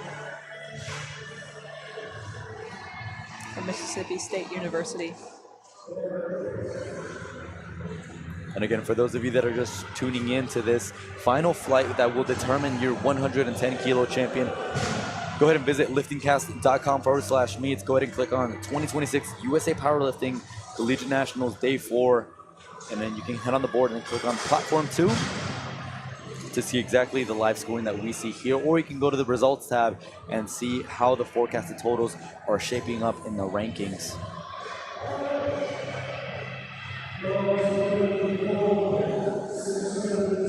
For Jandre Coleman, did not have a great day really on squat. He had a great bench day today. Let's see if that can carry on into deadlift. He got all 3 benches. He only got 1 squat, so allowed him to stay in this race, but let's hope it carries it into deadlift. Again, he's built up some momentum now after the squatting event, after not coming his way, but he is now 3 for 3, like you said, in the bench press. So let's see if that, momentum carries on to the deadlift.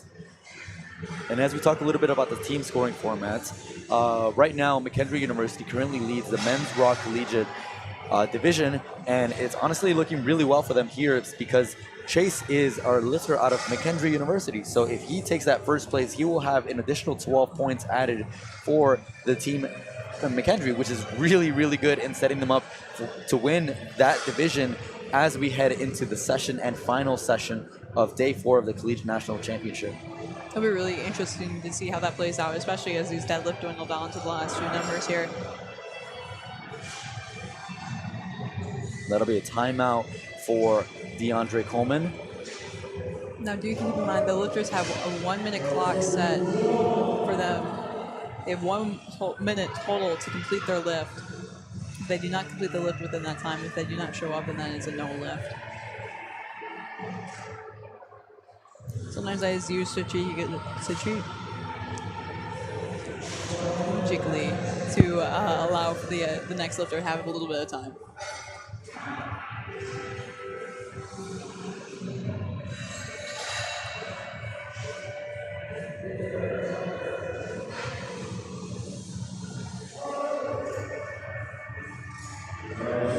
Eric on platform 2.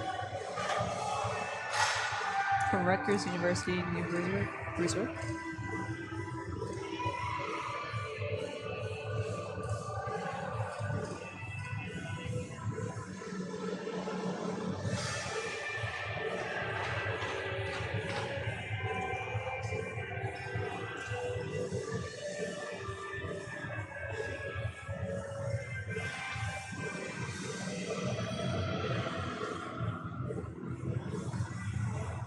Let's see him try to pull this one up. Taking his time with the setup. Nice, strong first attempt. A little bit of wobbly at the top. Still gets the lift though, that's good. Got called on potentially soft knees at the lockout by our center referee. But again, 2 is all you need. Again, main things our referees are looking for is once that lifter reaches that full lockout, they're looking for those shoulders to be back and those knees to be locked. And then for that lifter to demonstrate full control of the barbell before they receive the down command. After the down command, the lifters must follow the bar all the way through to the floor, not necessarily controlling it, but not letting go of it or slamming it down onto the platform. And if you guys are watching on the live stream, be sure to let us know who you guys are rooting for and where you guys are watching from. We'd love to just interact with you guys and see what is popping.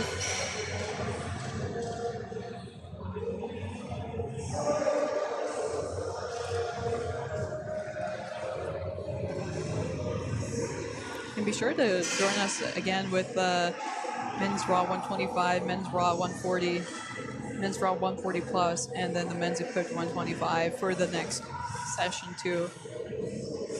There's going to be some crazy numbers that are going to be put up. Same as with this one.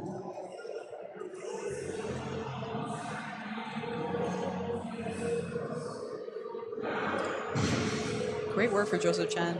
And again, Joseph Chen is from the outside looking in now that he has had missed third attempts for his squat and bench press attempts. So he is kind of in a disadvantage as he chase for that first place finish. Again, he's having to look in both directions, trying to chase that first place position, but also having to watch his back to make sure lifters like Eric, Colton, Jonah don't pull in and take that silver that he's currently in.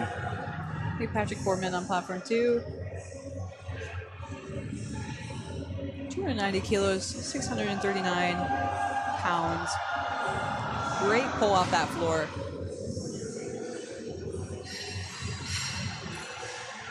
Now there's a wide variety of stances you can choose to take. From conventional, from your feet nearly touching to almost touching the weight on either side of you. In the complete sumo. And again, every lifter is going to have their preferences, techniques that have worked well for them. And for the lifters specifically lifting in this flight, these are lifters that have been training for years. They have earned their way in lifting in this session in particular. So again, they have many years of experience and they have refined their techniques to get them to pulling the weights that they're pulling now. We have a hook grip from Elijah Jordan, 292 and a half. 644 pounds. What a great pull. He keeps pulling. A little bit sticky at the top for an opener, but it'll be interesting to see what he adds for a second. Oh, no lift.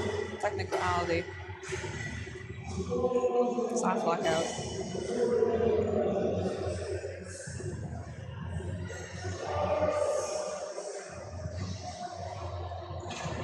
Your Chase coming up next with 295.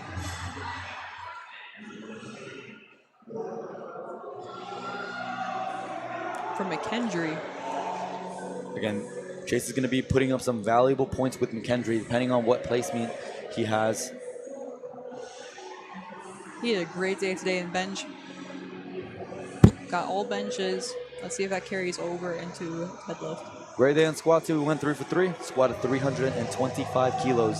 You're right. You're right. Wow. Nice deadlift there for Chase. Insane. We have Leo from Collegiate University, Nebraska, platform 2.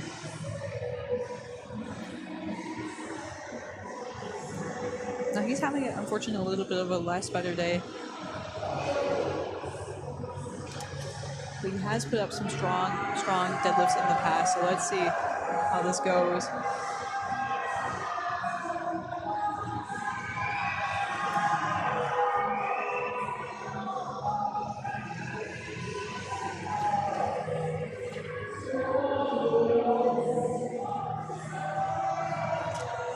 You can hear the Concordia team hollering for him in the background. Yeah.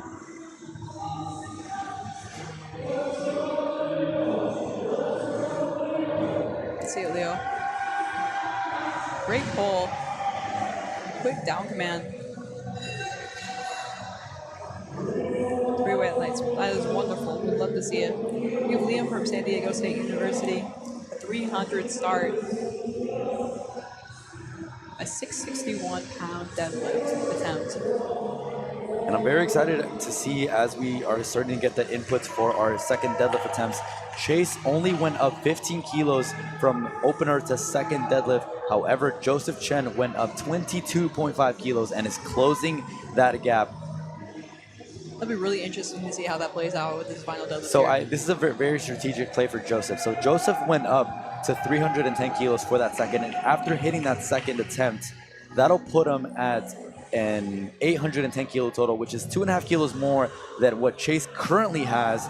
And so Joseph is kind of playing the game in assuming that Chase might miss that second deadlift or third deadlift, and he won't even need to come out for a third deadlift because he would already be in that lead. So again, it's kind of predicting or anticipating the playbook for some of these coaching. And again, in the order of lifting,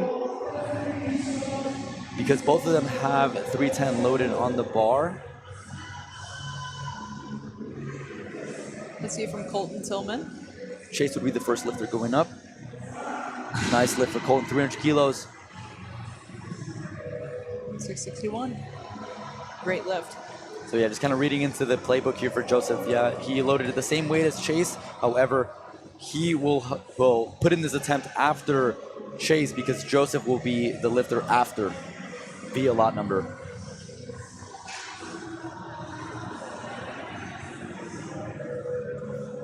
Kind of getting a little too ahead of myself here. Too excited for these third deadlifts. Yeah, see the excitement for the ref work you have to do after this.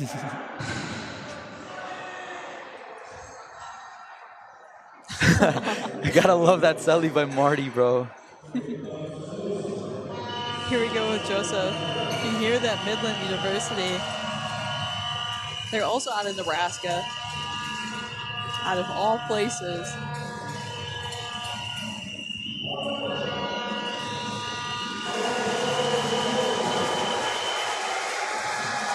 Let's see it, Joseph.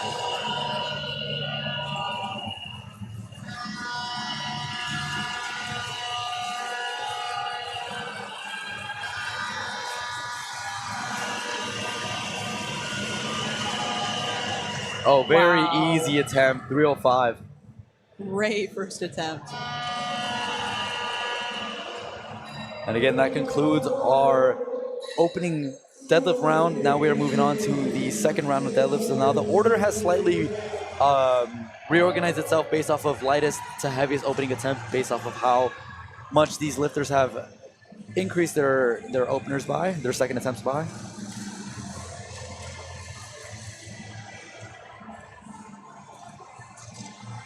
We're moving quick today. This is the last flight that is going today on platform 2. We have Brian Gobi, platform 2, 280 kilos, 617 pounds. Wow. It should have been an opener. That was nuts. Then we have Jordan. His first attempt was 265. Now he's in 285. 20 kilo jump, covering significant ground. And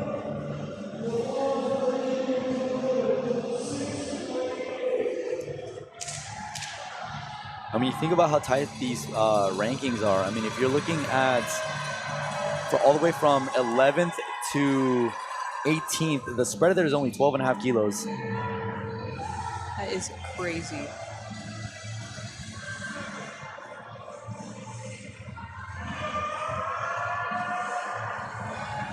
Shook a little bit.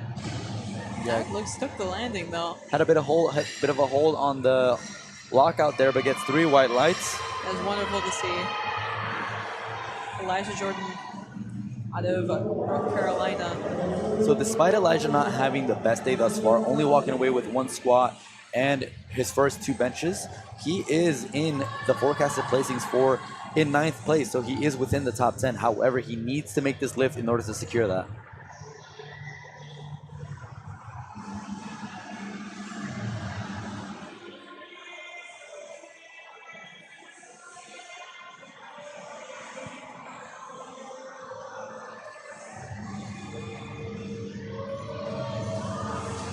Wow. Very, very nice. 3 white lights. That was wonderful.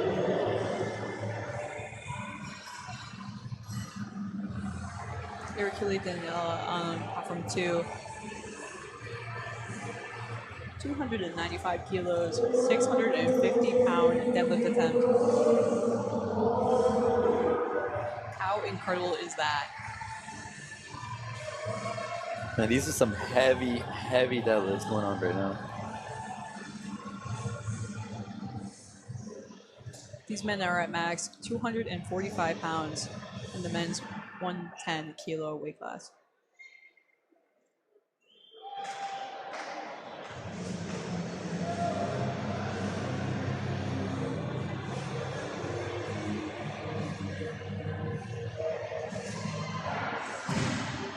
Wow. 3 white lights. Wonderful. Love to see it.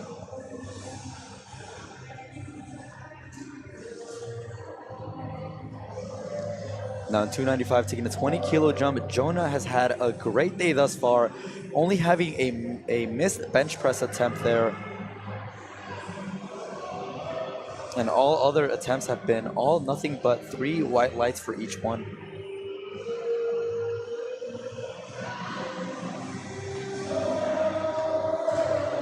It looked like kind of soft on that lockout there. Let's see if they give it to him though.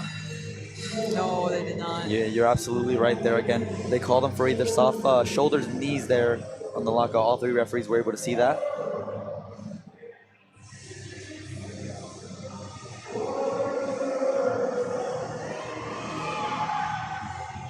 With Eric.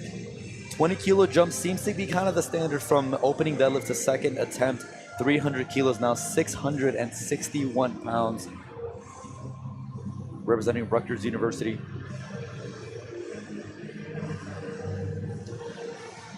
Eric, if successful with this lift, will be forecasted in 5th, putting him at a 785 kilo total. That is really impressive.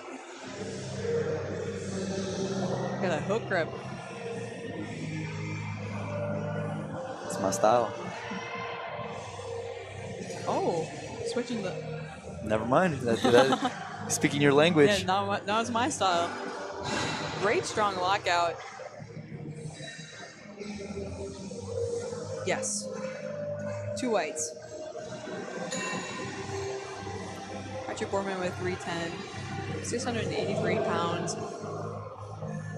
Attempt deadlift. This will be really fun to watch.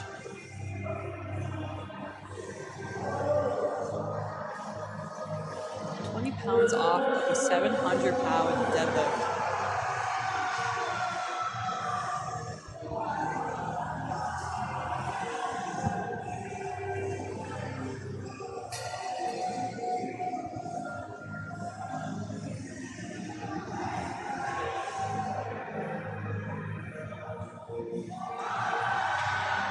Oh. Just kind of loses it on the way up. Might have also been the speed of the bar, just being able to be kind of caught him off guard, losing his grip. He'll have one more go at it as we see him back for the third round of deadlifts, also taking 310. We have quite a few lifters taking 310. We have 5 consecutive 310 kilo attempts. Nice break for the spotters and loaders here. Yeah, just needing to tighten up those collars. But Colin Tillman, 310 kilos, only taking a 10 kilo jump for Mr. Tillman.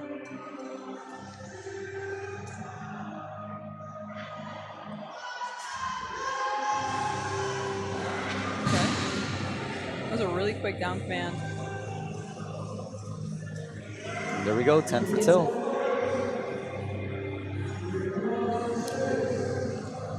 Now we got your current leader, Chase, out of McKendree University. This will put him at an 822 kilo total. Currently sitting at a 807.5 kilo. Following Chase will be Joseph, who is trying to still catch up to Chase and trying to see if he can swing for that gold. But Chase has the opportunity to pull that lead and pull it out of range.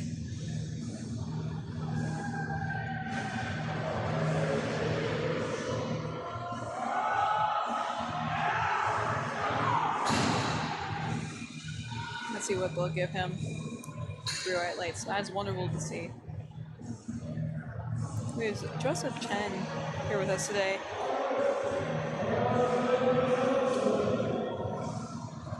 Now he's matching what he did in Oklahoma last year, the CNATs in 2025, but 2026 in New Orleans, Louisiana, he is matching that on his second attempt.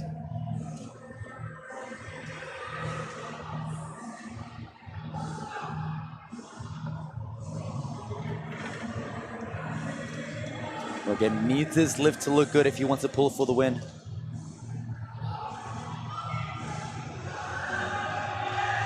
Ooh.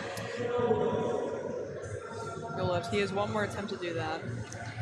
And I won't call it yet because you don't know what is expected to happen, but it seems pretty convincingly like Chase is going to be your national champion with that 827.5 kilo forecasted total and current 822.5 kilo total. He only elected to go up 5 kilos. He doesn't really need to go any further than that, just extend that lead.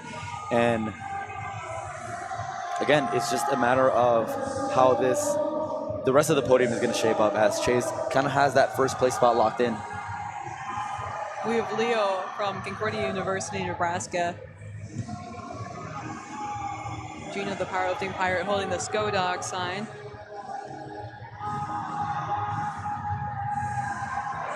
Nice way to finish out that deadlift by Leo, and referee say 3 white lights. Wonderful to see. All right, our break from the spotters is over. They're loading 320 kilos now for Mr. Marty out of Chicago. This is 705 pounds. His last one was 661. Representing Lake Forest College. That's a big jump. That is a huge jump. But I've seen him in training. He's used to this. Sometimes that jump, definitely in deadlift, can throw your opponents off the rhythm. And again, 325 is his best. Hoping to go above that for the third attempt. Marty, 320 kilos.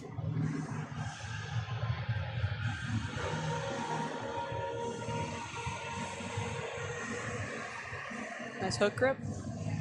Oh, nice. Wow. Money. 3 whites.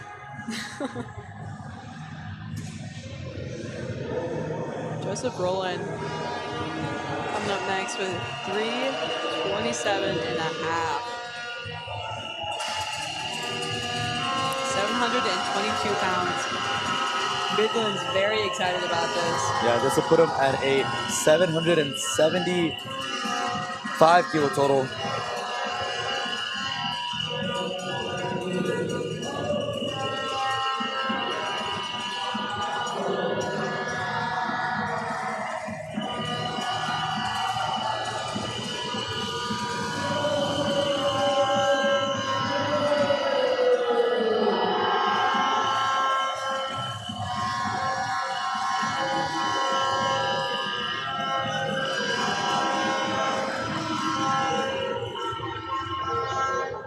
And you know, it definitely was the middling crowd that allowed that lift to move the way it did. That energy, I mean, lifting with all of your teammates supporting you like that. I mean, you have no other option but to impress him. That was wonderful. That was so cool. Just cool to watch. You just had a loss for words, Yeah, just like, from what you just saw on screen. that is a lot of weight on that bar. Yeah.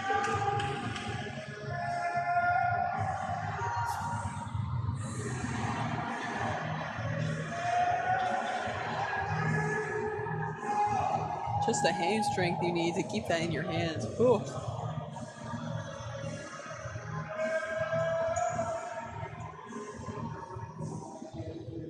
We leave him here 332.5. Wow. Really easy. It looked like it's 300. And like that, ladies and gentlemen, that rounds out the second round of deadlifts. As we move over into the third round of deadlifts, let's just talk a little bit about how these placements are looking like. As it currently stands, Chase is your leader, sitting at a current 822.5 kilo total. And if we look at the forecasted rankings, our top 5, actually, if we go all the way down to all the way through 6, is only separated by 10 kilos. So Wow. it is going to be a dogfight if we are shaping out the top 5. I mean, we don't even know who's going to end up here. I mean, maybe all these guys miss and the guys sitting from 7th to 10th move up and take those positions. I mean, it is this close, ladies and gentlemen. We know that Chase is convincingly that runaway leader, sitting almost 20 kilos above everybody else. However, anything can happen, and who knows if somebody might take a Hail Mary shot and try to beat Chase and force his hand to try to pull a forced third attempt for that win. Yes, anything can happen at CNATS. Everyone's gaming to get first. If it's something like 10 kilos, someone's probably going to put that on the bar and try to go for it. If they can.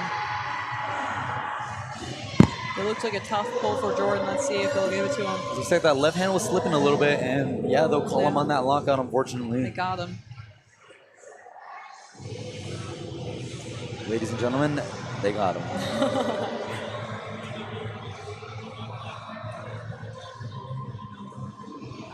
Brian Dobie out of Mississippi State University, 292.5 kilos. He's forecasted around 14.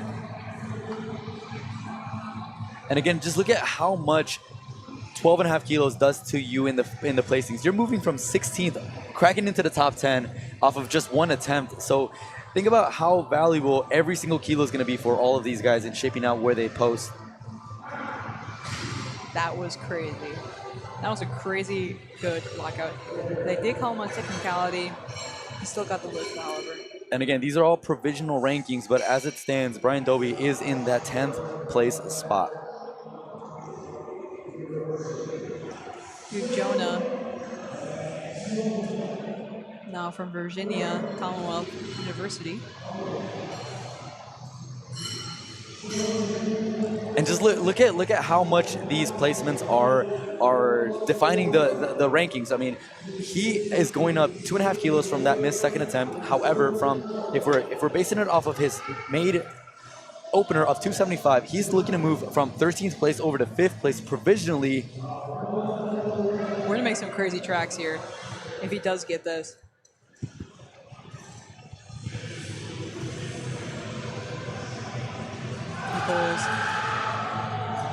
Oh, shoot. Unfortunately, just a little bit too much for him on the day.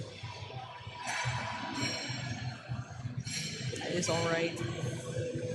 Elisha Jordan missed his first, retried it. He got it on the second attempt at 292.5. Now he is trying on his third attempt, 307.5. This is moving from 8th to 3rd.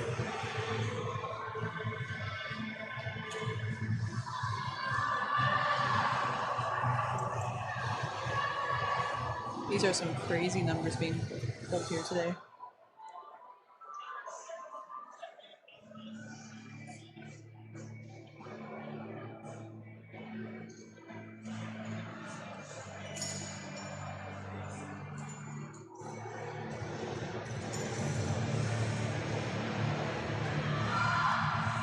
today. Joseph Chen with us. He missed his 310 originally, so now we're retrying on his third. Again, from what started out to be a exciting battle with Chase and Joseph is now turning into sort of a damage control situation for Joseph, trying to at least get a 310 total here, because or else he's going to significantly fall back in these rankings, because if he doesn't hit this, everybody has the opportunity to take that podium position from him. So this is just furthering his position in that podium. This will put him at an 810 kilo total. Joseph Chen. Wow. Locked in. And again, he's our second lifter in this entire flight in division to crack into the 800 kilo range. He is now sitting at 810. And so now he is locked in that second place position.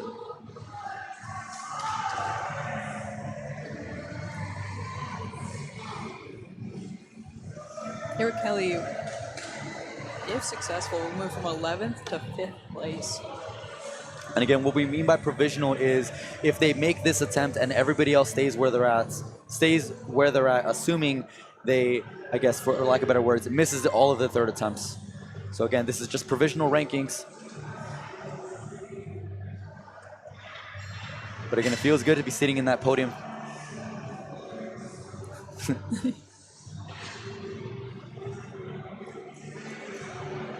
He did a double take to double check to see how much time he had in the clock. Realized he had enough time to get some more chalk from the back.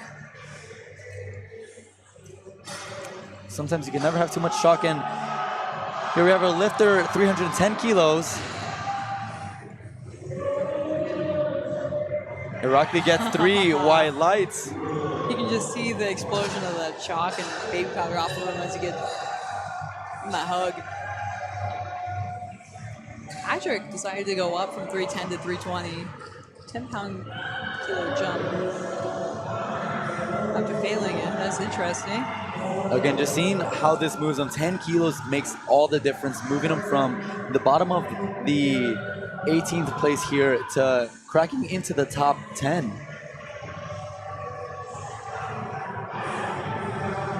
From West Virginia University.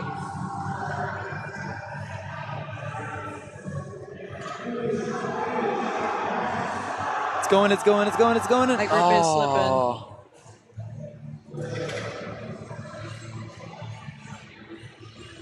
And you saw it there, but that double overhand hook grip does have that tendency to slip out of your hands once that bar begins rolling down your palms. I mean, it's really hard to recover from there because hook grip is all the technique. There is no sort of grip strength element attached to it. It's just once you're in position, you're locked in that. Which is nuts. 320 kilo deadlift attempt here, 705 pounds.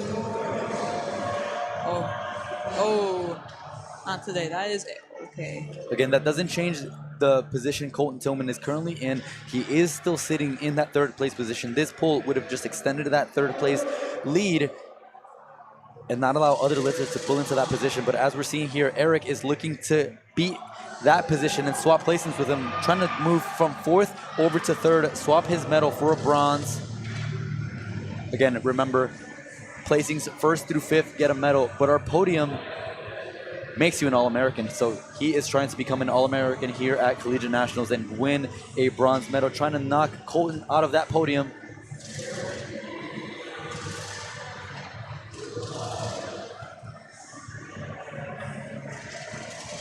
It'll be really interesting to see the turnout of these events here, this final deadlift. Almost looked like he started pulling there. Oh my goodness, Wow. Eric, 320 kilos. He did look a little shaky. I don't know if no lift. Oh, no lift. Soft blackout too. He got called for. Again, that soft lockout from the center and left-hand referee, and the right-hand referee called him for a blue card, so it could either be supporting on the thighs or hitching. A nice victory lap here for Chase. Already your winner. Nobody's in contention or threatening to take his #1 spot. So lifter out of McKendree University. Again, we've had several of these, but the 9 for 9, the All-American, the first place. I mean, this is the cherry on top. He's already your champion. Chase is looking to be your All-American 110 kilo 9 for 9 finisher at 2026 Collegiate Nationals. Scoring some big points for McKendree University in the men's raw division. What a great pull. He's almost there. And what a finish for Chase. 320 kilos, gets a down command, and our referees say... No lift. It was close. It was really close. He still has his top spot, however. It's a pretty high lead on that. We got a pull for Podium here. 320 kilos, looking to move from 6th into 3rd place. Let's go, Leo. We had Colton Tillman and Eric Ibe both gunning for that 3rd place finish, but now it's Leo's turn. 320 kilos on the bar. Let's go, Leo.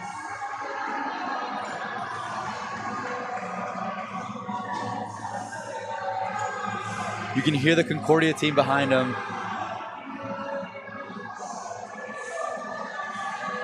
In fact, everybody wants to see this happen. Leo, can you pull this upset win here and pull into the podium? Leo.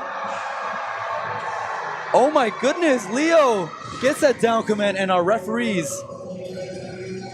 No lift, unfortunately. Oh, it looks like they are going to go fight that. Yeah, we got the coaches going up. Even though he did receive a 3 red light lift, coaches can still go up to the jury and overturn it. That is Coach Josh out of Concordia University. We hear the horns are blazing, and now we are gunning for a pull for 5th place, trying to move into a medal position. 337.5 kilos loaded on the bar, 744 pounds. Wow. Out of Midland University.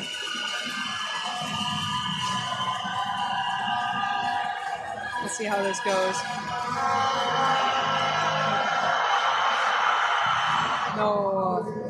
No lift. Joseph Rowland will finish in that 7th place position. Mardas, 340 pounds, 749 pounds. I'm sorry. Call it 750 here. That is a 15 kilo PR for Marty, looking to move himself from 15th place over to 7th.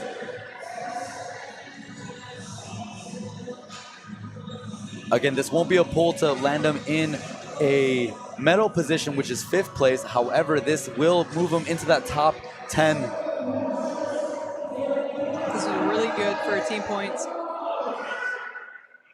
And again, lifter out of Lake Forest College.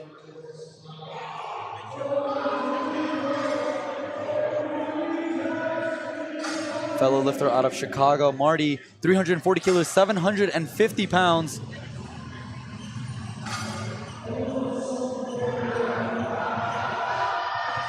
Oh, come on, Marty. That was easy. What? Let's go. 3. He gets it. Goes 3 for 3 in the deadlifts. Let's go. You can just hear his yells from back here. Yes, that was a really good lift. That was outstanding. You can see him jumping in the background now. That's not our final lift. We got some chips going on the bar. 363 pounds. What is that on the bar in pounds? 800. Got 800 on the bar. That is incredible for a 110 kilo And pound. look how this is going to shape up the rankings. This is going to move them from 11th to 3rd place. Wow. Let's see how this goes. It's all on him now. Let's go, Liam. Let's go, San Diego.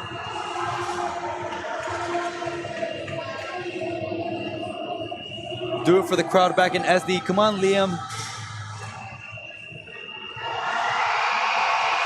Oh my goodness, gets it past the knees. Now, referees, what are you guys going to call it? 3 white lights.